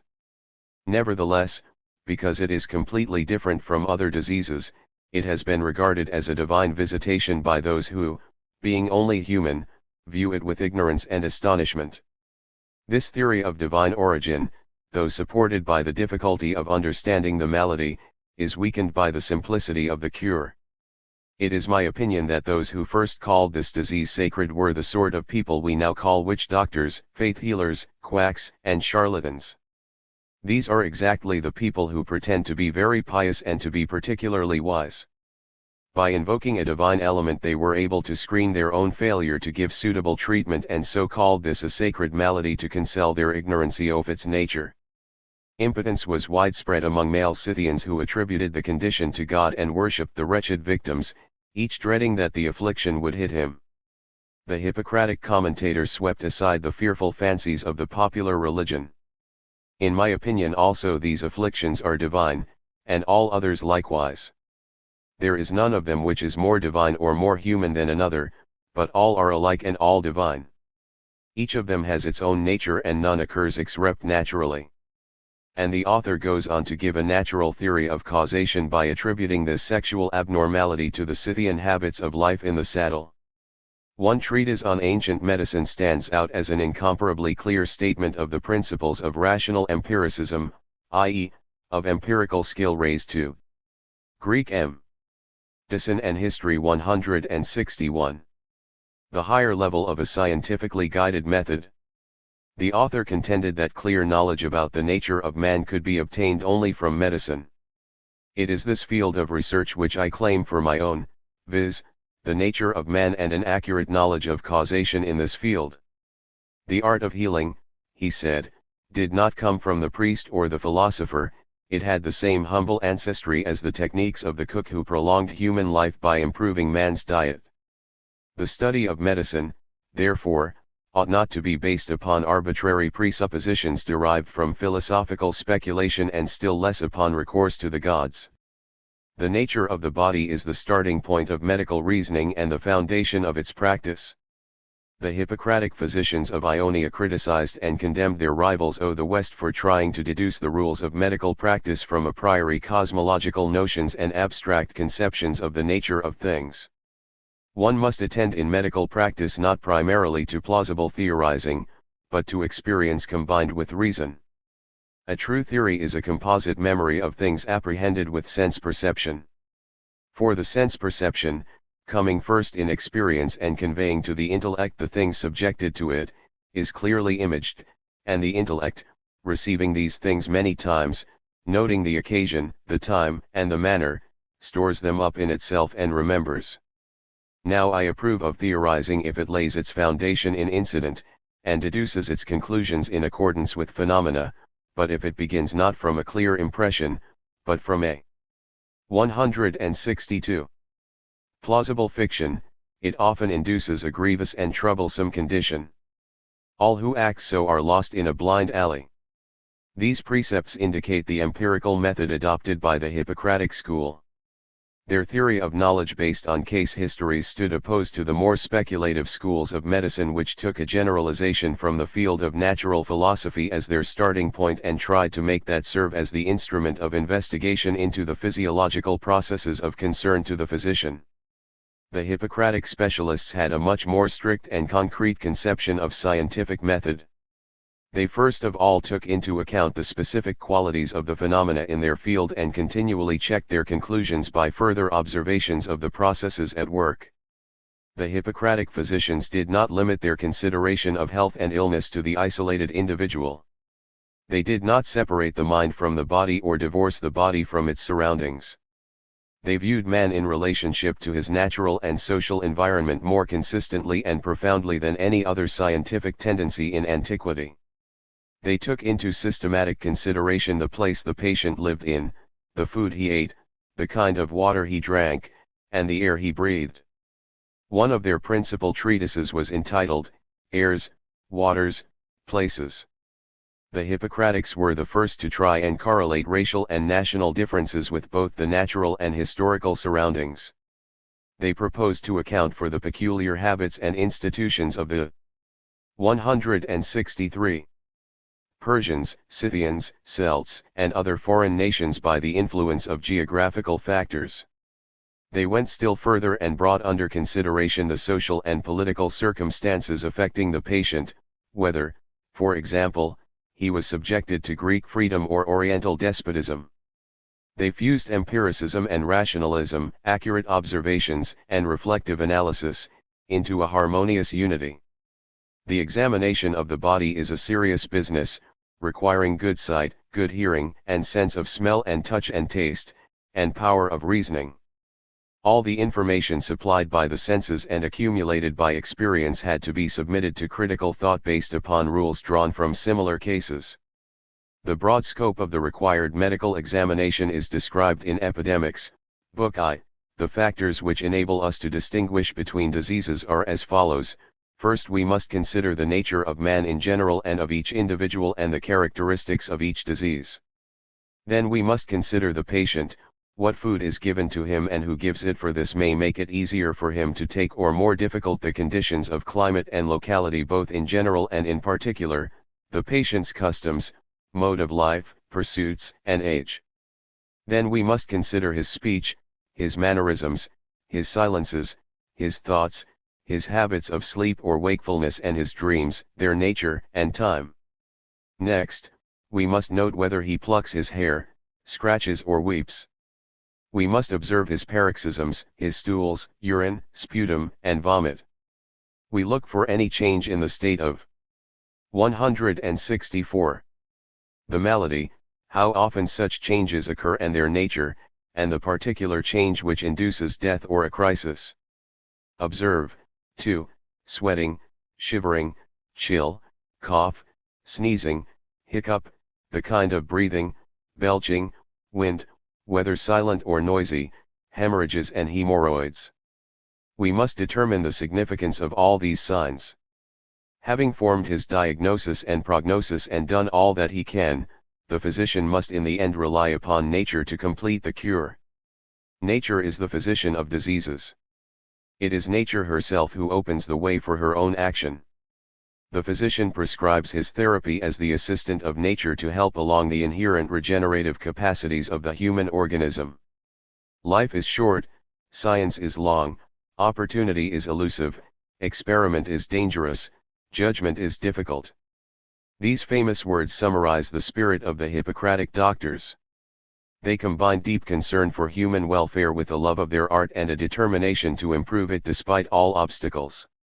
By their thirst for objective knowledge, the strictness of their investigations, their freedom from superstition, their sympathy for suffering fellow beings, their lack of discrimination between slaves and freemen, the members of the Hippocratic school were among the noblest exemplars of materialist humanism that the world has known. ******. The modes of materialist thinking originally applied by the philosophers to the physical world were soon 165.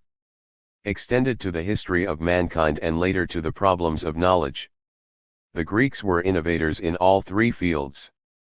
They invented history and its companion sciences of cartography and geography as well as physics, mathematics, psychology, and logic.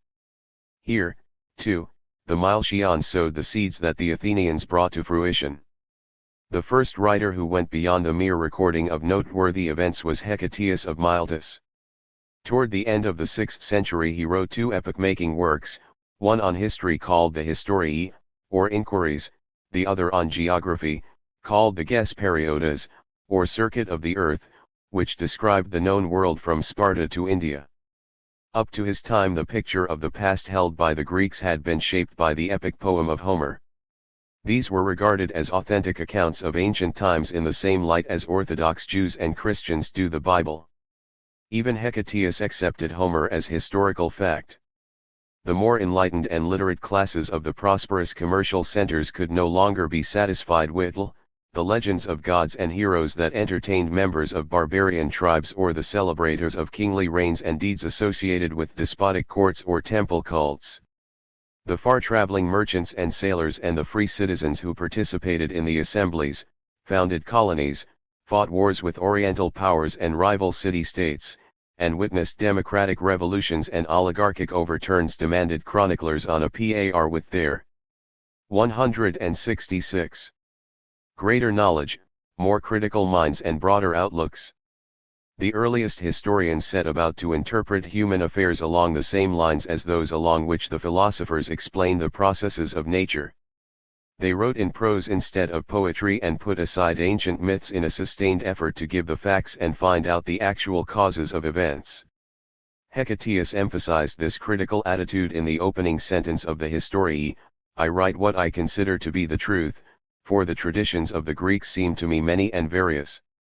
The works of Hecataeus were stimulated by the clashes between the Greeks and the neighboring Oriental kingdoms which tried to conquer them.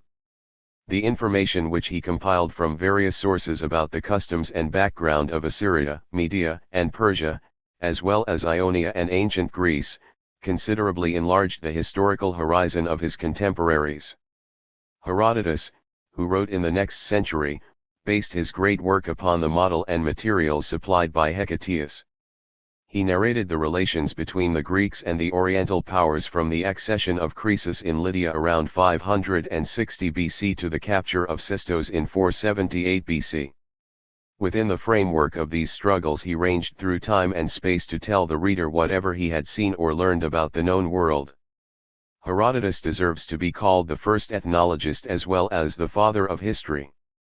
His work is a treasure trove of information about the diverse cultures. 167.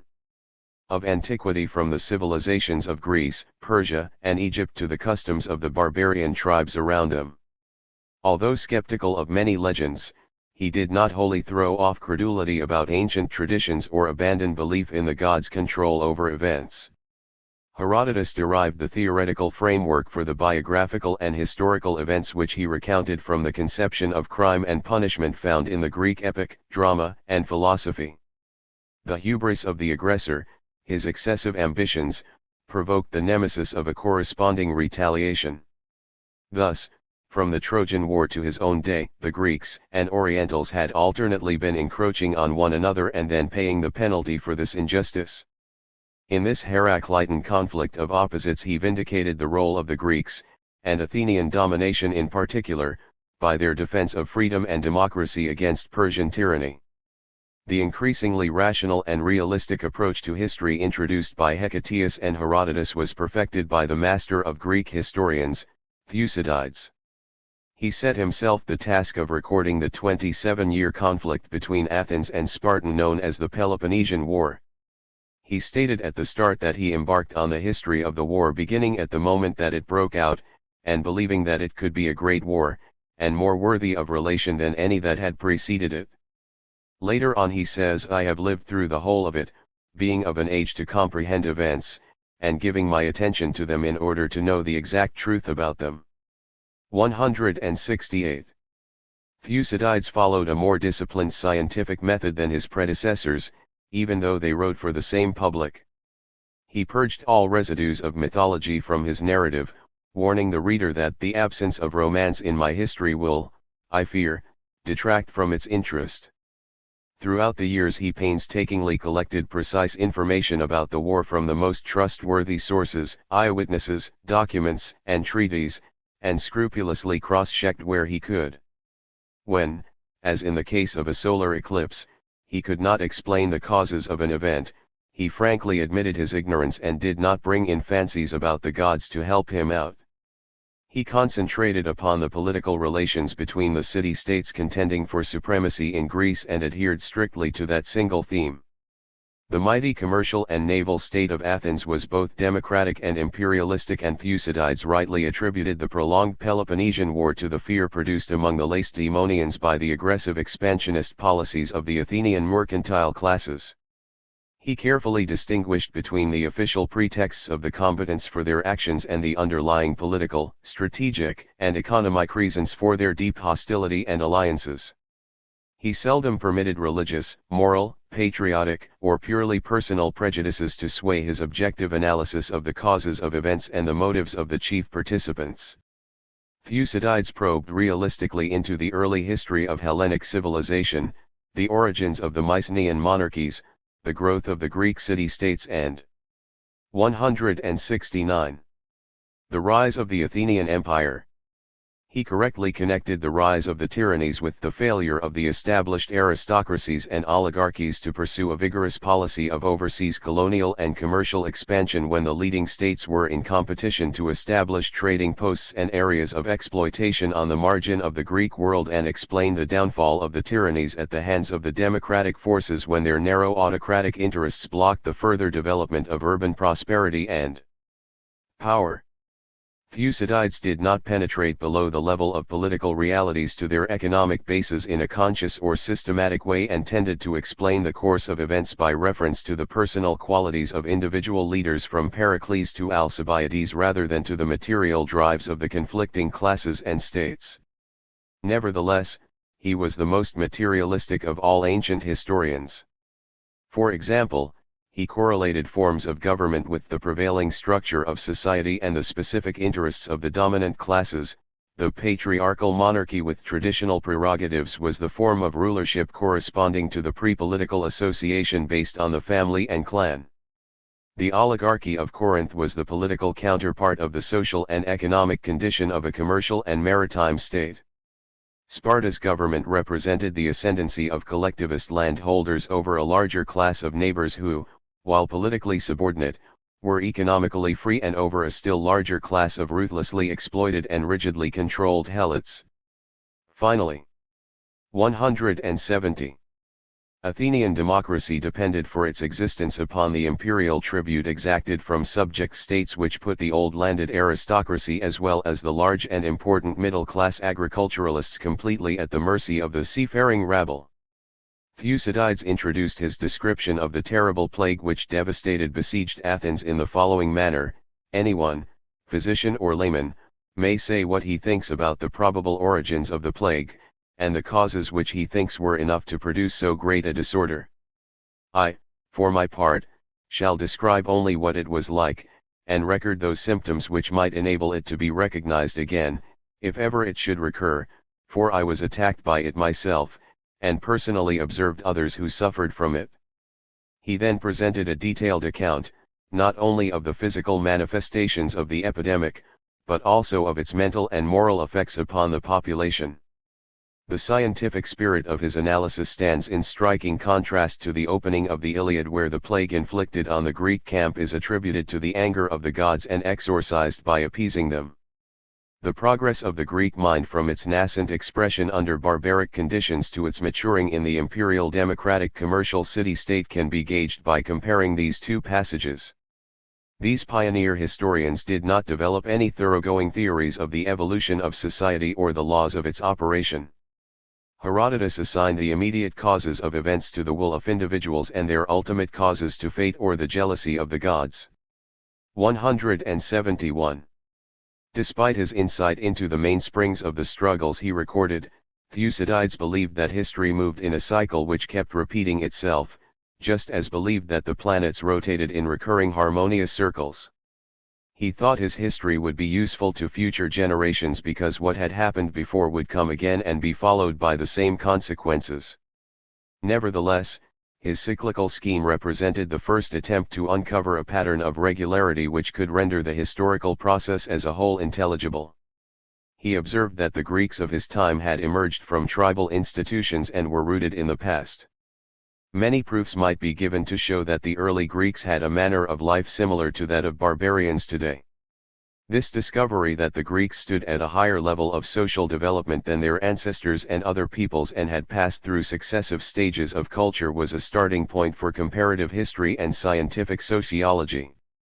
By initiating a method of writing about human affairs which dispensed with supernatural controls and sought to bring all human action within the purview of material causation, Thucydides paved the way for the scientific study of social processes which many centuries later would give birth to historical materialism. Hippocrates, Democritus, and Thucydides were contemporaries. The physician was born in the same 172 year, 460 BC, though not in the same place as Democritus, and later became his good friend. He was also a pupil of the sophist Gorgias, and another, Protagoras, may have been the author of ancient medicine in the Hippocratic collection. The principles of the method used by Thucydides were very similar to those of the Hippocratic school. The atomistic philosopher, the physician, and the historian were all influenced by the materialist traditions of the Ionian naturalists and best reflected in their special fields the materialist trends of the 5th century BC. They banished the supernatural in any form and sought for material causes to explain the phenomena which they studied in the physical world, human life, and their own civilization. To them, fortune was no longer the goddess who interfered with the cosmic order and directed the outcome of human affairs. Chance was no more than the incalculable element in human life which was governed by necessity and susceptible of rational explanation. Democritus said, "Chance is an idol which men fashion to excuse their own mental incapacity." As a matter of fact, chance seldom conflicts with wisdom. In most affairs of life, an intelligent mind can exercise foresight with success. They shared a basic belief in the existence of natural law and the possibility of scientific knowledge and intelligent action based upon it, which is at the core of the materialist outlook. 11. The Sophists. The evolution of the materialist outlook has been traced up to this point with only incidental references to the prehistory of the idealist school. It is now necessary to focus attention upon the counter-movement in philosophy to materialism. Since this work is devoted to the topic of materialism, the discussion of idealism and its development will have to be limited largely to its effects upon the course of its antithesis. Although the materialist tendency crystallized sooner, the idealist standpoint acquired the paramount position in Greece. It was the decisive and triumphant school of thought in the ancient world. Idealism became the ruling ideology because it had the most deep-seated social conditions and powerful class forces sustaining it. Tradition, religion, the requirements of the slave aristocracy, the low level of plebeian. 173. 174. Culture conspired to direct theory along idealist channels and divert it from materialism. The idealist school produced some of the most brilliant representatives of human thought who set forth strong arguments in its favor and systematized its conceptions into a new and all-embracing world outlook. The idealists gained added advantages from the shortcomings of materialist theory itself at that infantile stage of its development. The broadening stream of Greek speculation from the 6th to the 4th centuries took a meandering and intricate course. The two main contending currents of philosophy were not sharply counterposed to each other. They met, merged, commingled, now running together, now moving apart. The materialist current was fed by the development of the arts, crafts, and techniques, the diffusion of the money economy, the class struggles bound up with the democratic revolution, and the criticism of religion. Idealism connected itself with the recasting of religion, the new mathematical discoveries, the mystical cults, and the morals, legal standards, and politics of the slave-owning class. When we analyze the views of individual philosophers, the two strains of thought are to be found mixed in varying proportions in almost all of them. Thales, the father of materialism, still conceived of the principle of life, movement, and dynamism in terms of the gods. On the other hand, Plato, the peerless idealist, showed himself to be a keen student of the actual constitutions and political life of the chief Greek city-states, Sparta, Athens, and Syracuse, even in the projection of his dream city in the Republic. 175. He tried to sketch a lawful progression in the development of successive forms of the state from oligarchy through democracy to tyranny, and ascribes these political transformations in part to changes in the distribution of wealth and property. Moreover, there are marked differences amongst the advocates of idealism themselves. Socrates, the son of a sculptor and midwife, was closer to the technical spirit of the craftsman than Plato, his disciple, while Aristotle, the systematizer of idealism, displayed a gradual drift away from the unalloyed idealism of Plato toward materialism as his thinking progressed. This does not mean that it is impossible or unnecessary to distinguish the one tendency from the other. The Greeks themselves were well aware that the two standpoints were opposed to each other. The essential position of the various schools and philosophers was determined by which trend was dominant and which recessive in the body of their ideas. The Pythagoreans and Eleatics, for example, definitely belonged among the precursors of idealism because their principal doctrines that the universe is essentially constituted of number and that the logical is the real were anti-materialist.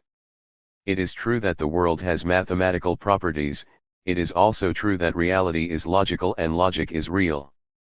But the conclusions of the Pythagoreans and the Eleatics that the essence of reality is mathematical and logical rather than material is the antithesis of materialism. Conversely, the Milesian naturalists and the atomists have to be placed in the materialist camp, despite the vestiges of religious notions and other inconsistencies. 176. Tendencies in their ideas, because their fundamental methods of explanation and doctrines were primarily based upon such physical realities as states of matter, one of the four elements, or on atoms and empty space. Other thinkers can be classified accordingly. Anaxagoras provides a good test. He taught that nous which moves and knows all things, was the cause of motion. Were we to single out this one aspect of his thought, he would appear to be ranged on the side of idealism. The earliest materialists took for granted that motion was inherent in nature and therefore had no reason to bring forward any originator for the movement of things. But to inflate that one feature of Anaxagoras' thought out of proportion would lead to a superficial and incorrect appraisal of the major orientation of his views. As Aristotle pointed out, Anaxagoras only used the notion of mind as a deus ex machina to account for the formation of the world, and whenever he is at a loss to explain why anything necessarily is, he drags it in. But in other cases he makes anything rather than mind the cause. The meaning of this criticism is plain. When Anaxagoras was able to offer a positive explanation of any phenomenon, he reasoned along materialist lines and kept mind as the prime mover on the shelf. But when he did not know the specific causes of things and was at a loss to account for them otherwise, he dragged in nous as a means of explanation. That is to say, nous served as an expression of his ignorance. 177. 178. The contrast between Anaxagoras and Aristotle comes out in their views on the development of mankind's own intelligence. Anaxagoras said that man acquired intelligence because he had hands. This is a substantially correct and materialistically founded explanation. Aristotle combats this theory and says that hands were given to men because he had intelligence. This is a teleological explanation in the idealist manner because it has human intelligence originate in the volition of a superhuman intelligence. Further testimony on this score is given by Plato. He has Socrates say in the Phaedo, "I once heard someone reading from a book by Anaxagoras, and asserting that it is mind that produces order and is the cause of everything. This explanation pleased me. Somehow it seemed right that mind should be the cause of everything. It was a wonderful hope, my friend, but it was quickly dashed. As I read on I discovered that the fellow made no use of mind and assigned to it no causality for the order of the world, but adduced causes like air and ether and water and many other absurdities." Socrates' disappointment with Anaxagoras and aversion to his trend of thought is particularly pertinent to our purpose. First, Anaxagoras was a living link between the Milesian naturalists and the classical Athenian idealists. He was the first Crane philosopher to take up residence in Athens where he stayed for 30 years. He came there after his native city Clazomena had been destroyed following the crushing of the revolt of the Ionian Greeks against the Persian despotism. He was closely 179. Associated with Pericles, the illustrious leader of Athenian democracy, but was tried and expelled from Athens on charges of treasonable collaboration with the Persians because of his association with the Periclean party and on charges of impiety because he taught that the sun was a red-hot stone and the moon was made of earth. Second, the idealists, beginning with Socrates, took seriously, applied consistently and elevated to first place in their scheme of explanation the very principle of nous, the intelligence, which Anaxagoras had kept subordinate. Another philosopher who served as a link between the materialists and idealists was Protagoras, the chief of the sophists. He was a pupil of Democritus, a contemporary of Anaxagoras, a teacher of Socrates, and a friend of Pericles. came forward at the height of the democratic movement which had originated in the Ionian trading centers 150 years earlier. During the second half of the 5th century the people became fully sovereign under Pericles in Athens. This democratic revolution, which transferred power from the landed aristocracy to the commercial and manufacturing classes, had given birth to philosophy in its youth. The doctrines of the atomists and of the sophists were characteristic philosophical products of its maturity. The ascending democracy, surging ahead with the impetuous growth of wealth, trade, and industry, reconstructed the state and swept aside its most time-honored institutions. In Athens, for example, the Council of the Areopagus, the highest court of judgment for the gravest offenses, was replaced by paid juries. The overthrow of this mainstay of aristocratic rule by democratic law courts open to the poorest citizens showed the Athenians that not even the most sacrosanct features of their society were untouchable or unchangeable. 180. 181. The Areopagus was both a civil and a religious organ under the special protection of the deities. The hill of Ares on which it sat was holy, the Furies were thought to dwell at its foot, and its sessions were held in the open air so that no one might be polluted by coming into the same chamber with a person guilty of shedding blood. Its demotion delivered a double blow at the privileges of the nobility and the hold of traditional religion. Periclean Athens created remarkable works of art and produced some of the most gifted personalities of antiquity. But it was the home of newly enriched entrepreneurs who had little respect for the ancient ways and were driven by an exorbitant greed for gain and imperialist ambitions. Their assaults upon the moral, legal, and political supports of the old order came to a head in the Peloponnesian War, through which the struggle between the democrats and oligarchs were extended throughout Greece. The whole Hellenic world was convulsed, struggles being everywhere made by the popular chiefs to bring in the Athenians, and by the oligarchs to introduce the Lacedaemonians, wrote Thucydides, who participated in these revolutionary events and described them from the standpoint of the moderate part of its citizens.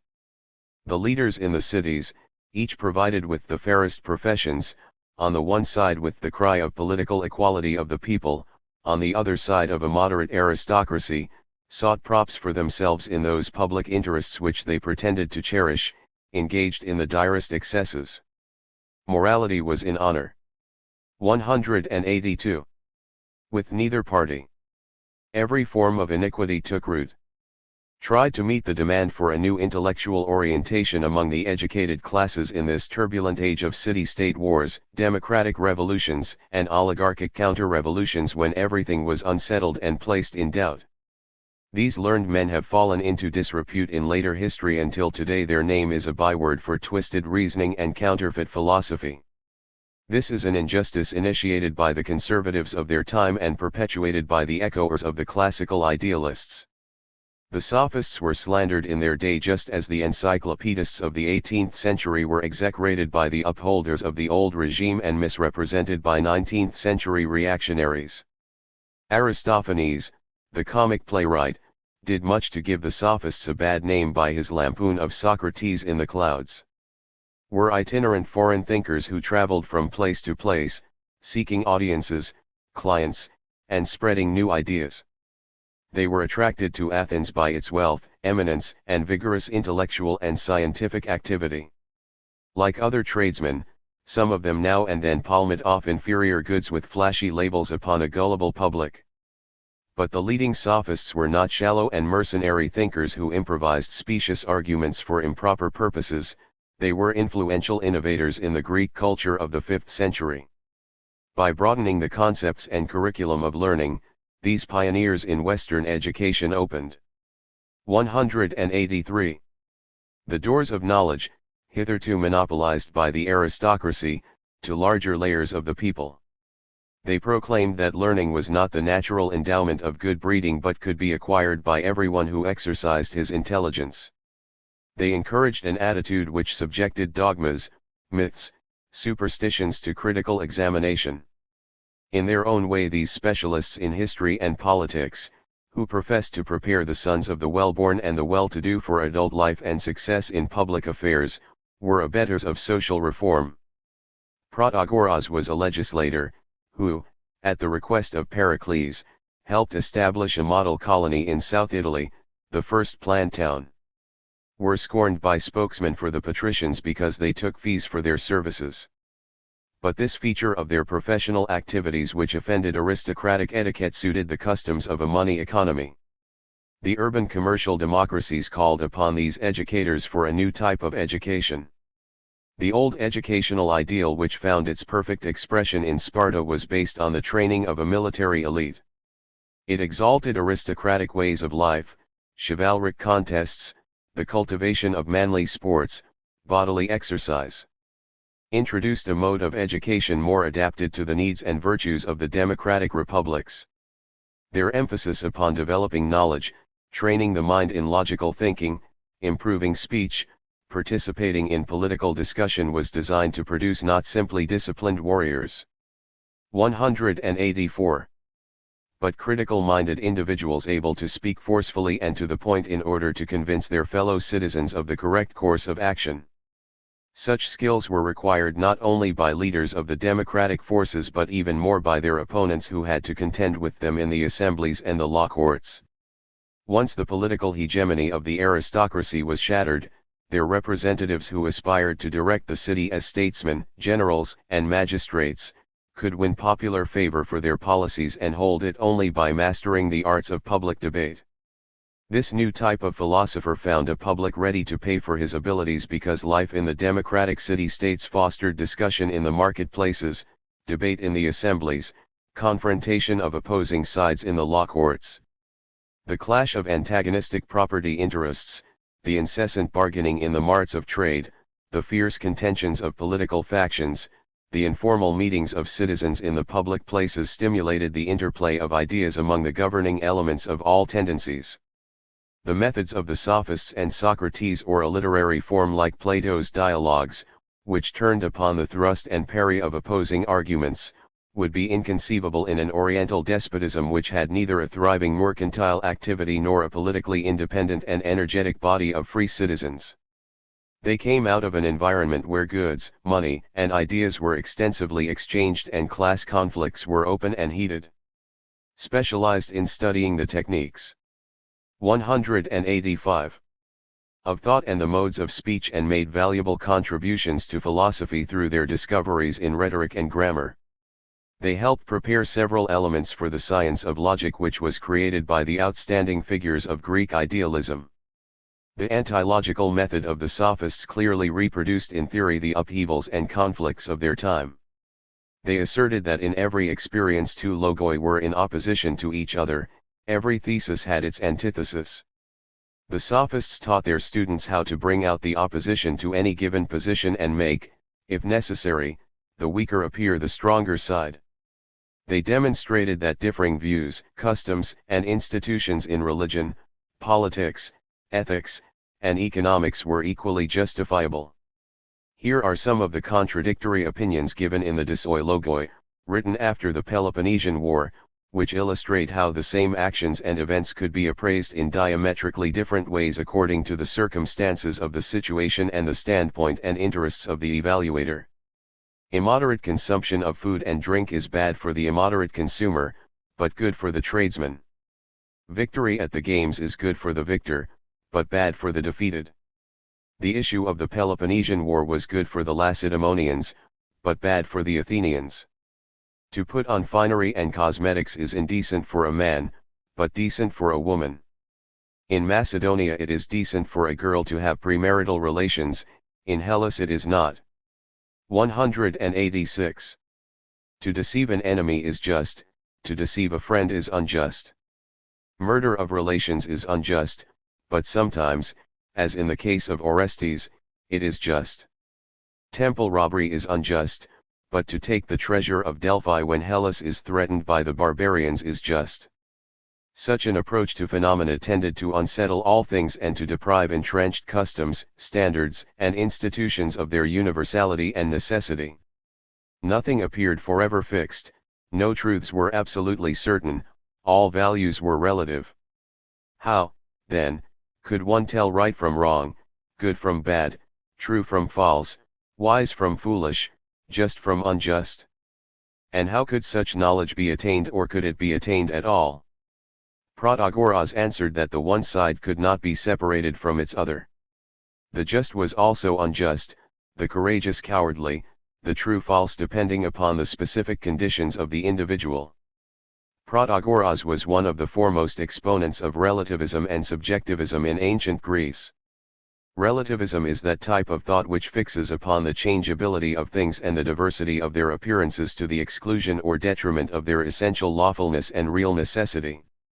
His point of view pivoted upon two principal propositions. 1. Man is the measure of all things, of the being of those that are and the not being of those that are not. 2. Contradictory assertions are equally true. On such a basis things were to each person just as they appeared to him, all sensations, all notions were. 187. Relative, individual, and arbitrary. There can be no common knowledge of an independent material reality, no objective truth. It is impossible to know what things really are in themselves since they appear so very different to different animals, different men, different senses, and under such varying circumstances as age, health, situation, etc.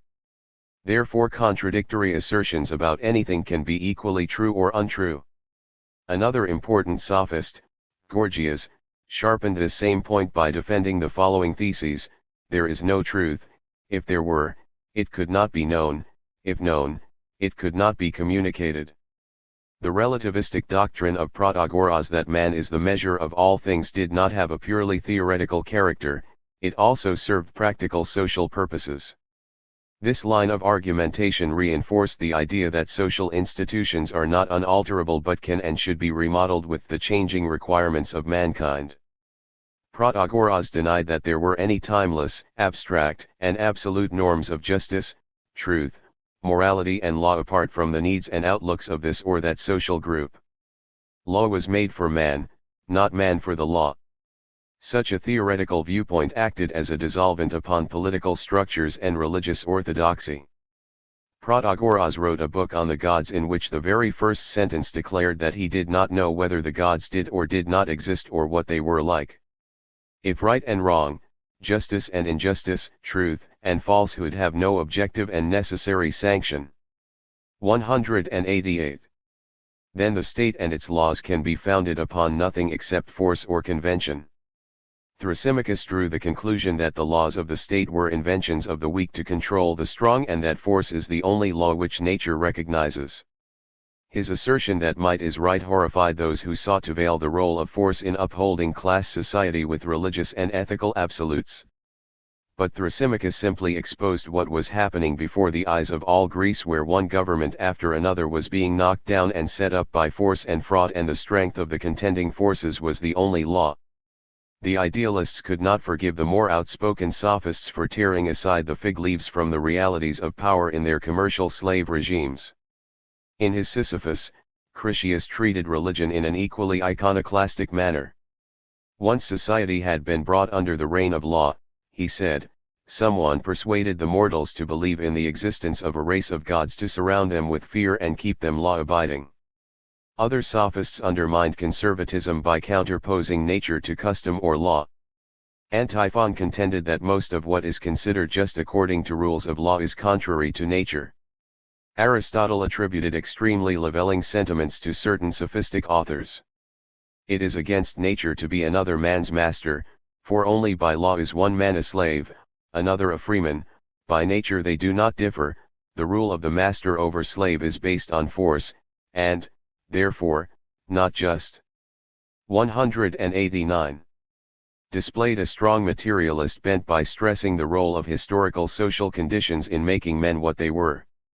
In common with the atomists, the Hippocratics, the historians, and the dramatists, they looked upon mankind as essentially a creative craftsman whose inventive skills were responsible for the achievements of civilization.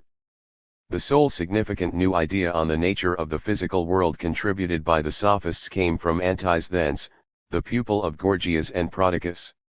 He was the first Greek thinker to identify being explicitly with material body. He stated that only individuals exist and only corporeal things sensitive to the touch were real. The qualities of objects perceived by the senses, detached from the substantial being that contained them, were unreal. His theory of knowledge was the antithesis to that of the idealists who abstracted qualities from things and transformed them into independently existing entities. Antis thence is reported to have remarked, 0 Plato, I see a horse, but I do not see horseness. This view of matter as extended and resistant substance was not widespread in antiquity, although it later passed into the Stoic view of nature. However, the conception of matter faintly foreshadowed by Antis thence was to become a keystone in the mechanical system of nature which dominated the bourgeois epoch. Although the sophists consorted with the upper classes and did not champion the most radical opinions, the restless criticism of their dialectical method made the conservatives detest and mistrust them. Their 190 teachings were supposed to corrupt the youth and subvert morality, political stability, and religion. The classical idealists took the techniques of logic devised by the sophists and turned them into weapons for a systematic counter-offensive against their relativism, individualism, skepticism, and subjectivism. Socrates argued against the sophists that the just and the lawful were the same. Plato maintained against Protagoras that not man but God was the measure of all things. He wished to reserve rulership to the best, whereas the sophists were willing to impart statecraft to any rational person. They undertook to offset the liberalizing influence of the sophists by finding absolute and invariable standards in philosophy, logic, ethics, and politics which could restabilize the positions and values of the oligarchy imperiled by the triumphant democratic movement. 12 Athens and the Socratic Revolution. Socrates lived from 469 to 399, Plato from 427 to 347, Aristotle from 384 to 322 BC. All three centered their philosophical activities in Athens. They were affiliated with one another and formed a continuity of idealist thought stretching over 100 years. The development of idealism cannot be understood apart from the evolution of Athens during the 5th and 4th centuries, because these classical idealists were among the supreme representatives of its culture. 191. The Greek cities had emerged from tribal and village conditions in which most other peoples and even some retarded Greek communities still lived. They were soon to pass under the subordination of the Alexandrian Empire.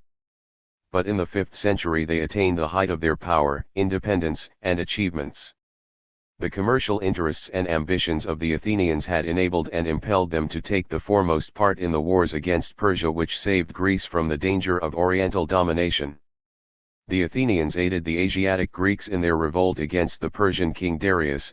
Athenian forces conquered the Persian invaders at Marathon, and her fleet assured the victory over the admirals of Xerxes at Salamis. Athens, the savior of Greece, became the center of the Pan-Hellenic Confederacy. The Aegean became an Athenian lake as its rule was extended over Megara and Boeotia. But, at the peak of its power, Athens became involved in a prolonged war with its rival Sparta, which lasted with interruptions from 431 to 404 BC and ended in the defeat and downfall of the Athenian Empire. The humbled Athenians never regained their hegemony over Greece. The internal history of Athens was as dramatic and turbulent as its foreign relations. During both its up 192, 193 ward and downward course, its career was marked by fast-moving overturns. Thanks to its prosperity and power, the city became architecturally transformed. Art, literature, philosophy, history flourished. With the push given by its plebeian and maritime population, the Athenian constitution became the most democratic in Greece. In the Athens of Socrates' time, stages of progress which required centuries elsewhere were compressed within a few generations. The bewildering rapidity of these changes, the extremely compressed character of the historical development, and the startling reversals at home and abroad inspired the most strenuous exertions and liveliest thoughts among its leading inhabitants. Athens, even more than the other advanced cities of Greece, incorporated sharp contrasts. It was part urban and part rural, although the city dominated the country, part old and part new, part free and part slave. Production for use was intermixed with production for exchange. Agriculture and stock raising were carried on side by side with mining and rapidly developing industry, trade, and banking. Early tribal customs, ideas, and institutions blended with social, political and economic innovations. Freedom and self-government for its citizens clashed in theory and in practice with enslavement and disfranchisement at home and imperialist expansion abroad. These paradoxical combinations and the violent contradictions arising from them imparted a tremendous dynamism to the development of Athens and keenly edged the minds of its inhabitants. A.D. Godley writes, "The city was always eager to hear or tell." 194. Of some new thing. It was a period of intellectual awakening, when, as in the Elizabethan and in our own era, new ideas and new discoveries were daily widening the field of discussion. The vehicle of criticism was not writing, but conversation. Wit encountered wit in actual speech. And several causes operated to make Athens beyond all Greek towns a conversational center. Her political importance, as well as her theatrical exhibitions, brought crowds of strangers from all parts of Greece, the Aegean, nay, from the western outposts of Hellenic civilizations, from Sicily itself and the Greek towns of southern Italy. Even the hardships of the Peloponnesian War had their effect in this direction, as the fear of the Peloponnesian raiders more and more centralized Attic life within the walls of the metropolis of Athens. So in Athens, the most diverse elements might find a meeting place: country gentlemen driven from their estates by the terror of invading armies, islanders bringing tribute from the Aegean, traveling professors from southern Italy or Asia Minor, all alike contributing after their several fashions new points of view and new elements of discussion.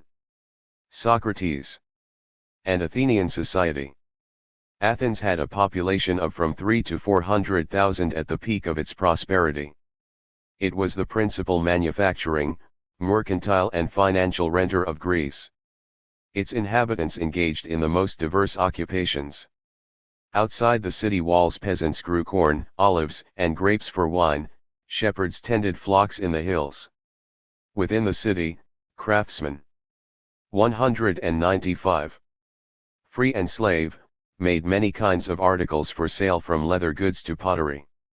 4 miles away was the port of Piraeus, the scene of a bustling export and import trade and shipbuilding, connected by walls with the city. Not far, in the hills of Laurion, were the silver mines where 20,000 slaves extracted the precious metals which provided a large measure of Athens' revenue. The monetary economy of Athens had traveled very far from the old self-contained village community. This cosmopolis was dependent upon foreign imports for its food and upon exports for its prosperity. Its far-flung economic base made it the diplomatic, military, and naval power of the first rank in the Mediterranean and plunged it into wars against such enemies of Greece as Persia and such rival city-states as Sparta and Corinth. The highly developed economy of Athens accounted for the variegated hierarchy of its social structure. In the countryside, rich landlords and noble families were arrayed against small farmers, pastoralists and miners. Within the city, manufacturers, merchants, shipowners, financiers, and professional people jostled artisans, mechanics, maritime workers and sailors. Unlike 6th century Miletus, trade in 4th century Athens was largely concentrated in the hands of non-citizens and based on money lenders' capital.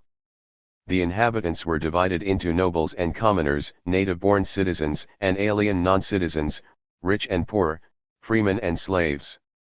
The citizens with their wives and children roughly numbered about 160,000, resident aliens about 90,000, slaves 80,000.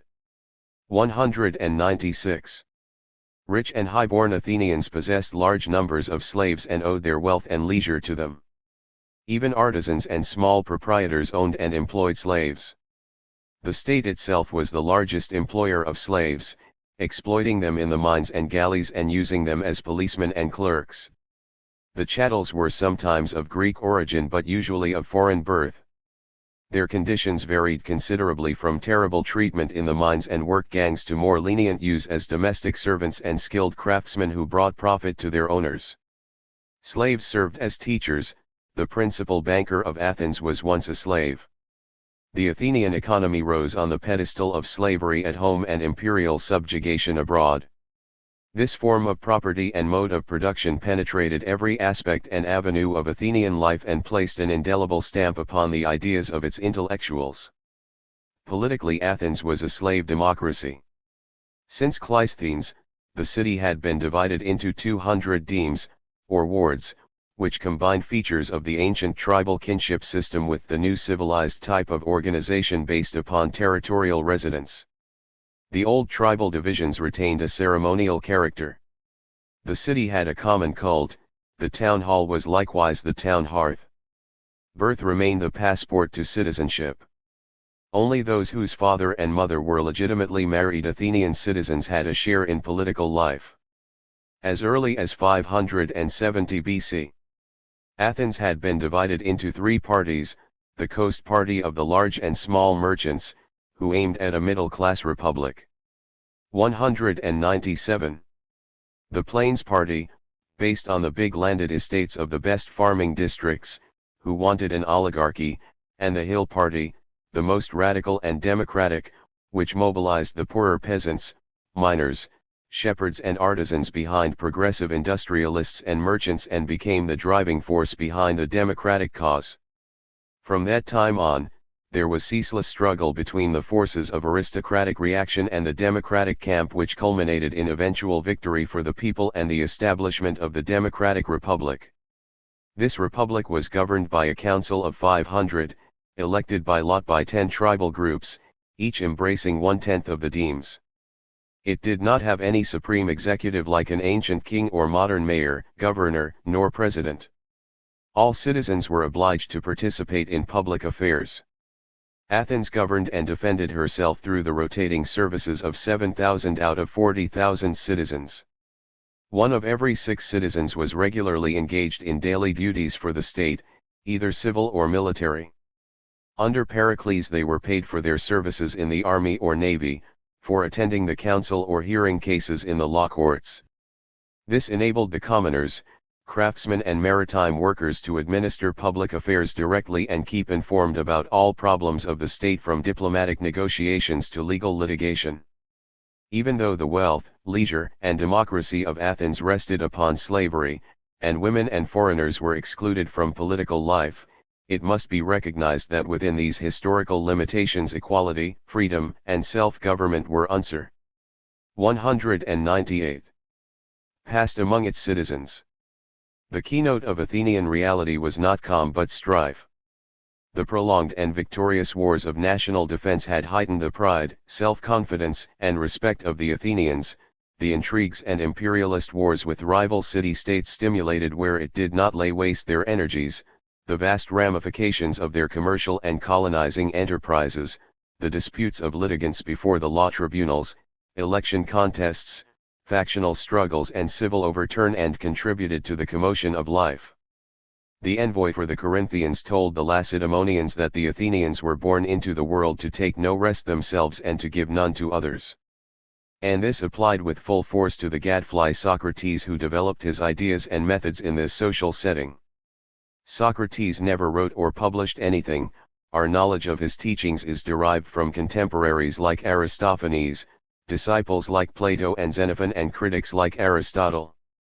He resembled the sophists in his mode of activity, as a teacher of the upper-class youth, a critic of prevailing conventions, and the center of a circle of friends which included some of the foremost citizens of Athens.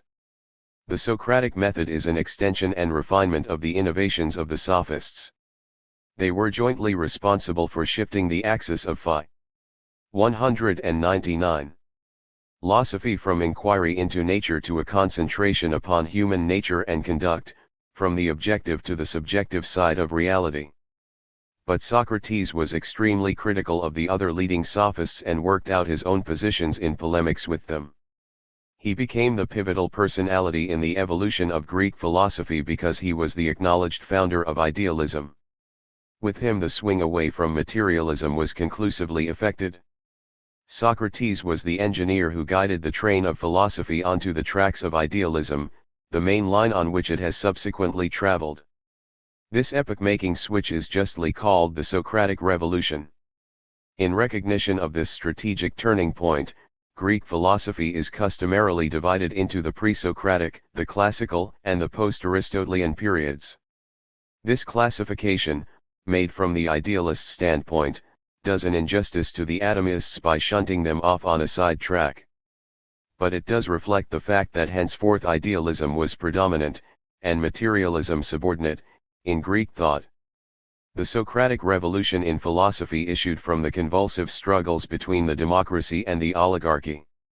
Socrates spent all 70 years of his life in Athens and rarely went beyond its walls.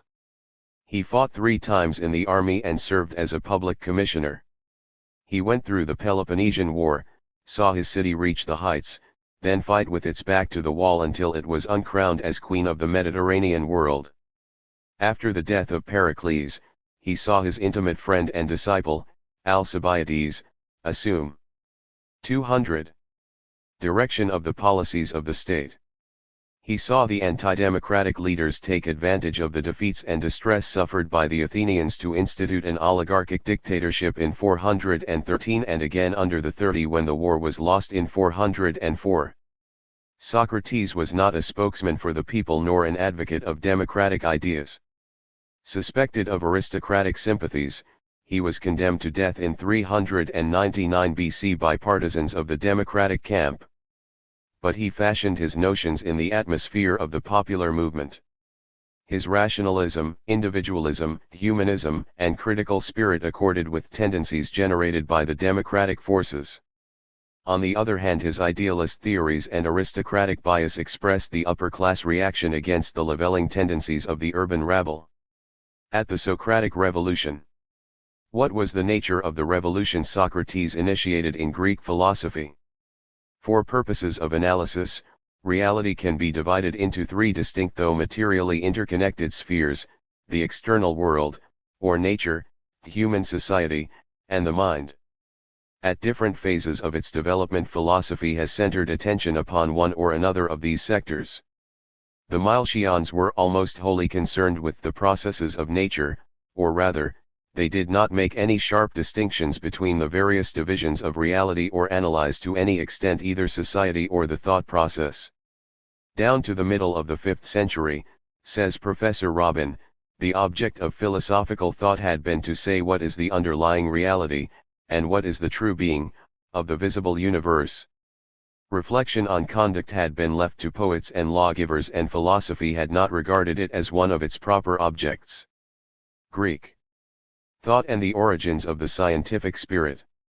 With the Sophists and Socrates, a more advanced level of theory was reached. They differentiated society as an object distinct from nature and began to examine social relations and human conduct in a scientific way. This shift from the investigation of nature to the study of mankind may appear at first glance to be 201. 202. A retreat from science. It is true that Socrates relegated inquiry into nature to the background and even regarded it as worthless in philosophical questions, but there were more positive aspects to this turn in philosophy than a mere aversion to further investigation of the external world. Although he came to idealistic conclusions, Socrates investigated the nature of society and the conduct of mankind in a naturalistic way without appealing to religious sanctions or relying on established custom. Human life was analyzed as physiologists dissect a frog, and the result was a secular, unmetaphysical ethics. This was a step forward for philosophy. Socrates extended the circumference of rational thought to cover social life, giving philosophy an explicitly political aim and combining critical thought with social practice. The fact that the center of theoretical interest was displaced from the natural to the social environment was not in itself a sign of retrogression, as it is sometimes interpreted. It was rather an expression of the deep need felt by the contending forces in the leading city-states to find answers to a series of unpostponable moral, political and theoretical problems. We can note a comparable emphasis upon the solution of social problems in such philosophies as Marxism, which aimed first of all to provide answers for the movement of the modern working class, or the pragmatism of John Dewey, which was the philosophical instrument of the progressive movement in the United States. Incidentally, That is why Dewey felt so strong a sympathy with the accent upon morality and social problems to be found in Socrates. 203. The great reversal which Socrates instituted in philosophy on behalf of the Athenian aristocracy beset by the democratic movement was to subordinate nature to mankind in theory by reinterpreting natural processes on the model of human activity and human reasoning. What the primitives had done in a spontaneous way through magic and primitive animism, Socrates reproduced in an entirely different and wholly rational form on the higher level of civilization. The Ionian physiologists proceeded from natural laws to human life, Socrates proceeded from human thought and social activity to nature. As Lang has remarked, his entire conviction is that the reason which has created the world's structure proceeds after the manner of human reason, that we can follow its thoughts everywhere, although we must at the same time admit its infinite superiority. The world is explained from man, not man from the universal laws of nature. In the order of natural events, then, there is presupposed throughout that antithesis of thoughts and acts, of plan and material execution, which we find in our own consciousness. For Socrates, mankind was created by a supreme and intelligent craftsman who contrived the rest of the world to serve our needs. He pointed out how God, or the highest good, has taken care to provide mankind with light, water, fire, and air. The sun shines by day and the moon and the stars by night to give light to mankind. The earth produces food and other necessities for our sustenance, and the animals exist to serve mankind. The human organism and its organs equally prove the wide foresight of the 204. Benevolent Creator. Are not these eyelids provided as it were with a fence on the edge of them to keep off the wind and guard the eye? Even the eyebrow itself is not without its office, but, as a penthouse is prepared to turn off the sweat, which, falling from the forehead, might enter and annoy that no less tender than astonishing part of us. This is a thoroughly teleological conception of reality which sees the evidences of intelligent purpose and divine handiwork everywhere. It is unabashed, unalloyed idealism. The universe is animated by purpose and guided by reason. This specific rational purpose is modeled upon the social position and outlook of Athenian aristocrats. God takes care of the needs of mankind and especially its philosophical elite, just as the material needs of these men of leisure were taken care of by others. If Socrates established this idealistic view of the cosmos, he is no less the founder of a rational doctrine of morality and the creator of a systematic theory of knowledge. Declaring that the unexamined life is not worth living, he sought to subject human conduct and social institutions to rigorous criticism by reason. The ethical theory of Socrates is bound up with his theory of knowledge. Knowledge is not only the means to right conduct in life, it is the very essence of morality. Virtue is knowledge. No one does wrong willingly or consciously. Men fall into evil ways because they do not know what the right or the good is. Virtue comes from true knowledge, and all true knowledge must proceed from correct conceptions. 205. Thus Socrates hinges his whole philosophy upon true knowledge, which can be acquired only through the criticism of prevailing ideas. Morals depend upon logic. This is a long way from the customary morality of ancient Greece or the morality based upon the divine origin of the Ten Commandments of the Israelites as interpreted by priests and prophets. Although aristocratic in substance, Socrates aimed to put morality upon rational foundations. Socrates had a distinctive method of thought. It started from the assumption that there are two different kinds of knowledge, the ordinary, unexamined opinions of people and the methodical, conscious, true conceptions of the philosophical mind that has uncovered the good in each case. This Socratic elenchus is a means of separating false from true knowledge and arriving at real knowledge by a critical examination of the basis of our beliefs. The physiologists of Ionia had tried to find out the truth by investigating nature and the nature of things themselves. Socrates took a different tack. Instead of a direct investigation of the facts, he examined the statements which people made or the theories which they held about them. He started with some proposition which is presumably or provisionally true. He treats this as an initial hypothesis which will lead through the course of contradiction to a final or self-evident truth. Taking this initial proposition, he proceeds to deduce its logical consequences. In the course of further discussion, other aspects of the situation are brought. 206. Forward until opposing views confront one another. The aim of this dialectical method of eliciting counterposing views on the same question is to draw out the consequences of each side in order to see which is true. The result of this debate, dialogue, or many-sided dialectical development of ideas is genuine knowledge as contrasted with mere opinion. Unlike certain sophists and skeptics, Socrates had no doubt that it is possible and necessary to achieve certain knowledge and the truth about things. In the Phaedo he expressly warns against misology, that is, a distrust in the outcome of valid reasoning. He undertakes a dialectical examination of any topic in order to arrive at secure and validated knowledge of its real nature. In reaction against the sophists, who stressed the relativity of morals, values, laws, etc., Socrates used his method to distinguish the necessary, the permanent, and the universal from what was contingent, transitory and individual in ideas. He aimed to discover the intelligible in the sensible, the essential in the accidental manifestations. He tried to attain this by the rational process of generalization which ends in a definition of the given thing. This definition is the true form or the real cause of its being. Anything beautiful, for example, is a manifestation of the form of beauty itself. In the last analysis, the idea of the good, and other absolute ideas or eternal forms of being were, for Socrates, inborn in the soul, which carried the memory of them from a previous state of existence into this world. All know. 207. Lege's recollection, recovery, or recognition of the eternal forms. Socrates' theory of knowledge becomes the gateway to a completely idealistic theory of a reality higher than the material world which mankind experiences through the senses.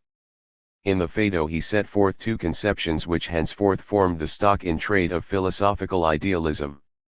These are the doctrines of the divinity and immortality of the soul and the theory of the autonomously existing forms of ideal being. These two key ideas support each other. Belief in the soul's immortality is propped up by the theory of ideal forms which are equally eternal. The theory of ideal forms depends upon the activity of the soul apart from the body. Socrates created the conception of the soul which is the essence of idealism and which in one guise or another, spirit, mind, absolute idea, has dominated European theology and idealist philosophy since. The doctrine of the soul popularized and perpetuated by Christianity was borrowed from Greco-Roman culture, which owed it to Socrates. The roots of this belief in an immaterial other self go far back into savagery. In Homer the psyche or soul is a ghost present in a man as long as he lives and which leaves him at death. Among the Ionians and with Heraclitus, the soul is identified with the air or fire. The early Pythagoreans transformed the psyche into a permanent individuality which has fallen from its former divine state and must practice rules of life which will restore it to its place among the gods. Socrates took these old ideas and reshaped them. 208. He identified the soul as the source and seat of both knowledge and goodness. He was the first to rationalize the concept of the soul and make it that element in human beings which has knowledge and ignorance and can distinguish between virtue and vice. He secularized the soul by identifying it with the normal consciousness and character of people, and at the same time, he spiritualized knowledge and conduct by identifying these modes of human activity with a divine entity. The business of this divine constituent in mankind, the soul, is to know, that is, to apprehend the essence of things in the forms, and above all, to know good and evil. It will thereby govern a man's actions so that he will lead a good life on earth and win eternal bliss.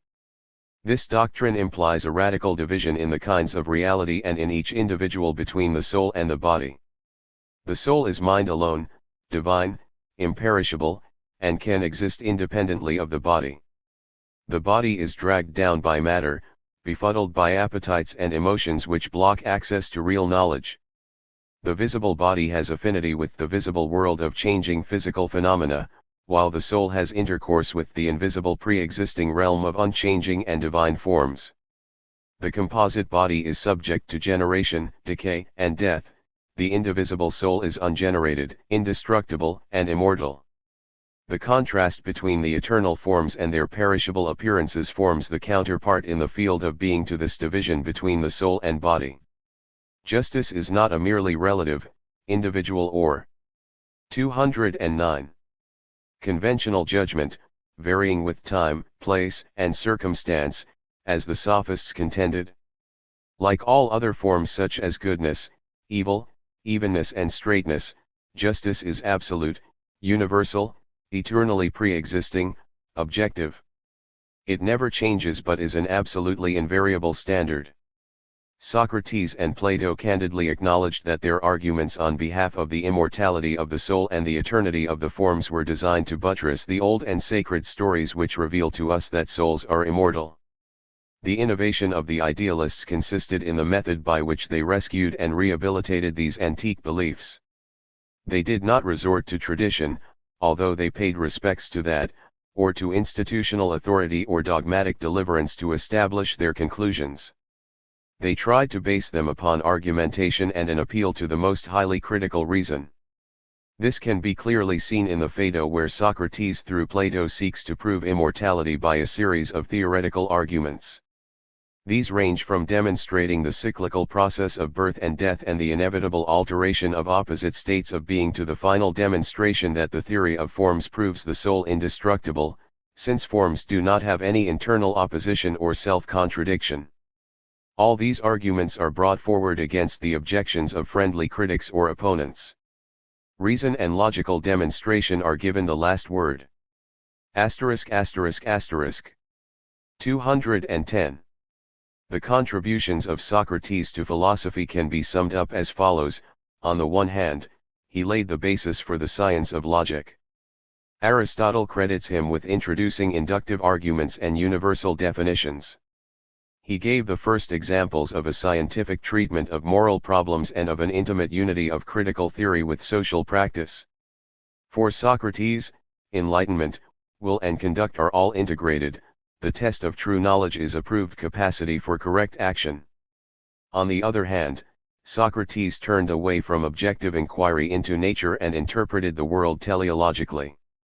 He reinforced religion with his conception of the immortal soul, temporarily inhabiting a house of clay. He explained human history as a display of divine providence rather than as the self-development of mankind in the struggle for survival under given conditions. He developed the theory of eternal ideas and absolute forms which stood above and apart from the manifestations of matter. All these latter doctrines have been incorporated in that philosophical idealism which has dominated European thought in the 2,400 years since his time and remains today as then the irreconcilable adversary of materialism. 13. Plato and Aristotle. With Plato and Aristotle, Greek thought attained the peak of its development and became cast into those classical molds which have been transmitted through the centuries and affect philosophy to our own time. It would be profitable to devote considerable study to these giants of thought. However, most pertinent to this work is their common opposition to materialism as the supreme representatives of idealist thought rather than the not unimportant variations in their individual ideas. Why did these eminent idealists have such enduring effects upon the course of philosophy in Greece and thereafter? Idealism first appeared as a coherent view of the world in a society where exchange relations arose out of slave production. But the idealist standpoint reflected the conditions of the slave system far more than the superstructure of market relations. It was the 211. 212. Ideological expression of the slave-holding aristocracy in its defensive battle for supremacy against democratizing tendencies emanating from the mercantile and plebeian forces in the Greek city-states. The idealists were the first great ideologists of class society and its forms of rule in the Western world. This comes out most clearly in their defense of slavery as ordained by nature, in their championship of the caste system against democracy and of the aristocracy against the claims and aggressions of the people. An acquaintance with these Greek thinkers is especially useful in correcting the lazy assumption of rationalistic people that all enlightened and educated minds will necessarily arrive at the same general conclusions on social questions. Thanks to the bourgeois democratic revolutions, it is today a theoretical commonplace that all men are naturally equal and should be brothers in one universal human society. Yet such ideas were utterly alien to these ideologists of the aristocracy in the Greek city-state. They thought the contrary. In their eyes men are by nature unequal and divided into distinct classes. Everyone belonged to an appropriate rank in the graded hierarchy of a civic body. Only in that way could men be really human or become thoroughly civilized. Socrates demonstrated that this was not mere speculation but corresponded to the most deeply held conviction when he refused to flee and submitted to the death penalty imposed upon him by a hostile jury in his native Athens. The idealists perfected their philosophy in response. 213. To the historical predicament in which the Greek propertied classes of money-lending landowners and slave-holders found themselves toward the close of the 5th century. For decades the Greek city-states had been racked by class dissensions in which now the oligarchy and now the democracy had the upper hand. After imperialist expansion brought affluence and then disaster to the city, the Athenian mercantile and maritime democracy was close to a dead end. It could neither help Athens regain its former greatness nor go further in changing its internal constitution because of the irremediable antagonism between the freeman and the slave. This period witnessed the twilight of the first experiment in democratic government. The idealists elected to defend the oligarchic reaction against the democratic forces. Plato and Aristotle both belonged to the patricians. Socrates had close connections with the same circles. Plato came from a highly aristocratic family. His uncle Charmides, one of the personages in his dialogues, was a member of the Directorate of 30 which tried to drown the democracy in blood. Diogenes Laertius said of Plato, in his own country he did not meddle with state affairs, although he was a politician so far as his writings went. And the reason was, that the people were accustomed to a form of government and constitution different from what he approved of. Completely unsympathetic to popular rule, Plato dedicated his talents to the justification of ultra-conservatism in his social thought. However, the petty city-states over which the slave oligarchy contended were as much on the downgrade. 214. In their day as the democracy they hated. Slavery impoverished and degraded the free citizens. 4th century Athens used mercenaries instead of citizens as soldiers, indicating how far the militant democracy of Pericles had deteriorated. In the lifetimes of Plato and Aristotle the Macedonian monarchy was in the process of mastering Greece and overriding the independence of the most powerful of its city-states from Sparta to Athens. This outmoded type of republic was itself about to pass away together with its democracy. Since the patricians whom they spoke for could only lose from the further unfolding of events, whether that came from a popular movement within their own cities or from military conquest by a foreign power, these philosophers tended to exalt immobility over change in their fundamental ideas and set impassable limits to the historical process. One of the major tasks of one-he idealists was to rehabilitate the religious outlook which had fallen into disrepute for many reasons. The clash of moral standards attending the civil and city-state wars had unsettled the old views of the universe along with the positions of its ruling classes. Although they did not deny existence to the gods, even Democritus was still obliged to justify the widespread belief in the gods, although he declared that he didn't know what they were like. The criticisms of the materialists, sophists, and other rationalists had considerably discredited the archaic polytheism among the educated classes. The growing disbelief in the ancient creeds and rituals had to be countered by the reinforcement of religion. The idealist philosophers undertook this. 215. By their own elevated methods. They were not the only ones who came to religion's rescue. New popular cults were spreading at the same time among the lower classes.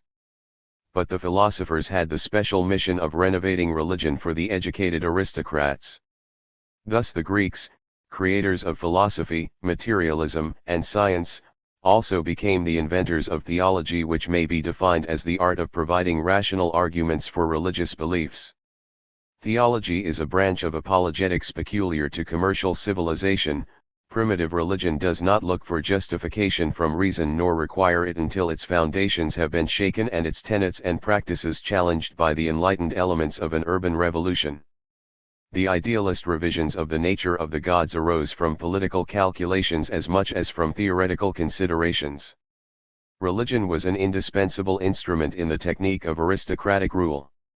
Religious institutions from the shrine of Apollo at Delphi to the local cults were involved in the stability of oligarchic government, the cohesion of the city-state, the successful prosecution of the struggle for upper-class supremacy, and the subduing of the lower orders. The Delphian Apollo, for example, played a centralizing and conservatizing role in Greek religion and politics like that of the Roman papacy in medieval times. The neutrality of its priests in the conflict between the Greeks and the Persians had caused many Athenians to doubt the ancestral faith. The value of religion as a social cement and an instrument of class domination was clearly recognized. 216. Candidly discussed and openly acknowledged by the idealists. Their frankness on this score stands in refreshing contrast to the hypocrisy with which modern theologians and politicians seek to conceal the reactionary influence of religious ideas and institutions. It is highly instructive to study their views because in them can be heard the authentic voice of the governing class in an aristocratic state. In the Republic, Plato disclosed how conscious the Athenian oligarchs were of the utility of religious doctrines in maintaining class rule by advocating the application of the noble lie. After having divided the inhabitants of his ideal state into the three categories of rulers, auxiliaries, and producers, he discussed the means by which this social hierarchy could be perpetuated and the decisions of the rulers enforced.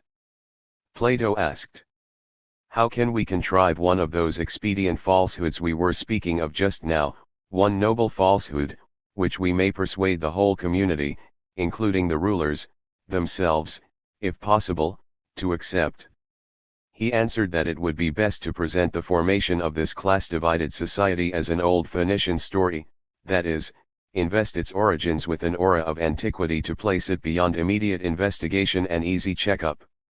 Then he goes on to say, "We shall tell them that all of you are brothers, but, when God was fashioning those of you who are fit to rule, he mixed in some gold, so these are the most valuable, and he put silver in the auxiliaries, and iron and bronze in the farmers and other craftsmen. Since you are all Achan, your children will mostly be 217.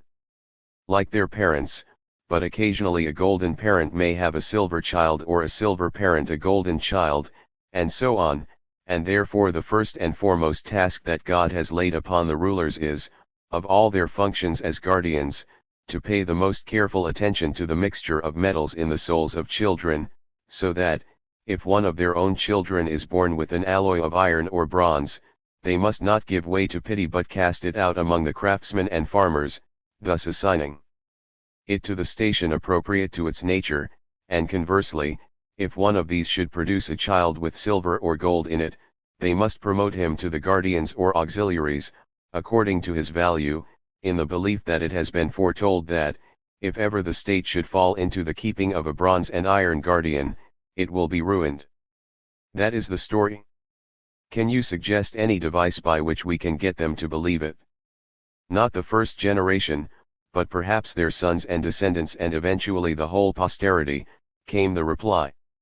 In this passage the connection between religious fables and the techniques of class domination is exposed to full view.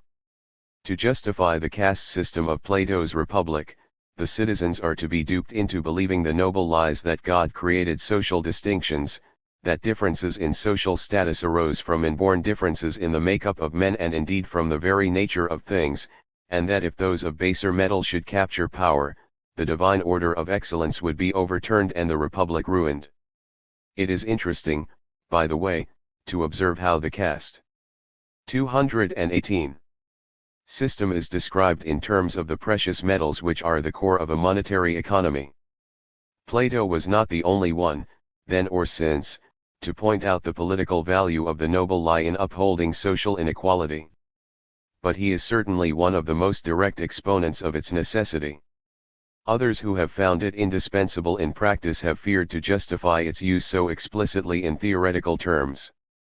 The Greek idealists completed the task of rationalizing the outworn people's religion by replacing mythology with theology, although neither Socrates nor Plato entirely dispensed with myths.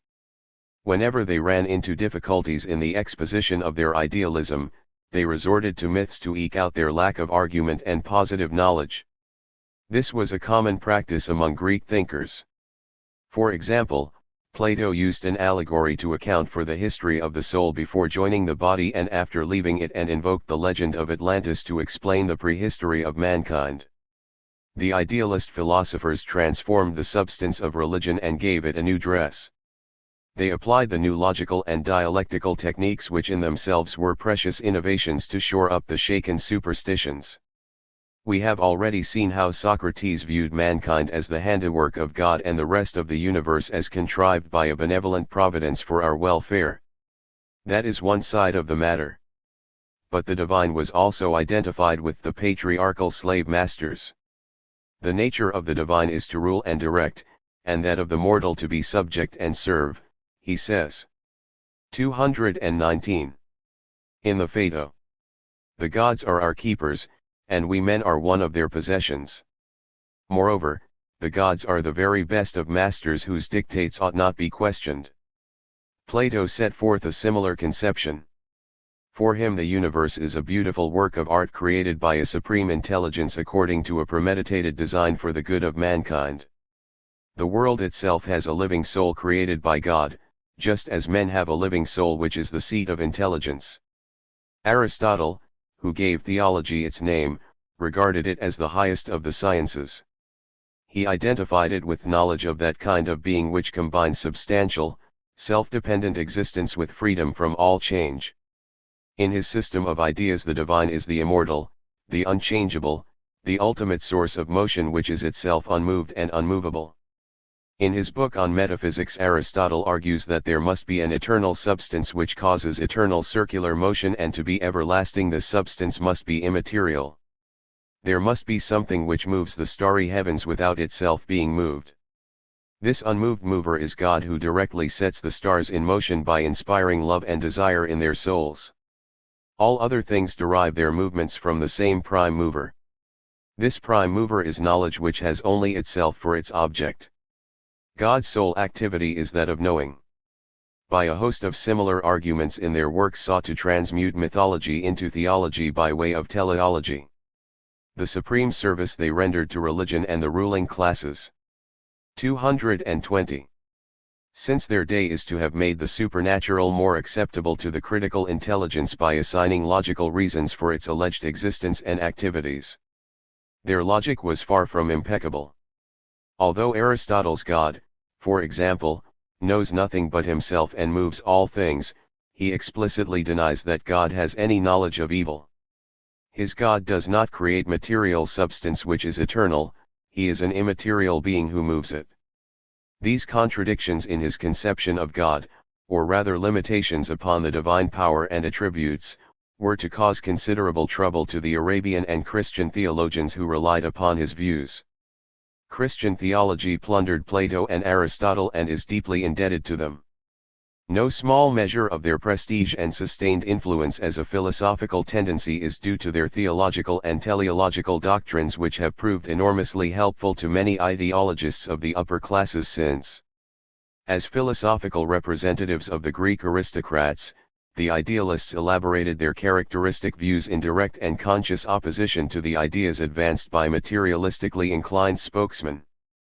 We have previously discussed how Socrates turned away from Anaxagoras on the ground that he failed to accord nous, or intelligence, the critical role in explaining phenomena, and thereafter sought for signs of the divine reason to indicate that everything everywhere was for the best. In the same passage Socrates rejects Empedocles, Anaximenes, and Democritus because they look for the causes of things in such. 221. Material phenomena as the vortex or air rather than in what is really good and fitting. The task of the philosopher, he says, is to show that nature, and the nature of everything, accords with some rational and contrived by divine purpose. Plato was an even more implacable opponent of the materialists. In the Phaedo, which sets forth his arguments for the immortality of the soul, he rejects theories put forward by Simmias and Cebes that would make the soul dependent upon the laws of physical change and decay. Simmias argues that the soul may be likened to the attunement of the lyre, and that just as the attunement vanishes when the lyre is broken and the strings severed, so the soul perishes when the body is dead. Plato through Socrates disposes of these materialist objections by denying that the soul can be compared to an attunement because attunement is a matter of degree whereas the soul is fixed and unvarying, and because an attunement cannot be at discord with the elements composing it whereas the soul lords it over the passions and emotions of the body. Plato directly alluded to his irreconcilable struggle against the materialists in setting forth the doctrine of the ideal forms which constituted his theory of knowledge and depended upon the acknowledgement of the immortal soul. In the Sophist he wrote, "Why, this dispute about reality is a sort of battle of gods and giants. One side drags everything down to earth, literally laying hands on rocks and trees, arguing that only what can be felt and touched is real, defining reality as body, and if anyone says that something 222 without body is real, they treat him with contempt and will not listen to another word. Yes, they are clever fellows, I've met a lot of them." So their opponents in the height of the unseen defend their position with great skill, maintaining forcibly that true existence consists in certain intelligible, incorporeal forms, describing the so-called truth of the others as a mere flowing sort of becoming, not reality at all, and smashing their so-called bodies to pieces. On this issue there is a terrific battle always going on. As George Thomson points out in Volume 2 of his Studies in Ancient Greek Society, the giants are the materialists and the gods are the idealists. In the Laws Plato condemns the materialists as godless men who undermine religion, subvert the existing moral order, foment civil strife, mislead the young and corrupt their morals. They say that earth, air, fire, and water all exist by nature or chance, not by art, and that by means of these wholly inanimate substances there have come into being the secondary bodies, the earth, sun, moon, and stars. Set in motion by their individual properties and mutual affinities, such as hot and cold, wet and dry, hard and soft, and all the other combinations formed by necessity from the chance admixture of opposites. In this way heaven has been created and everything that is in it, together with all the animals and plants, and the seasons too are of the same origin, not by means of mind or God or art but, as I said, by nature and chance. Art arose after these and 223. Out of them, mortal in origin, producing certain toys which do not really partake of truth but consist of related images, such as those produced by painting, music, and the accompanying arts, while the arts which do have some serious purpose, cooperate actively with nature, such as medicine, agriculture, and gymnastics, and so does politics too to some extent, but it is mostly art, and so with legislation it is entirely art, not nature, and its assumptions are not true. How do you mean? The gods, my friend, according to these people, have no existence in nature but only in art, being a product of laws, which differ from place to place according to the conventions of the lawgivers, and natural goodness is different from what is good by law, and there is no such thing as natural justice. They are constantly discussing it and changing it, and, since it is a matter of art and law and not of nature, whatever changes they make in it from time to time are valid for the moment. This is what our young people hear from professional poets and private persons, who assert that might is right, and the result is, they fall into sin, believing that the gods are not what the law bids them imagine them to be, and into civil strife, being induced to live according to nature, that is, by exercising actual dominion over others instead of living in legal subjection to them. What a dreadful story, and what an outrage to the public and private morals of the young. These tunes are familiar, they sound like the accusations against the materialists and Marxists coming from conservative circles today. 224. Aristotle was the first historian of philosophy and explicitly developed his own ideas in constant critical comparison with those of his predecessors. He refuted previous opinions and exposed the errors and shortcomings of the earlier materialists in order to validate his own positions. Indeed, many of his criticisms of specific views of the earlier materialists were quite warranted and well-founded. But Aristotle carefully counterposed his own ideas to those of the materialists in his conceptions of nature, society, and the thought processes. His idealism is particularly pronounced in his conception of what nature is. Whereas the physicists regarded nature as wholly material, Aristotle saw nature as a mixture of matter and form, or end and purpose. Natural events unfold like human art. They are all animated by thought and directed toward a specific end which realizes its essential character and implicit aim. Nothing in nature is done in vain or without purpose. All perishable things aspire in their movements to the good and the perfect, more or less clearly desired, which is God, the unmoved mover, the thought of thought. This formidable phalanx of idealist philosophers gave battle to the materialists and overwhelmed them, or at least placed them thereafter on the defensive. The idealists were assisted in their onslaught not only by their association with the material interests of the ruling oligarchy but also by certain inescapable weaknesses in the arsenal of their philosophical adversaries. The early materialists gave cogent explanations of the origins and operations of natural phenomena and 225 of the beginnings and development of society. They displayed astonishing insight for their time in analyzing the central points in these two spheres of reality. But the first materialists were weak and vulnerable when it came to accounting for the invisible but extremely important phenomena bound up with the mental processes. The idealists, on the other hand, proved exceptionally able in this field of science. The idealists were experts in the examination of the thought processes and masters in the handling of general conceptions. They advanced and clarified the problems of knowing while the materialists contributed most to the problems of being and becoming. The outstanding idealists from Pythagoras to Plato rejected the premises of primitive materialism, among other reasons, because these did not deal adequately with the origins, nature, functions, and properties of ideas and did not properly analyze and appreciate the generalizing capacities of the human reason, especially in mathematics. The classical Greek idealists held a fundamentally false philosophical position, but they were keen enough to detect the flaws in their opponents. And it was to take a long time before this defect in materialism was to be removed. 14 Achievements of the Idealists.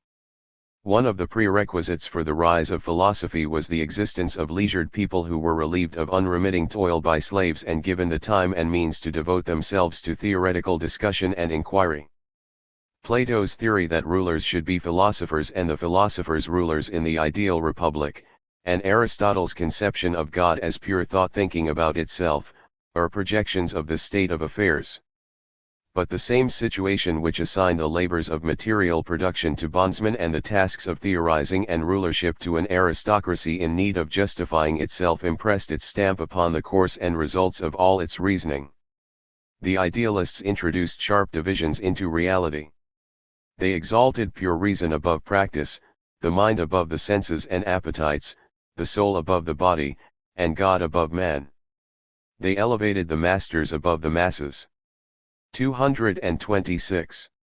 227. And evolved theories which sanctioned social inequality in its grossest forms, the subordination of slaves to owners, non-citizens to citizens, women to men and barbarians to Greeks. Their science subserved theology and both served the political aims and material interests of the slaveholders. The structure of Greek idealist thought corresponded in essentials with the hierarchical structure of the slave system. The master-slave relationship dominated their views of nature, society, and the individual. Its influence is marked not only in ethics and politics but in their physical theories, physiology, and psychology.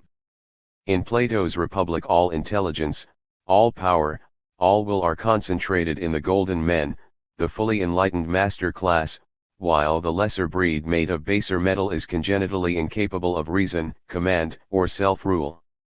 The soul itself consists of three parts, the reason, the spirit, and the appetites. The reason corresponds to the rulers, the spirit to the guardians or police, the appetites to the workers. The body is conceived on the same pattern. The head is separated from the trunk by the neck because the divine part of the soul, located in the head, must be saved from pollution by the menial part lower down. Mind and matter are opposed to each other like master and slave.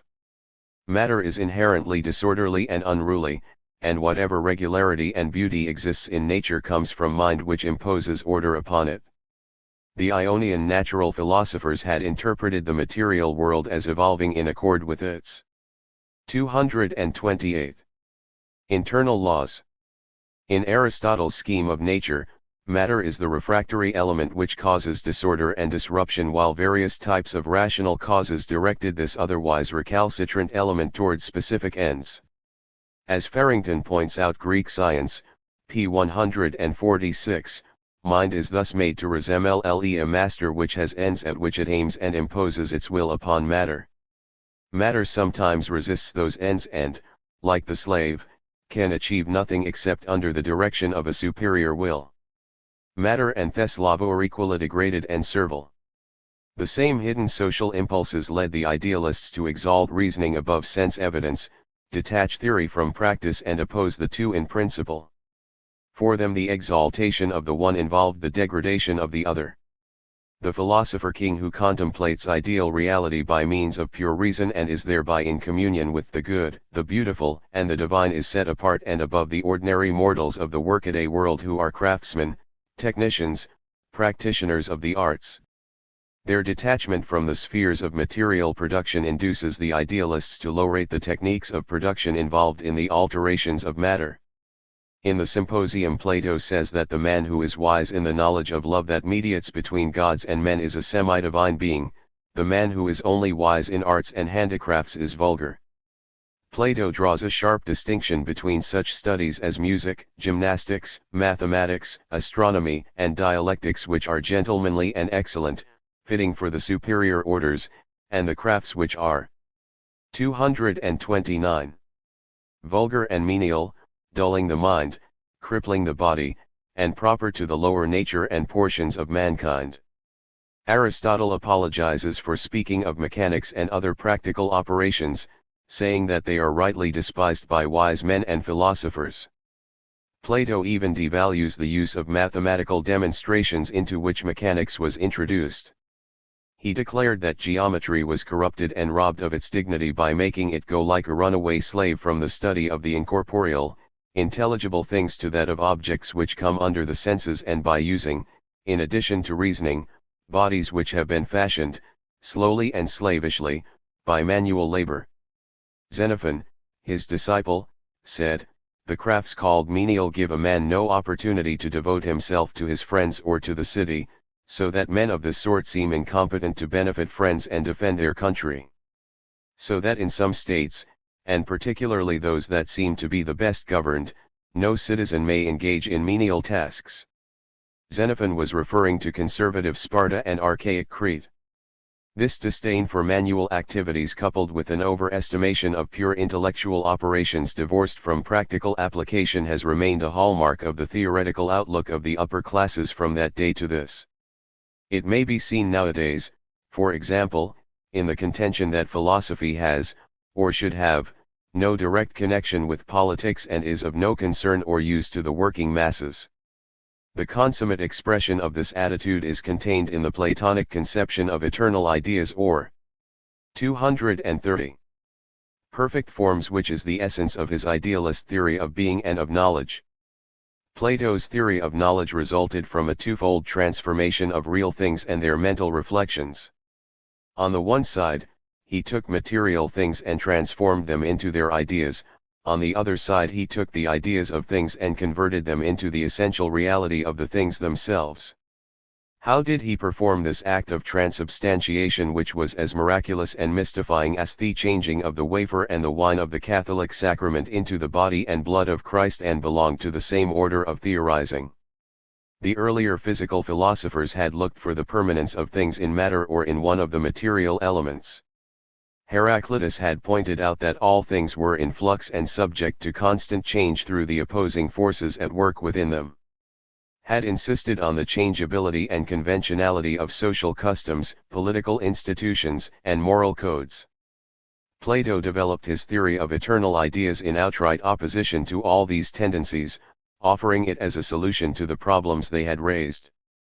He admitted that physical phenomena are always changing and entangled in contradictions.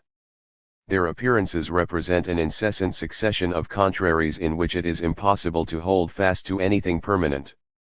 But this changeability and these manifold, elusive, contradictory properties belong only to empirical things, to matter, to the bodily state, to sense perception. 231. There is another and higher grade of existence which is represented and reflected within the ever-changing physical phenomena. These are the ideas or forms. They constitute the essential reality, the permanent identity in things and their appearances. The forms are not subject to any inner opposition. They are forever identical with themselves. Motionless, uniform, ungenerable and incorruptible. They are totally independent of the flux of things and intrinsically fixed and stable. Let us take two examples from Plato of such eternal ideas or forms. Something is wet. What is wet? Wetness is a physical property, caused, as we now know, by the presence of water or some similar chemical compound in the body. But not for Plato. For him a body is wet or becomes so, by participating in, or springing from the idea or form of wetness. The wetness of any particular thing may become less or more, or disappear entirely, but wetness does not increase, diminish or perish. Its existence is eternal, its nature is unchangeable. Ordinary, palpable wetness is a copy of this immortal idea. The same contrast applies to social relations such as virtue, justice, love, friendship, etc., as to physical properties like wetness. There are many virtues, says Plato. But they acquire excellence because each of these particular goodnesses shares in the idea or form of virtue as such. Virtue is the common essence of which the many virtues partake, endowing them with the special quality of virtue, just as the gold of the ingot causes all its parts to be golden. As materialists, we know that there is no real gold. 232. Apart from the metallic substance which is the material reality. To be sure, in addition to this physically existent metal and its social fabrications into ornaments, money, etc., there has arisen the general conception of gold in our minds. But this idea of gold, or formal scientific definition of goldness, is no more than an abstraction from real gold. It is not an eternal form more real than all the samples of the metal in the objective world which gave birth to this conceptual generalization. Plato, however, thought and taught otherwise. The idea or form in our mind of wetness, straightness, evenness, and any other physical property and relation, or virtue, goodness, justice and other social phenomena or moral values, was infinitely more permanent, more real, more true, more essential than any of its empirical manifestations or material copies. For him the process of learning about reality consisted in progressing from pure ignorance through opinion to absolute knowledge. These stages of knowing corresponded to correlative grades of being, non-being, phenomena, and perfect being, as well as to correlative means of cognition from the sensation to the intellect. There was a precise parallelism between every grade of being and every stage of knowing. Sense perception shows things in their contradictions, as both one and many at the same time, as wet and dry, cold and hot. But then the intellect steps in, disentangles these contradictions, and introduces unity and order into the flux of contradictory appearances by singling out the eternal ideas within them. The pure forms are completely immaterial and 233. Accessible to pure thought only. These supreme entities are enthroned in a higher realm far above the mundane welter of things. Plato regarded the objects of mathematics and of moral values as the finest examples of these eternal ideas, although his ideal doctrine extended over all things. Where did these pure forms come from? They were not derived from memories or generalizations from everyday sense experiences, although these evoked them. They had a different origin. They came from a previous life, men recollected them. Their discovery, or rather recovery, pointed to the existence of a higher and better world in the afterlife provided they were consistently pursued in this one. The philosopher is one who does not permit himself to be beguiled by the transient appearances of things but seeks and cherishes their rational essence. Why? The forms are the causes of all phenomena.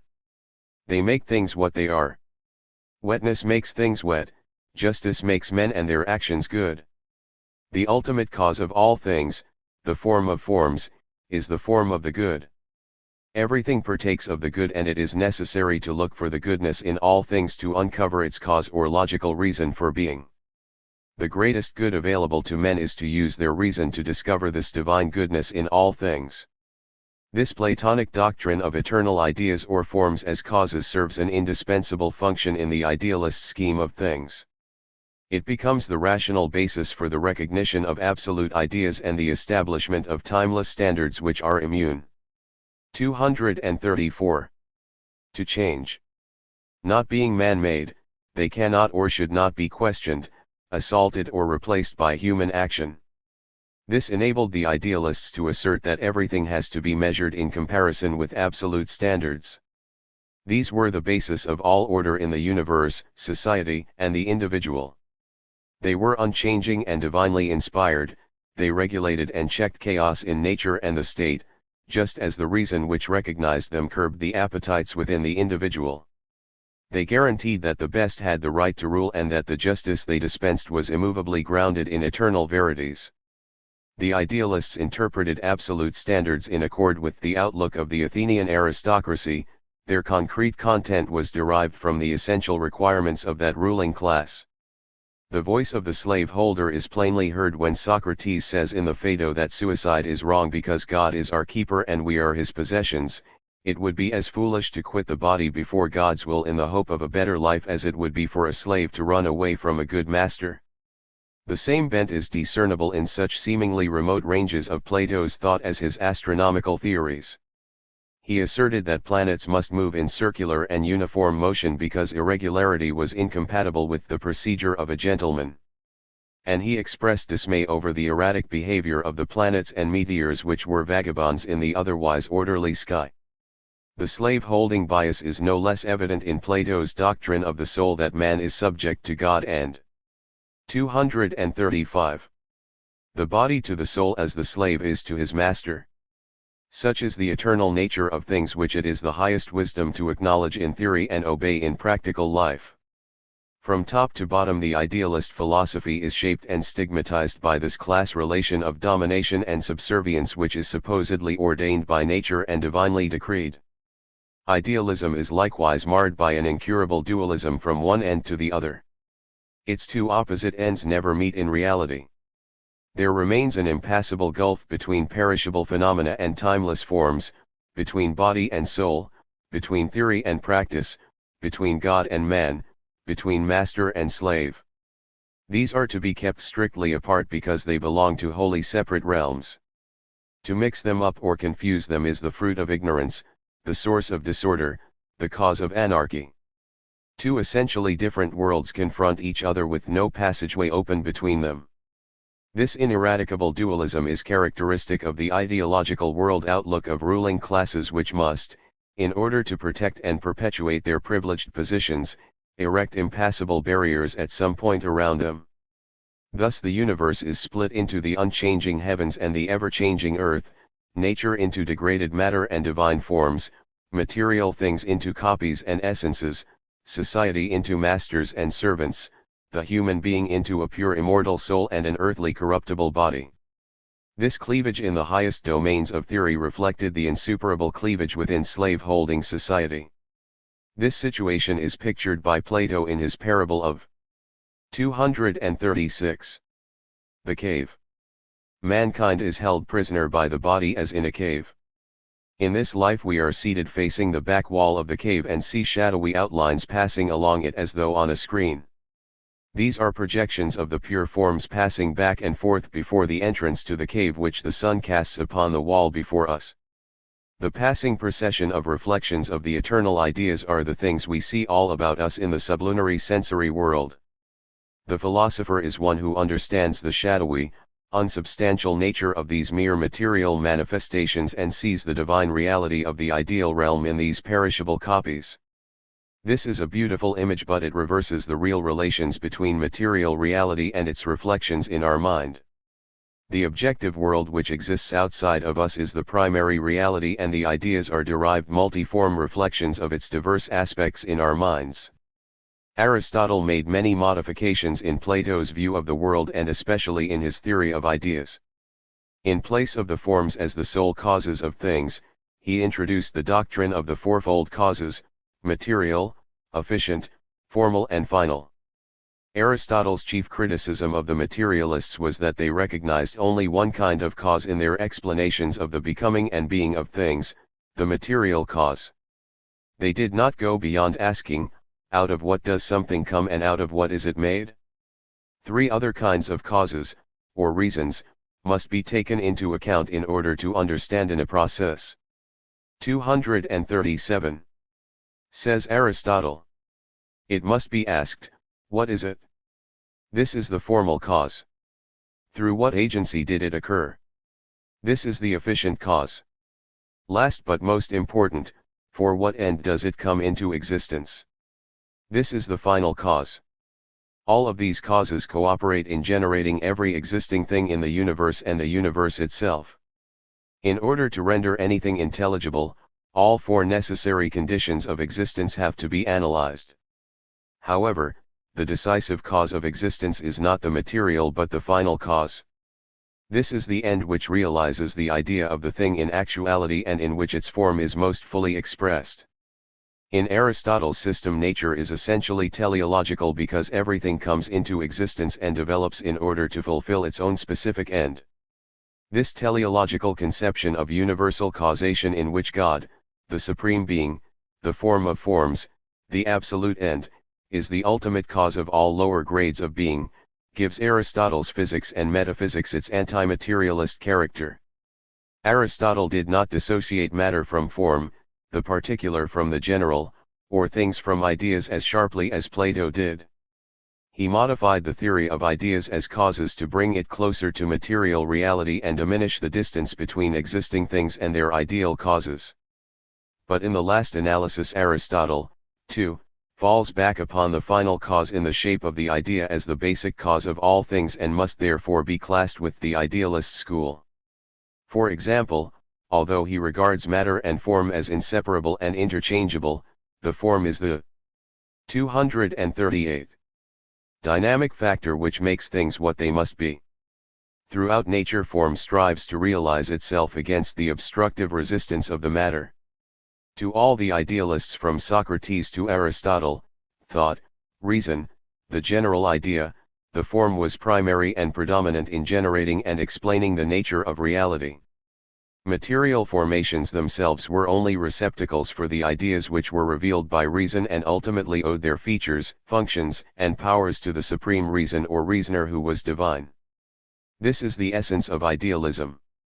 Idealism, like materialism, has changed its form and dress and modified its substance many times over the past 2,500 years. But its basic ideas have remained the same as they were cast by the Greek thinkers of the 4th century BC. All subsequent schools of idealist philosophy are descended from these classical Greeks. This community of thought extends from the Christian Saint Augustine, Plotinus, and the medieval theologians to the principal doctrines of the illustrious idealists of the 17th, 18th and 19th centuries, from the German Leibniz through the English Bishop Berkeley to Hegel, the last of the great idealist thinkers. It likewise embraces their contemporary descendants who dominate official philosophy in the universities. The difference is that the idealist titans of antiquity and the early bourgeois epoch contributed many valuable elements to the advancement of knowledge which have been incorporated into the permanent treasury of philosophic thought, whereas today's pygmies repeat old errors which hold back the progress of philosophy. At the contributions of Greek idealism to philosophy. The great idealist philosophers were thoroughgoing rationalists both in method and in practice. There is a difference between rationalism and idealism. Rationalism insists that everything must have a sufficient cause and every concept must submit itself to the tests of reasonable criticism. In this sense, rationalism goes beyond idealism and is incorporated into the method of any mature materialist philosophy as well. The classical idealists demanded that everything justify itself in the light of methodical reasoning. They did not depend upon tradition, revelation, intuition, mysticism, or any other irrational faculty for the discovery and demonstration of what was real, true, good or beautiful. They relied exclusively upon the activities of the intelligence and its methods. The spirit of their rationalism was expressed in Socrates' dictum that the unexamined life is not worth living. Socrates argued against any distrust of reasoning and constantly urged his interlocutors to bring forward their doubts, criticisms, and objections, not in order to counterpose his views to theirs dogmatically, but in order to improve and extend their mutual understanding and thereby round out and perfect one-sided or superficial views. The idealists rationalized religion and ideologically justified the interests of the slave-holding oligarchy. 239. 240. But they did much more than that. They gave a theoretical basis to many branches of knowledge for the first time: economics, politics, mathematics, morality, aesthetics, logic, biology, etc. Idealism has its historical source in class society, where a minority which owns and controls the conditions of labor compels the majority to carry out its orders. So long as intellectual labor is separated from manual labor and the superintendence of production from the tasks of material production, the favored few devoted to scientific and theoretical pursuits can easily fall victim to the illusion that ideas can be independent of things. Idealism erects this alleged primacy of theory over practice and pure reason over sensory experience into the governing principle of the universe. But idealism is not simply the result of the division of labor in a commodity-producing society. It is the outgrowth of the process of knowledge itself, or rather, of its unwitting abuse. The instrument of knowledge is the concept. Concepts are generalizations from experiences of things arrived at by abstraction. They have a dual character. While concepts reflect or formulate features of their object, they do so in a partial manner. Even the most correct and comprehensive concepts cannot help but distort the realities dealt with to some extent, since they express the contents and connections of things only relatively and approximately, not absolutely and wholly. Idealism disconnects the products of abstraction from the real conditions they represent. It isolates.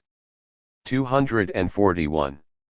One aspect of knowledge from the whole in the case of the Greeks, ideas, and then tries to force all of reality into this single arbitrary mold. Purposiveness, for example, is operative in human action and its concept is applicable to the analysis of human motives. But idealism illegitimately extends this concept to cover nature and the historical process as a whole, where it is out of place. Or, it makes reason, which is the product of nature and society, into their creator. Although materialist thinking may often in practice be tripped up by the inherent tendency of conceptual reflection to diverge from reality and deform it, it has built-in safeguards by its demand that ideas correspond to objective realities.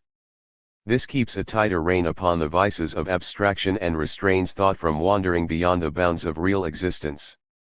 Dialectical thinking consciously counteracts and overcomes this shortcoming of the thought process in two ways: first, by combining individual concepts according to the laws of the movement of their objects, and second, by submitting the conclusions of theory to the continual tests of practice.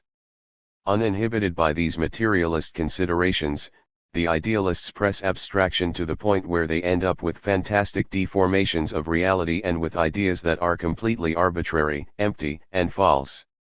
Thus, in their extremely lopsided version of reality, the Greeks extracted one side of human experience, its ideological activities, and carried it to extremes. They excessively exaggerated the place and power of thought in the development of the 242 universe, the history of society and the life of mankind. But this very concentration upon the mind induced the outstanding idealists to pay special attention to its processes and study its peculiar features very closely. They are responsible for many brilliant scientific insights into the forms and laws of thought. Since its origins, mankind had engaged in thinking to one degree or another. But systematic thought covering definite domains of knowledge, and especially systematic thought about thought itself, was a new and mighty power in society. It could not be known in advance of experiment and observation of its results just what the special properties and functions of thought were and what were their limits. Indeed, these have still to be determined. Its capacities had to be discovered through practice, by trial and error, by pressing the exercise of thought not only to its limits but beyond them. Often, in scientific work, in the progress of thought, nothing succeeds like excess. In the discovery of what is excessive, that is, beyond the bounds of material reality, social necessity, and logical possibility, the indispensable corrections which lead to truth can be made. This was one of the historical services of idealism. By pushing thought beyond its permissible material limits, the idealists helped discover the powers and define the essential province and properties of intelligence. After all, consider how little the baby knows about its body. In the course of growing up, the child not only discovers that it has a separate body but 243. Also what the functions of its various organs are and how they are interconnected. Even today, physiological, biochemical and medical research is discovering many new things about the body, from the functions of the endocrine and other glands to its methods of stabilization after stress. In Greek times, the first scientists had still to find out some of the most elementary things about the human body, including the circulation of the blood and the function of the nervous system. In the first flush of innovation, the idealists inevitably entertained many wrong and exaggerated notions about the mental processes which are still more difficult to examine and explore. The wonder is not that they went wrong in so many ways but that they were right in so many. The Greeks were not the first to reason. But they were the first to reason about reasoning, to try and find the rules of the thought processes, to formulate and systematize the modes of thought. They were the inventors of logic, the science of the thought process. Socrates invented definition and deduction. Plato made the first attempts to define the categories of thought, such as being, quantity, quality and relation.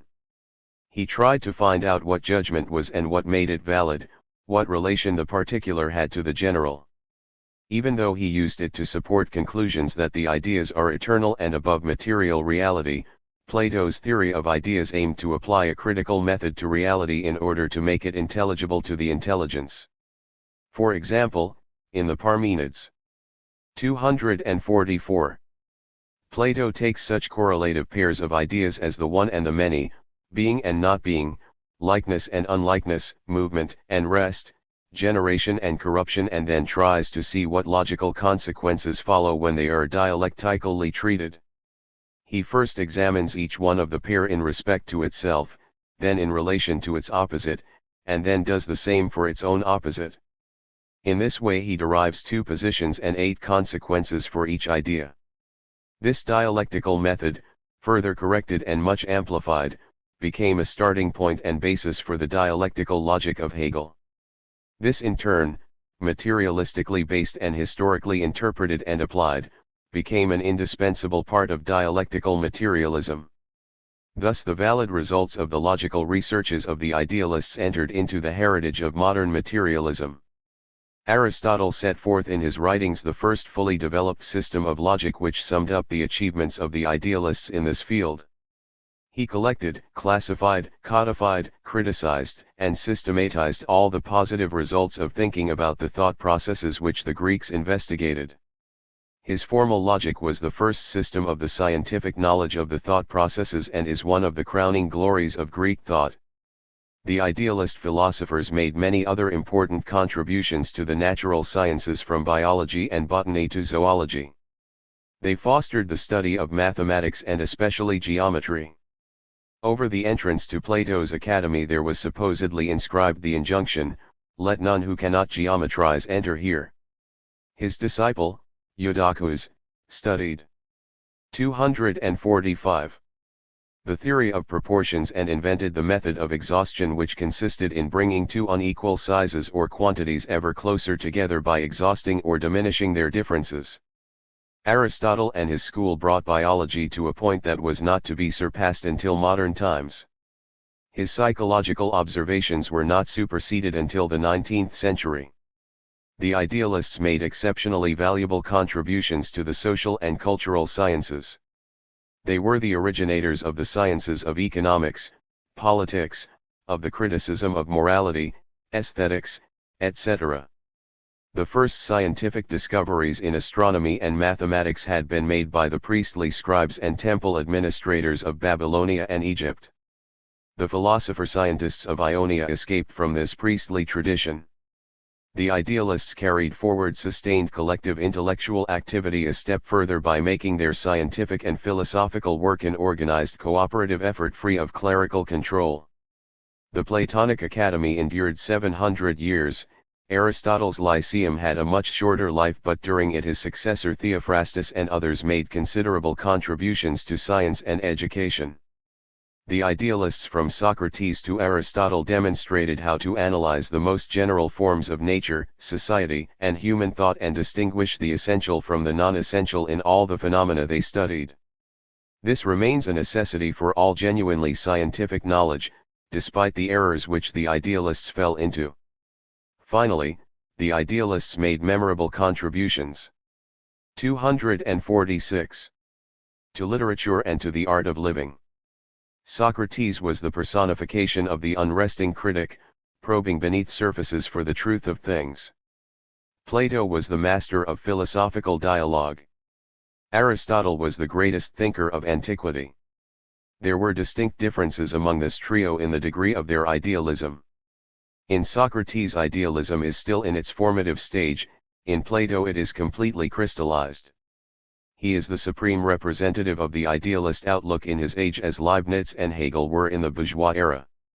Aristotle's philosophical studies, as Thomson remarks, Studies in Ancient Greek Society, Volume I, p. 330, reveal a gradual though incomplete emancipation from unalloyed idealism. He was unable to throw off its limitations because of his aversion to practical techniques in theory and his subservience to the needs of the slave system. Thus we are indebted to the classical idealists for many precious discoveries which give them an imperishable place in human thought. These aspects of the work of the idealists are not always correctly appreciated by empiricists or narrow-minded materialists. For instance, in his book on historical materialism, Bukharin designated Plato as a man of outspoken bloodhundred tendencies, that is, the equivalent of a fascist. It is undeniable that Plato expressed the views of a slave-holding ruling class. But so, for that matter, did Washington and Jefferson in their line and in their way. If there was no more enduring substance to Plato's thought than that, he would hardly have exerted the immense influence he has through the centuries. But that is only one side of his output. This disparagement of the work and worth of the great Greek idealists can be found in others who embrace Marxism. In his otherwise sound book on Greek science, Farrington correctly contrasts the idealism of Socrates toward nature. 247. Unfavorably with the Ionian thinkers who offered a materialist explanation of nature and man. But then he adds, it is likely that he made important contributions low logic. Aristotle credits him with introducing induction and definition. But, he made no contribution to science. It would have low be concluded from these remarks either that logic was not a science or that science had no need for logic. However, too, Socrates created several basic elements of logic, as he very likely did, then he certainly made indispensable contributions low the science of logic, too not to the logic of science. In fact, Farrington here displays too narrow a view of science, an inadequate appreciation of the history and value of logic, and therewith an inadequate appraisal of Socrates and the other master logicians of the Greek idealist tradition. 15. The philosophy of Epicurus. The line of materialist philosophy which had been started by the Ionians and developed into atomism by Leucippus and Democritus was perfected by Epicurus and his school. Epicurus lived from 341 to 268 BC. His lifespan extended from 6 years after Plato's death to 55 years after the deaths of Aristotle and Alexander the Great. He was born of Athenian parents on the island of Samos, and, after a period of military service in the Athenian army, taught philosophy in several centers until he founded his famous garden school at Athens, where he lived and taught his disciples in the last 20 years of his life. The reputation of Epicureanism has come down to our own time in two senses. In popular speech it is equated with sensualism, deliberate indulgence in coarse pleasures, submergence in bodily appetites. An epicure is a person fond of foods, wines, etc. This 248. 249. Would more properly apply to the school of hedonism founded by Aristippus at Cyrene than to the doctrines of the historical Epicurus. It is a reverberation of the anti-materialist slander of a materialist school. In its other guise, Epicureanism is identified with atheism. The hatred of Orthodox Jews for the heretical teachings of Epicurus is recorded in the rabbinical term for apostate, apikoros.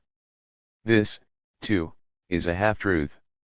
The Epicureans, as materialists, did not believe either in a pre-life or an afterlife, in the immortality of the soul or the omnipotence of a benevolent and just God. However, they were not atheists. They taught that gods existed but lived in the spaces between worlds, occupied with themselves and not bothering about the affairs of men.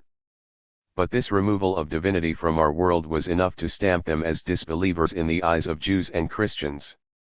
Epicurus was a learned man familiar with the entire preceding course of Greek thought. He based his philosophy upon the atomism of Leucippus and Democritus.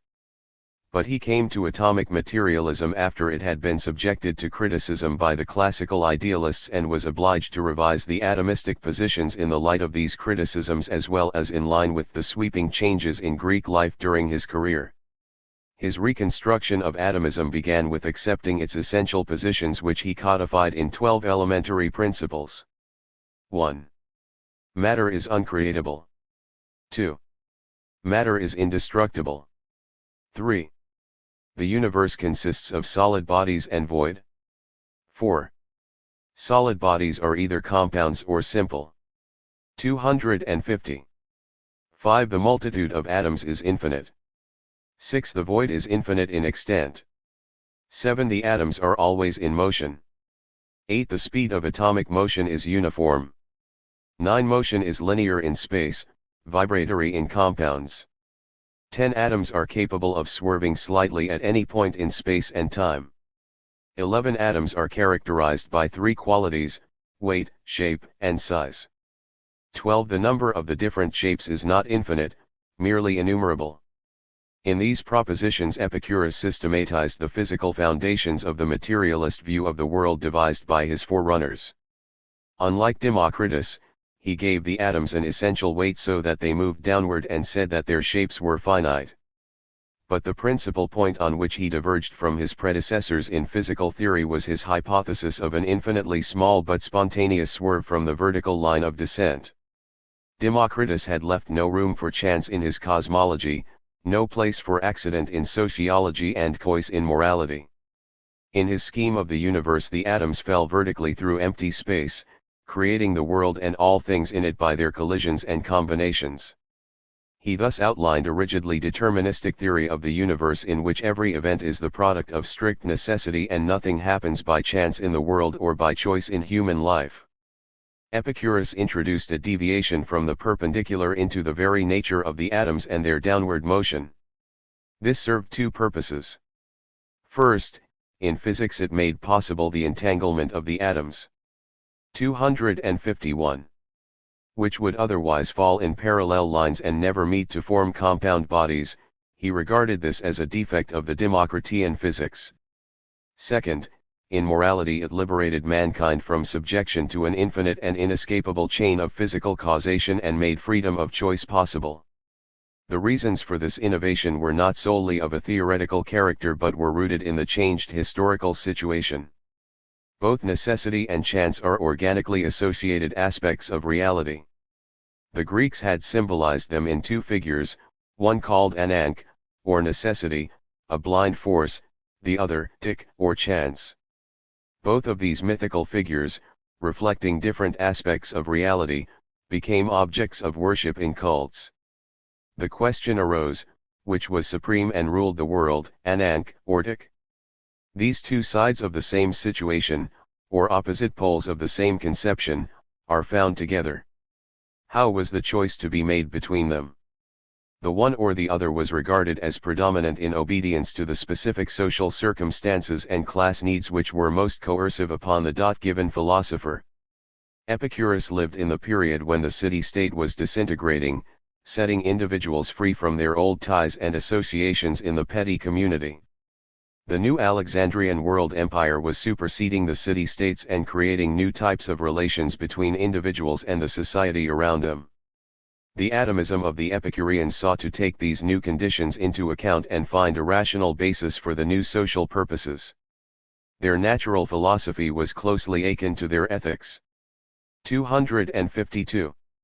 For example, the contradictory conception of the nature and functions of the gods, and the ambivalent attitude toward them held by the Epicureans, reflected the contradictory desires and demands arising from their own intermediate status in the social structure. The Epicureans sought to liberate men from domination by the gods and fear of them, and fought to eliminate the arbitrary interference of supernatural forces in nature and society. They aimed to rid men's minds of superstition and to strike a blow at the use of religion as an instrument of mass subjection to aristocratic rule. This earned them the hatred of the idealist upholders of oligarchy and the traditional defenders of the religious associations.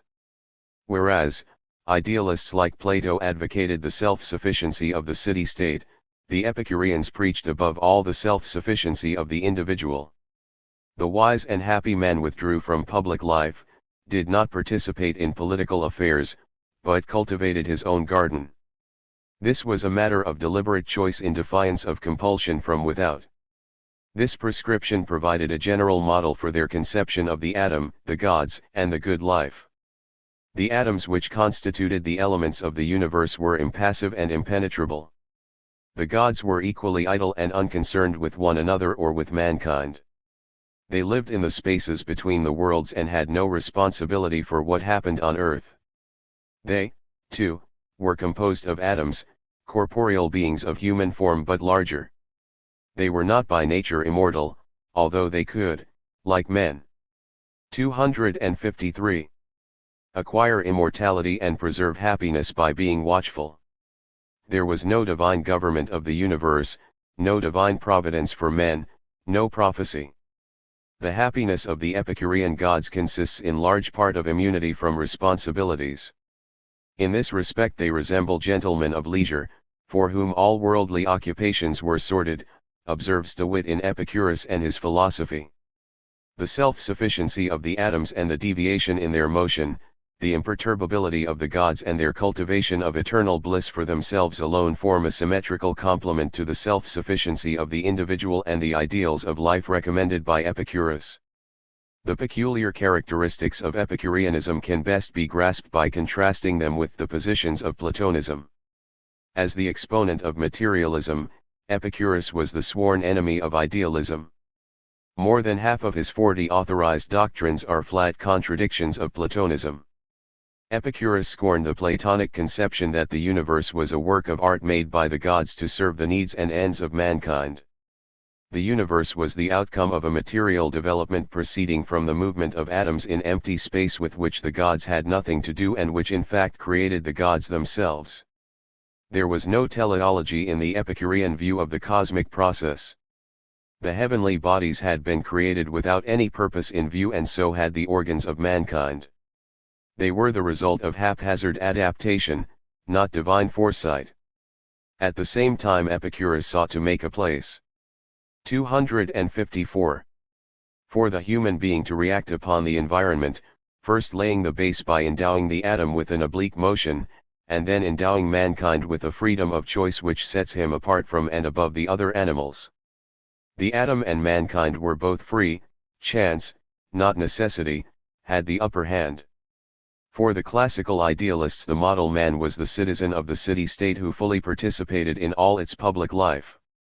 The perfect Epicurean was a very different personage. He felt no more responsibility for civic life than did the gods for the affairs of men.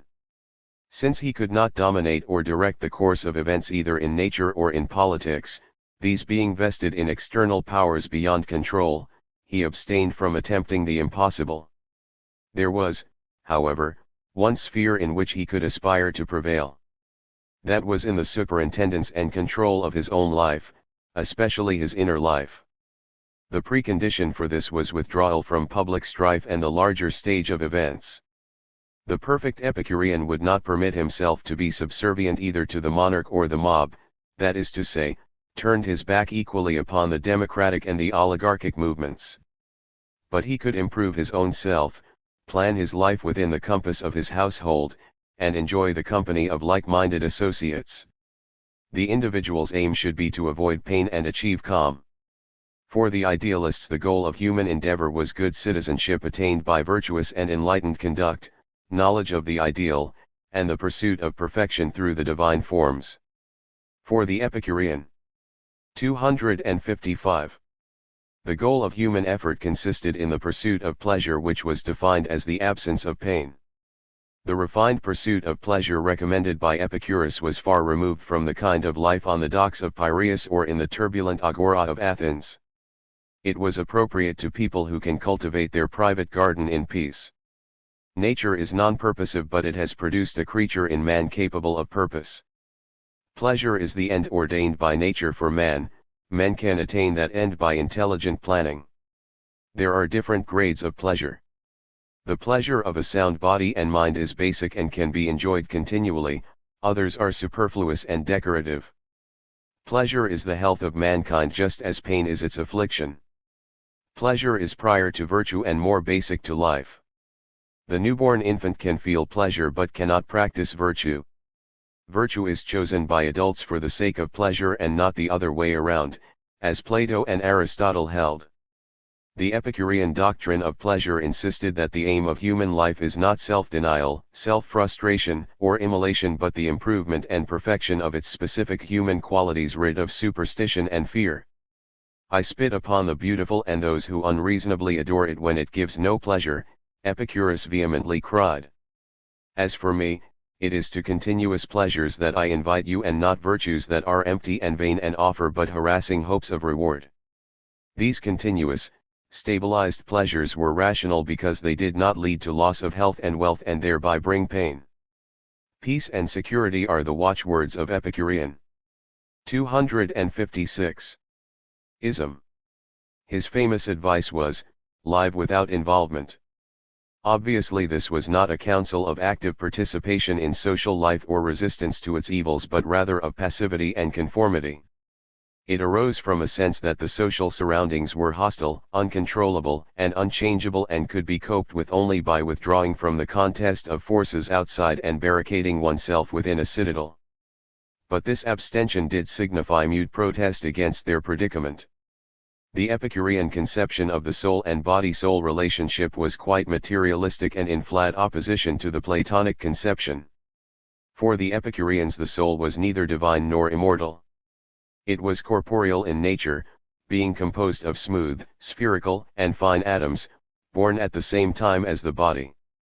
The body contains the soul as a vessel contains fluid. The active capacities of the body are limited to sensation, while the soul possesses memory, intelligence, and reason, although, as blushing, perspiring and trembling indicate, the soul participates through the body in sensation. Still another key point on which Epicurus takes issue with Plato is on the nature of the perfect ideas which Plato used to justify the rule of aristocracy. To the Platonic view that justice was something absolute and unchangeable, Epicurus opposed the sophistic notion that justice is relative and conditioned by changing historical circumstances. He stated, there never has been an absolute justice, only an agreement reached in social intercourse, differing from place to place and from time to time. 4. 257. Preventing the injury of one man by another. All those elements in what is recognized at law as just possess that character in so far as they are proved by the necessities of social intercourse to be expedient, whether they are the same for everyone or not, and if a law turns out to be incompatible with the expediencies of social intercourse, it ceases to be just. and should the expediency expressed in the law correspond only for a time with that conception, nevertheless for the time it is just, so long as we do not trouble ourselves with empty phrases but look simply at the facts. This is a devastating rejoinder to the conception of timeless standards of law and morality upheld by classical idealism. In place of the civic loyalty to the aristocratic Slava state sanctified by eternal ideas, the Epicureans advocated individual sufficiency tempered by friendship on the one side and a philanthropic cosmopolitanism on the other. Although the Epicureans made no direct attack upon slavery or class society, or even upon the acquisition and enjoyment of wealth, they enjoined a love for mankind and tried to practice a sweet reasonableness toward others. In his authorized doctrines, Epicurus gave the following recipe on how to survive amidst troubled times: that man has best forestalled the feeling of insecurity from outside, who makes relations friendly where possible, where impossible, at least neutral, and where this is impossible, avoids contacts, and in all cases where it pays to do so arranges for dynastic support. 258. Epicurus practiced what he preached by confining teaching to his private estate in Athens instead of going about the city like Socrates and the Sophists. The house and garden of Epicurus was the site of his school. Administered by slaves, it was notable for one exceptional feature: the presence of certain women as equals and philosophers. These women were courtesans, among them was Leontione, the most distinguished courtesan of her time. She published a book attacking Theophrastus, the head of the Aristotelian Academy, who acknowledged that her manner of writing was both clever and good Attic Greek. Epicurus was a teacher of moral conduct who not only disseminated ideas but founded a cult. His philosophy became a guide to everyday practice. He was revered almost as a god by his disciples. Although urging withdrawal from public life, the followers of Epicurus were evangelists who spread his creed from one end of the Greco-Roman world to the other. They were released from the parochial limitations of the city-state idealists by the Macedonian monarchies and by their own individualistic and universalistic orientation. Anyone could join the Epicureans regardless of culture, race, and status. Epicureanism attained the status of a world philosophy, differing from the traditional folk religions and URL and observances, opposed to Platonism and Stoicism among rival philosophies, and to the Eastern cults, Judaism and Christianity, among the world religions. Epicureanism made its greatest appeal not to the aristocrats or the masses, but to the intermediate layers. 259. Non-Greek as well as Greek. It was the first Greek philosophy to enter Roman Italy. Its peculiar combination of conformism to the ruling powers and materialist criticism, deference to custom and innovation in religion made its outlook especially appealing to people who were caught between the ruling powers and the lower orders in the collapsing city-states under the Alexandrian and Roman empires and seeking a moral sanctuary from the disorders and dangers of the times. The philosophers of the Epicurean sect who taught their members to turn inward were prototypes of the spiritual advisors and father confessors of the Catholic Church who took charge of the spiritual lives of their clients and steered them toward happiness and virtue. They were rivals of the Stoics and later of the Christians. They flourished for 7 centuries and disappeared as an organized movement along with the disintegration of Roman civilization, either dying out or becoming absorbed into the Christian faith. The spirit of Epicureanism as a popular cult, rather than an esoteric philosophy, is expressed in the monuments of its disciples. Epicurean epitaphs are to be found engraved on gravestones throughout Italy, Gaul, and Africa. I was not, I was, I am not. I am unconscious of it. Another Epicurean sentiment is preserved in the Hebrew Bible in Ecclesiastes: a living dog is better than a dead lion, for the living know that they shall die but the dead know not anything. This is a far cry from the Christian attitude where death is the gateway to divine and eternal life. For the Epicureans, death is annihilation of the individual. 260. And life the most precious of all boons, as it should be to materialists. In the 2nd century AD, an old man in a small town in Asia Minor erected a monument inscribed with the teachings of Epicurus. On it he said that, after having experienced the fullness of happiness, he wished to do something for the happiness of his own townsmen, for visitors, and even for those who were not yet born, because the whole universe is just one country and the whole earth just one household. This cosmopolitanism is a far cry from the city-state patriotism of the classical epoch in Greece. Epicureanism not only developed into a world philosophy under the Alexandrian and Roman empires, but it also inspired the most eminent single literary work of materialism in all antiquity, the poem of Lucretius on the nature of things. This supreme production marks the peak of materialist thought in the first phase of its evolution. 16. Materialism in Roman civilization. Greece was conquered first by Macedonia in the 4th century BC and then by Rome 2 centuries later. Neither of these military powers fostered any independent or original development of philosophy. The Roman cultivated classes took their philosophical ideas, like their alphabet, from the Greeks. The Greeks compensated for their political subordination by dominating their masters in the theoretical field. This Roman tutelage to the more advanced and refined culture of Greece stands out in materialist theory, which was disseminated in Rome largely through Epicurean influence. The Roman thinkers did not add anything essentially new to materialist philosophy. What they did was to elaborate the teachings of Epicurus and the atomists and apply them to the situations and problems of their own times. The most gifted exponent of Epicurean atomism in 261. 262. The Greco-Roman world was the poet Lucretius. The epic which he wrote on the nature of things is the work of antiquity which is closest in spirit to modern materialism and which speaks most directly to us. It influenced the thinking of the renovators of science in the 17th century and of Diderot and other materialists in the 18th century, and can still be studied with profit by every serious adherent to the materialist outlook. Lucretius lived through the period in Roman history when the conflicts between the patricians and plebeians for control of the state came to a head and the empire was acquired by incessant wars of conquest involving the extermination and enslavement of whole peoples.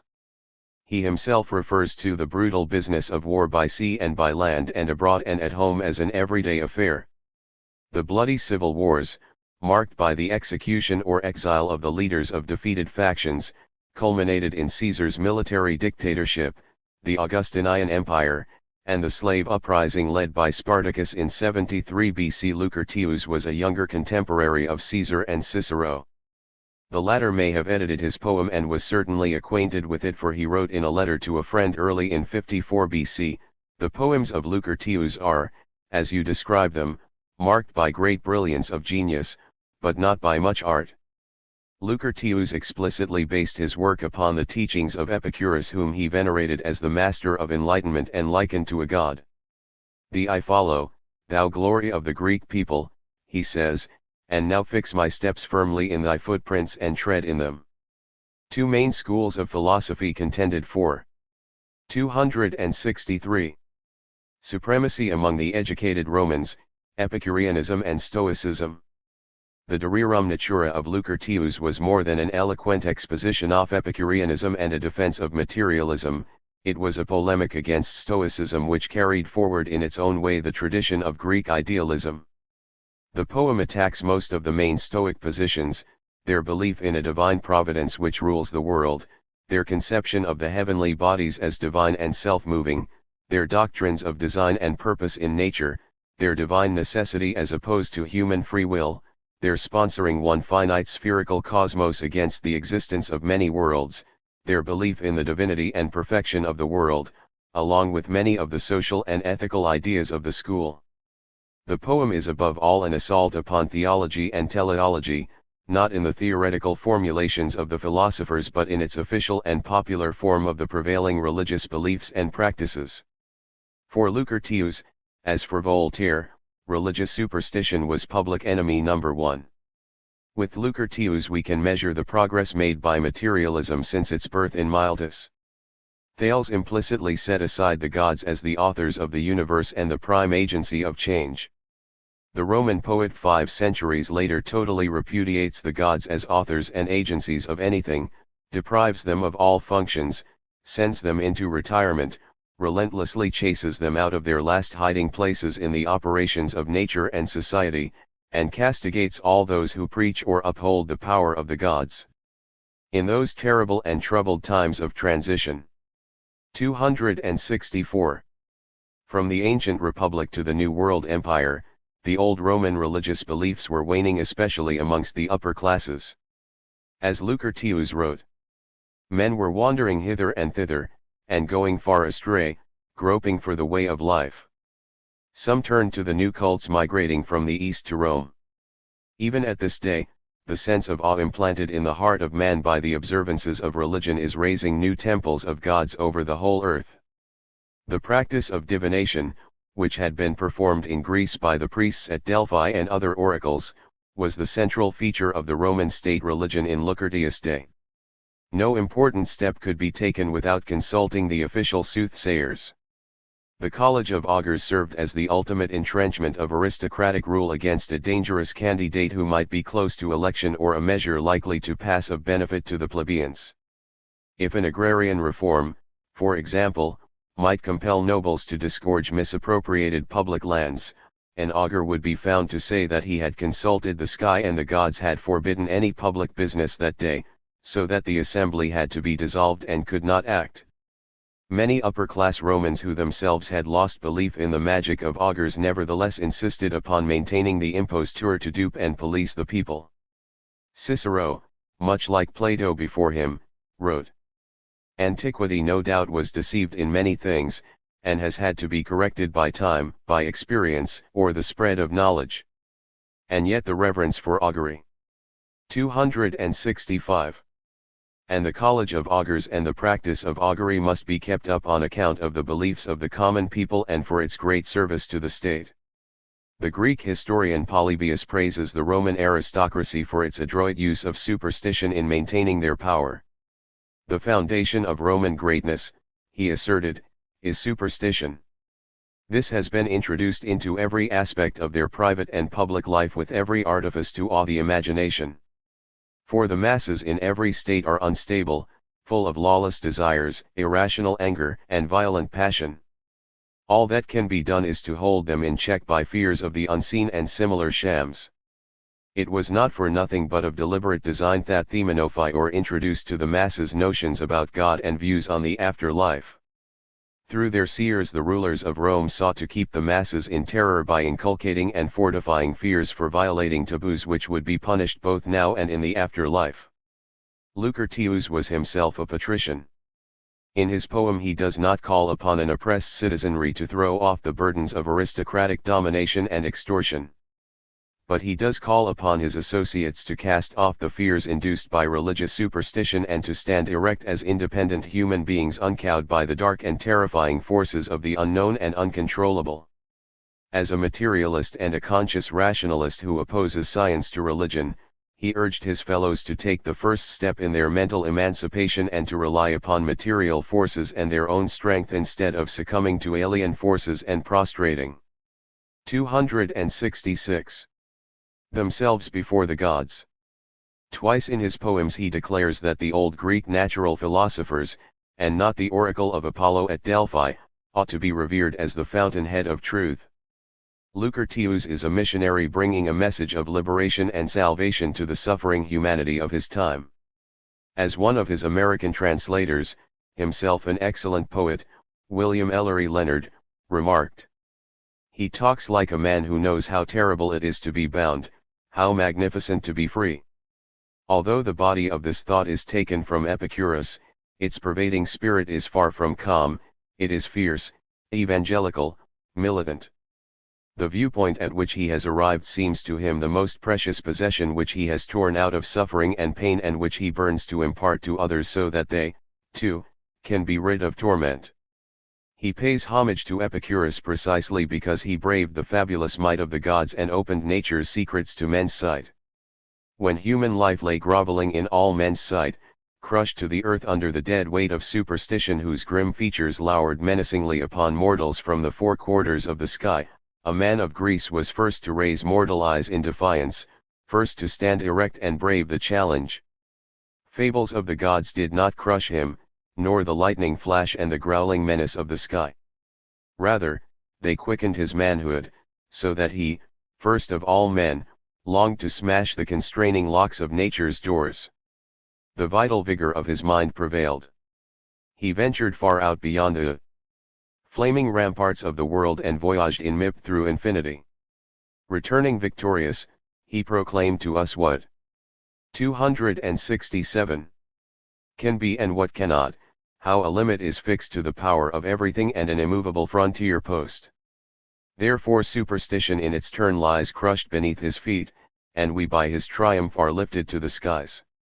Lucretius then turns the tables on the priests by insisting that, far from his discourse on the ultimate realities of the heavens and the gods being impious and sinful, religion itself is the mother of vicious deeds such as the sacrifice of the Virgin Iphigenia by her father's hand.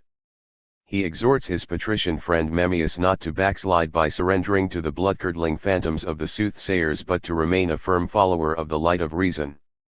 It may appear anomalous that Lucretius, the materialist, invokes the aid of Venus as the guiding power of the universe at the opening of his exposition of atomism. But the poet aims to celebrate through the goddess the creative energies of nature which give birth to all things, all living creatures, the flowers, the birds, and love. This materialist looks upon nature not as a dead mechanism but as the everlasting and inexhaustible source of all creation. This conception of nature as the fount of creativity, which is an essential element of a rounded materialist outlook, will be met again at the revival of materialism with Bruno in the 16th century. Lucretius knew that true knowledge of natural phenomena helped to banish superstitions. As children in blank darkness tremble and start at everything, so we in broad daylight are oppressed at times by fears as baseless as those horrors which children imagine coming upon them in the dark. This dread and darkness 268 of the mind cannot be dispelled by the sunbeams, the shining shafts of day, but only by an understanding of the outwards and inner workings of nature, he writes. The major weapon Lucretius consciously wielded against the official religion is his materialist explanation of the universe. The first two books of his poem present the basic principles of the atomic view of the physical world. The next two books deal with mankind. The second book expounds the nature of the soul and the way it is connected with the body, giving proofs of the mortality of the soul. It is interesting and ironic to note that whereas the idealist Socrates invokes the immortality of the soul to banish fear of death, the materialist Lucretius points to its mortality for the same purpose. The third book takes up sensation, thought and biological functions. Lucretius, like Epicurus, believed in the primacy of the senses in experience and knowledge. He used his own senses masterfully for these purposes. He had none of the idealist disparagement of the body and the senses which goes hand in hand with the exaltation of pure reason and revelation in the form of intuition as the sole source of true knowledge. His reliance upon the senses can be seen in the vivid images and illustrations scattered throughout his pages and by the way he turns to direct observation, guided and promoted by analytical reasoning, for proof of the truth of his atomic theory. It is sometimes said that the atomic theory of the ancient materialists was no more than a lucky guess which had no scientific foundation in their activities or thinking but by coincidence turned out to be an 269. Anticipation of reality. It is true that speculation as well as observation played a part in the formulation of their atomic theory and often speculation went wide of the mark. But it is not the unavoidable misses of the atomists but their hits and above all their hit at the center of the target that have to be accounted for. A study of the poem of Lucretius makes it clear that the views of the atomists were drawn from close and critical-minded examination of the processes of nature. From the outward manifestations of nature that came to their notice they deduced the inner operations of atomic elements. In the slow diminution of objects by attrition, such as a paving stone or the kissed hand of a statue, in the minute character of many visible objects, like dust in the sunbeams, in the physical effects of the invisible winds, of odors, and of heat, Lucretius sees manifest demonstrations of the movements of small particles and the formation, transformation, and reformation of all things. Nature, he concludes, works through the agency of invisible bodies. Although on a far more rudimentary level of social and scientific development, this method and its conclusions is not fundamentally different from the procedures of modern science in discovering and explaining such a phenomenon as the movement of molecules, which Brown first discerned in the suspension of certain liquids and Einstein explained in theoretical terms. To be sure, Lukathius did not engage in planned laboratory experiments with controls and repeated verifications under changed conditions. These more precise methods were added much later to scientific research. But within the compass of the scientific techniques of 270. His time, he gave reasonable and verifiable interpretations of natural phenomena. For example, present-day scientists have still to solve the problem of rain formation. It is thought that rain comes from sea salt in the atmosphere. This is precisely what Lukathius said 2,000 years ago. We must reckon also with the fact that nature causes a constant stream of particles to rise up from the whole ocean, as shown when clothes hung up on the shore receive an accession of moisture. This suggests that the clouds may also be swollen, in no small measure, by an exhalation from the ocean's briny surge, for its moisture is of a kindred quality. Book 5 deals with the earth and its history, describing the nature and formation of the world, the emergence of life, and the development of human society. The sixth and final part of his uncompleted work concerns itself with meteorology and geology and ends with a treatment of epidemics and the Great Plague at Athens during the Peloponnesian War depicted by the historian Thucydides.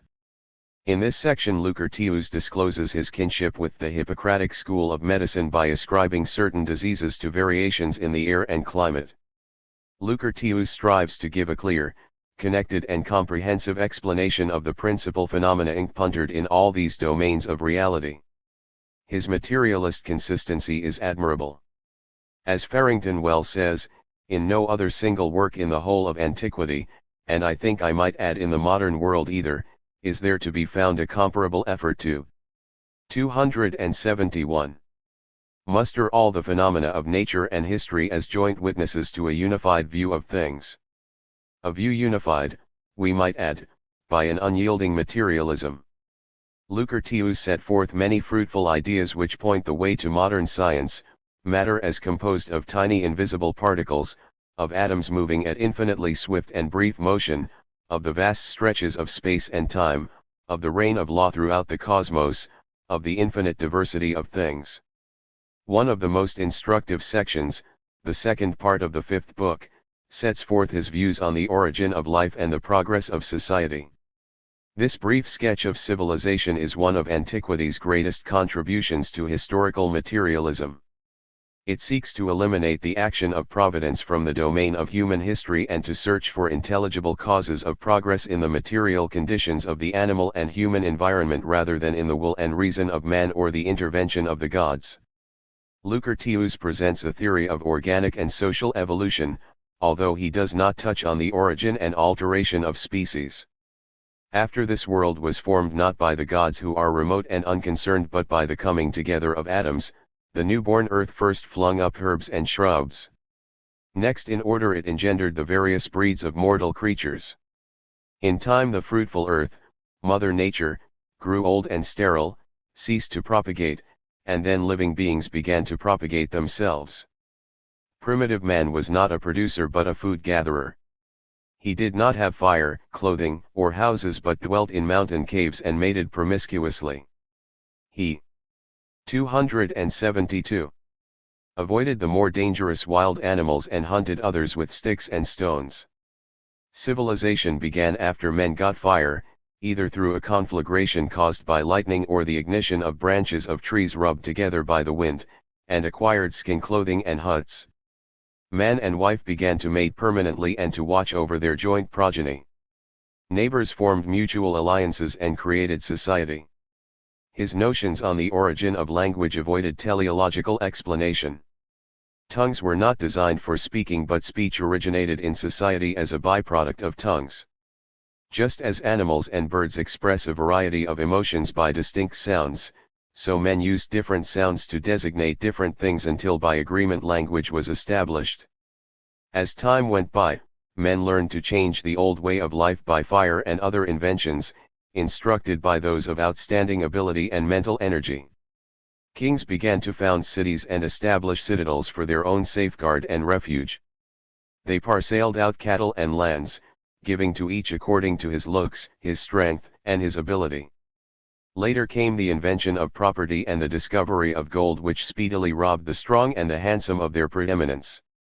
That is, wealth became more important than personal worth. In the envious and ambitious society that resulted, monarchy was overthrown and anarchy prevailed. Anarchy in turn was replaced by constitutional government, where wrongdoers were checked by magistrates and laws. Religion then arose to torment men. 273. With dread, because men mistakenly believed that the gods they envision rule and direct the universe. The first lessons in metallurgy were given when forest fires melted gold, silver, lead, copper and iron, and suggested to men the forging of weapons and instruments. Previous to his knowledge of metals, man's weapons and implements had been hands, nails, teeth, branches torn from trees, flame and fire. Lucretius then takes up the technical development of warfare, weaving, agriculture, music, navigation, poetry and writing. In this remarkable theory of social evolution, nature is not simply the mother but the tutor of mankind. The sun teaches men how to cook, the birds and the winds how to make music, lightning how to create fire, forest fires how to smelt metals. By imitating the ways of nature and enlisting its powers, mankind increases its productive and mental capacities and lifts itself to civilization. Lucretius rightly attached great importance to the key technical inventions in the progress of mankind. And he saw that history has its laws. He concluded, ships and tillage, walls, laws, arms, roads, dress, and all such like things, all the prizes, all the elegancies too of life without exception, poems, pictures, and the chiseling of fine-wrought statues, all these things practiced together with the acquired knowledge of the untiring mind taught men by slow degrees as they advanced on the way step by step. Thus time by degrees brings each several things forth before men's eyes, and reason raises it up into the light of day, for things must be brought to light one after another and in due. 274.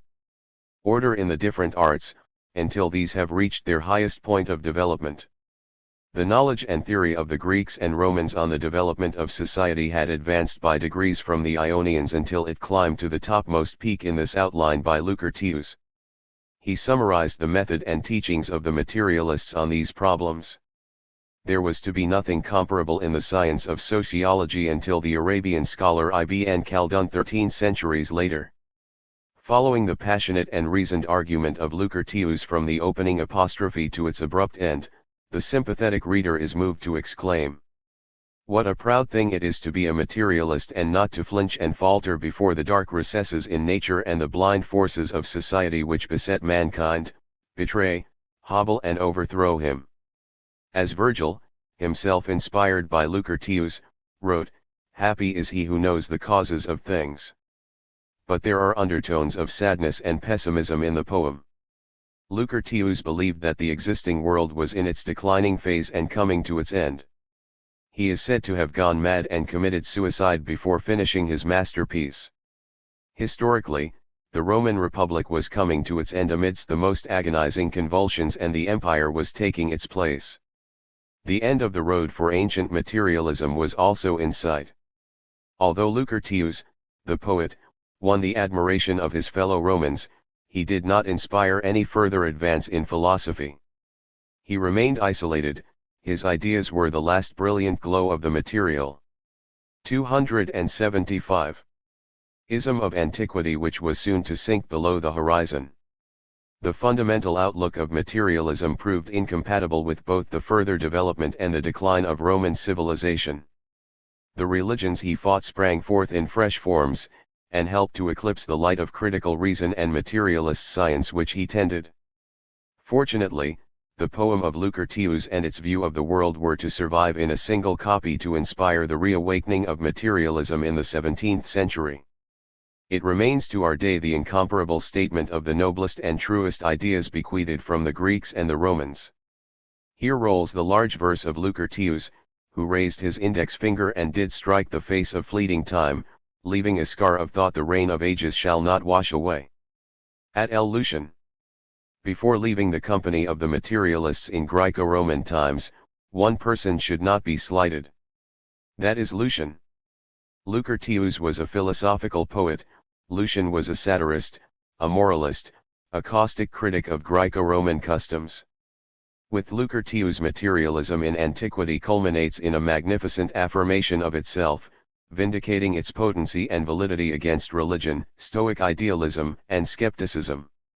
2 centuries later, Lucian shows us the philosophic tradition of Greece and Rome in disintegration and collapse, unsure of itself and its future.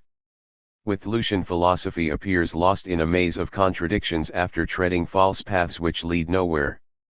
There is no exit upon any high road which can bring mankind to truth, enlightenment, certitude.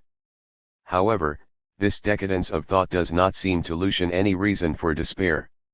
If religion is preposterous and philosophy futile, he still feels, like Montaigne, a sturdy spiritual and intellectual support in an enlightened common sense guided by critical reasoning, sprinkled with skepticism, and seasoned with dashes of cynicism. Lucian was a cosmopolitan Syrian, born about 120 AD, who became a wandering lecturer by profession. At his death he held high office in the imperial treasury in Egypt. The Mediterranean world of the 2nd century had become Romanized, Hellenized, pacified. 276. 277. Unified and, in its upper circles, luxurious and literate. Although he wrote on painting, drawing, a trip to the moon and a diversity of subjects, his principal productions were short satiric dialogues, mocking the gods, deriding the living through the dead, exposing religious impostors from downright quacks to sincere believers, exploding the pretensions of various schools of philosophy. He recalls Diderot in his use of satire as a weapon against falsehood and sham. Engels called him the Voltaire of antiquity. One of his outstanding traits, an acute commentator has observed, was a passionate sympathy for the lower classes, for the millions who lived on farms and in tenement houses, artisans, laborers, sailors, harlots. The injustice of human life haunts him. He drags in the slums, even in his burlesque. Lucian was a self-made man of poor parentage who had decided to apprentice himself at 15 to his mother's uncle, a stone carver.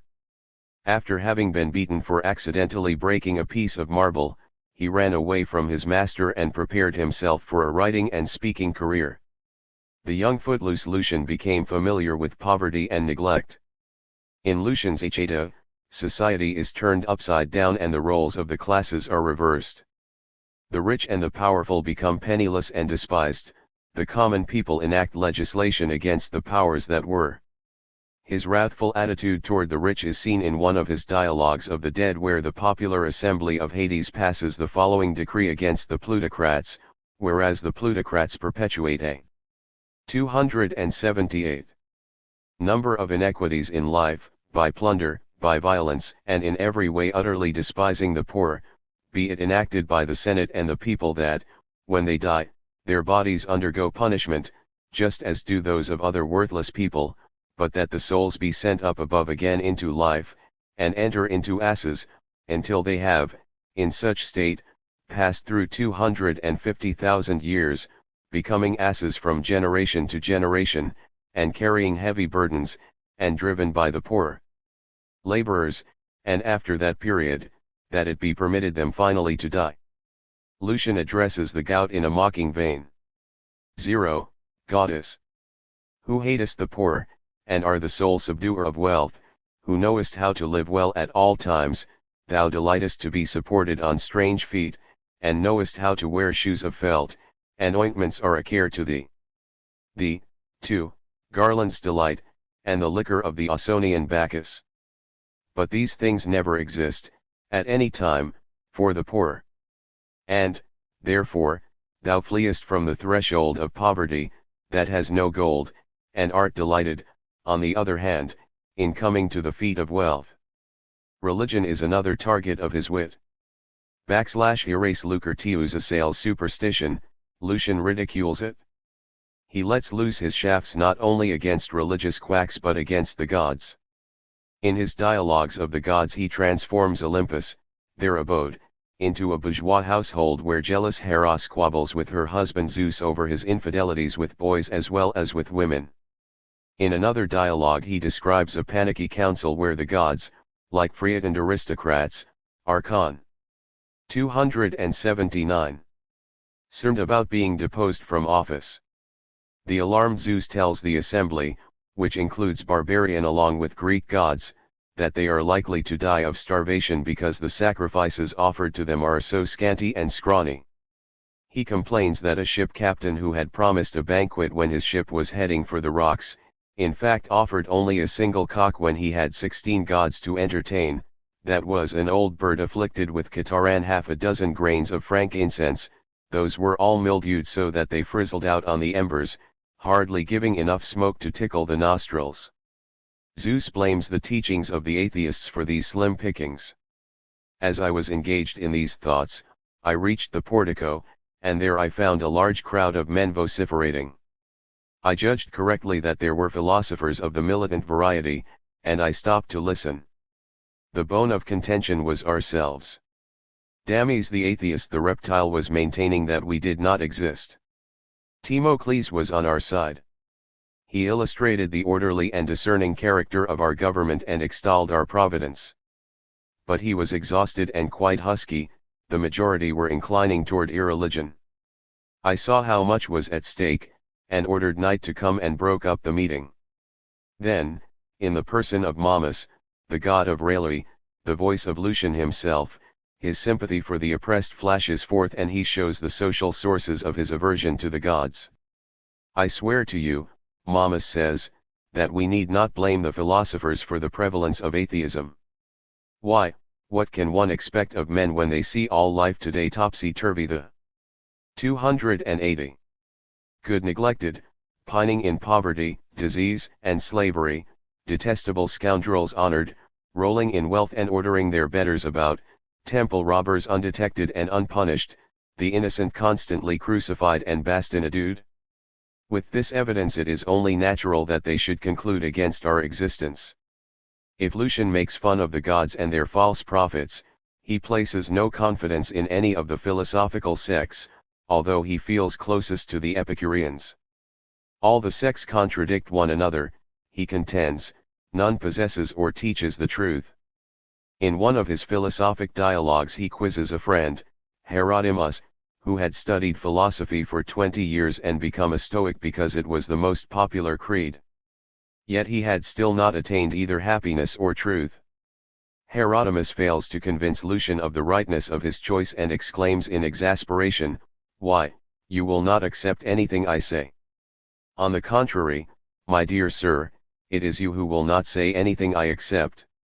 Toward the end of their discussion Lucian, through the pseudonym of Licinus, says, "I know just as little as before which traveler to trust, for each of them has traveled only one way. Whether he tells the truth or not, I have no means of knowing. That he has attained some end, and seen some city, I may perhaps allow, but whether he saw the right one, that is as yet undecided." His friend replies, "It is just your way, you want to crow over me, you detest philosophy. I cannot tell why and poke fun at philosophers." Herodimus, "I cannot tell you what truth is so well." 281. As wise people like you and your professor, but one thing I do know about it, and that is that it is not pleasant to the ear. Falsehood is far more esteemed, it is prettier and therefore pleasanter, while truth, conscious of its purity, blurts out downright remarks, and offends people. Here is a case of it. Even you are offended with me for having discovered how this matter really stands, and shown that our common object is hard of attainment. Suppose you had been in love with a statue and hoped to win it, under the impression that it was human, and I had realized that it was bronze or marble, and given you a friendly warning that your passion was hopeless. You might just as well have thought I was your enemy then, because I would not leave you prey to extravagant and impracticable delusions. Herodimus, oh, come, now. Not one off tem right. I cannot tell. Do you think it impossible that they may all be deluded and the truth something which none of them has yet found? With this question mark over all philosophies, the curtain falls upon the materialism of the Greco-Roman world. Lucian's mocking laughter over the gods and his skepticism toward the philosophers indicates how far religion had fallen in the esteem of educated men since the days of Homer, and how enfeebled philosophy had become since its birth in Ionia and its maturity in Athens. In Homer, the gods and the fates are all-powerful in governing the universe and the destiny of men.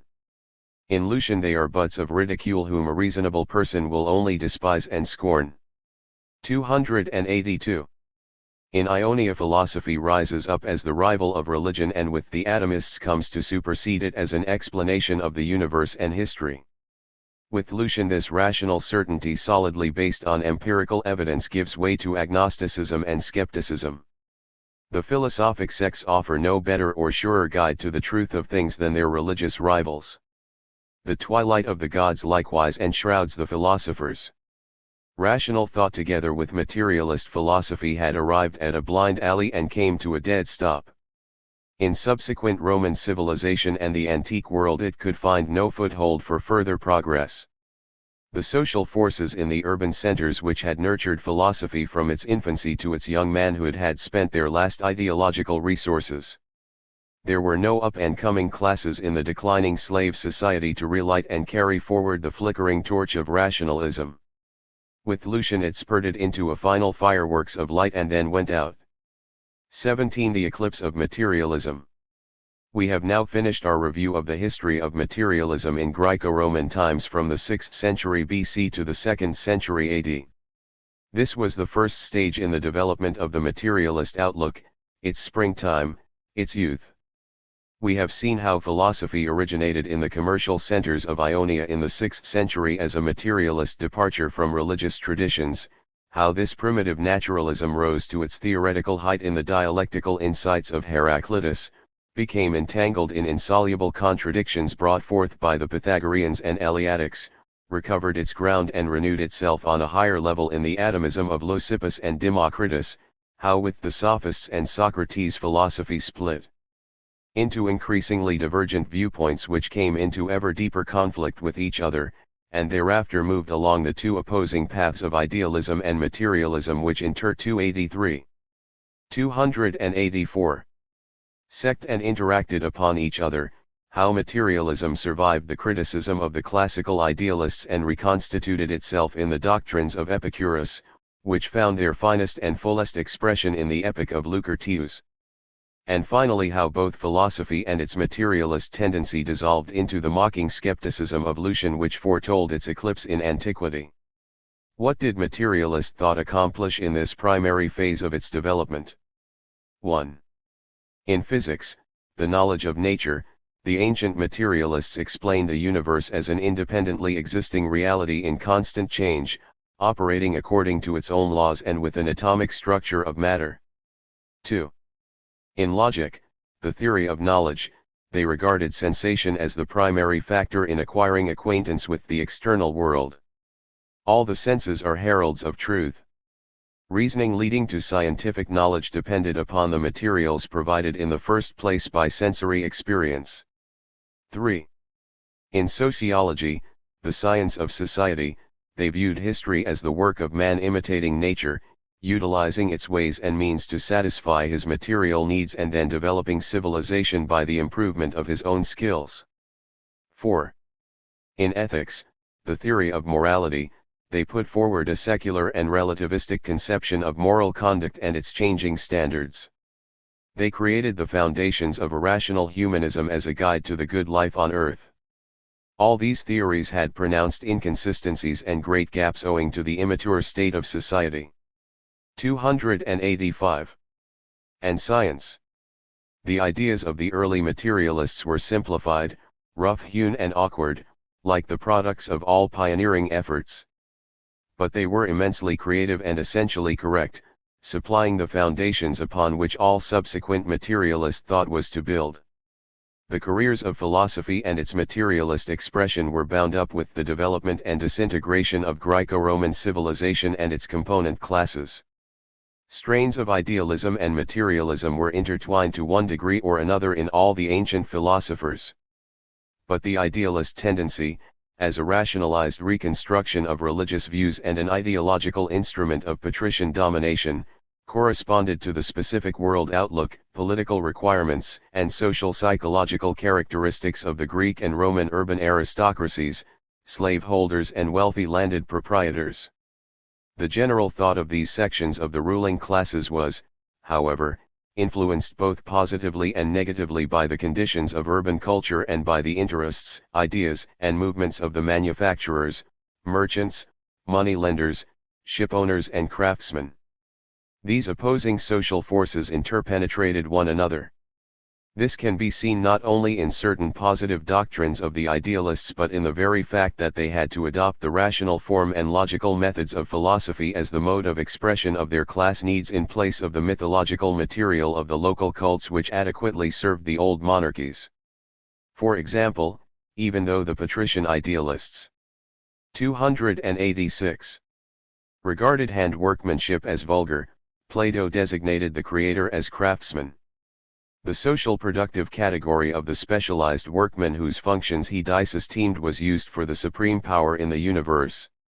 The materialist tendency, on the other hand, was the distinctive outlook of the historically new and socially dynamic forces in the Greek city-states born and sustained by their far-flung trade, industry, banking, and government interests, the merchants, manufacturers, shipowners, along with sizable bodies of artisans, miners, and maritime workers. Their thought in turn was subjected to the influences and pressures exerted from above by the aristocrats and from below by the discontented peasants, soldiers, plebeians, foreigners, freedmen, and even slaves in their city-states. Neither of these two philosophic tendencies were worldviews characteristic of the plebeian classes or the slaves who were the producers of their wealth. Philosophy throughout antiquity remained the privileged possession and product of the educated upper orders who had the leisure, opportunity, and incentive to theorize about the problems of nature, society, and the human mind. Throughout class society, and above all this phase of it, theory has not been an activity of the whole people but only a small segment of it. In the main the producing masses lacked the most elementary conditions for intellectual life, or else they had to feed intellectually upon the old religions or the new cults and mysteries. However, the commoners were not all on the same level in their social positions or in their living, work 281. Or civic conditions, and thereby no tell off one type in their activities, ideas, and general outlooks. If the bulk of the lower classes subsisted intellectually on magic, religion, or practical common sense, in so far as they held wide views of the world, the more alert and enlightened among them in the cities and on the ships inclined toward and were powerful social supports for the empirical, materialist and naturalistic thinkers. For the most part they found the ideological spokesmen for their points of view, as they did their political leaders, in radical representatives of the upper orders who had the ways and means of performing speculative and scientific work. The democratic plebeians did not develop an exclusive class ideology and outlook in philosophic terms, they shared their most enlightened ideas with other, more favored strata from the Ionian naturalists through the atomists to Lucian. This anomalous state of affairs, whereby one class performed ideological functions for another, arose from the very nature of the slave state which wedged the plebeians in between a servile class and a plutocratic aristocracy. Under such conditions the plebeians could not find a way clear to create a secular ideology of their own any more than did the slaves beneath them. At the same time neither the mercantile nor the landed classes could propel philosophy further either along idealist or materialist lines. Philosophy foundered in the midst of these social contradictions. The slave structure which had placed its stigma and limitations upon ancient thought from its beginnings was the ultimate cause of its undoing. Having erected 288 passable barriers to the expansion of thought beyond its own framework, the decaying slave economy of Greece and Rome eventually undermined the foundations of the ideologies developed during its prime. Philosophy was a victim of the exhaustion of the classical slave civilizations. It was not the only cultural casualty. The progress of natural science stopped together with that of materialism. The last great figures in ancient science, Ptolemy, the astronomer, and Galen, the physician, both lived in the 2nd century AD. After their time, the major scientific works of the West were commentaries and compilations. When the Muslims invaded the Mediterranean basin during the 7th century, they found only the documentary relics and traditions of ancient learning. The creative activity had long ceased. We can trace a persistent development and consistent tradition of materialist thought in the intellectual circles of Greece and Rome from 6th century Ionia to Lucretius and Lucian 8 centuries later. All these thinkers had affiliations with one another and opposed themselves to the gods and the idealist defenders of theology and teleology. After Lucretius the continuity was broken, the tradition snapped. As Farrington pithily observed, materialism, after making the most valiant fight, became the defeated party in the thought of antiquity. Debased types of idealism like Stoicism, Neoplatonism or Neo-289. Aristotelianism thrust it from the arena. Then Christianity triumphed as the state religion and suppressed materialism for many centuries. Theology drove materialism underground and made philosophy its serf. The Christian dogma of the fall of man and his redemption through the grace of God and his only begotten Son supplanted the Greek materialist doctrine of the rise of man through the aid of natural means and his own collective efforts, best expounded by Lucretius. It required radically different historical conditions and a far more advanced technology and social setting before materialism could return from exile in the Western world and rise to its feet again. But that was 1,300 years ahead. Nothing throws more light on the degradation of philosophy and the Platonic materialism than to contrast the materialist panorama of Lucretius and the sunny rationalist satire of Lucian with the sickly mysticism of the Neoplatonists and the religious apologetics of the early Church Fathers. It is like the difference between high noon in a flowering meadow and a foggy evening in a miasmic swampland. But if materialism was banished and in chains for centuries, it was not totally lost. To some extent it found refuge among the Arabian cultures in the intervening centuries. When it came back 1,300 years later to Western Europe, materialism was to battle religion and idealism with stronger weapons than it wielded during antiquity and make further imperishable contributions to scientific thought, the advancement of social life and the enlightenment of progressive mankind.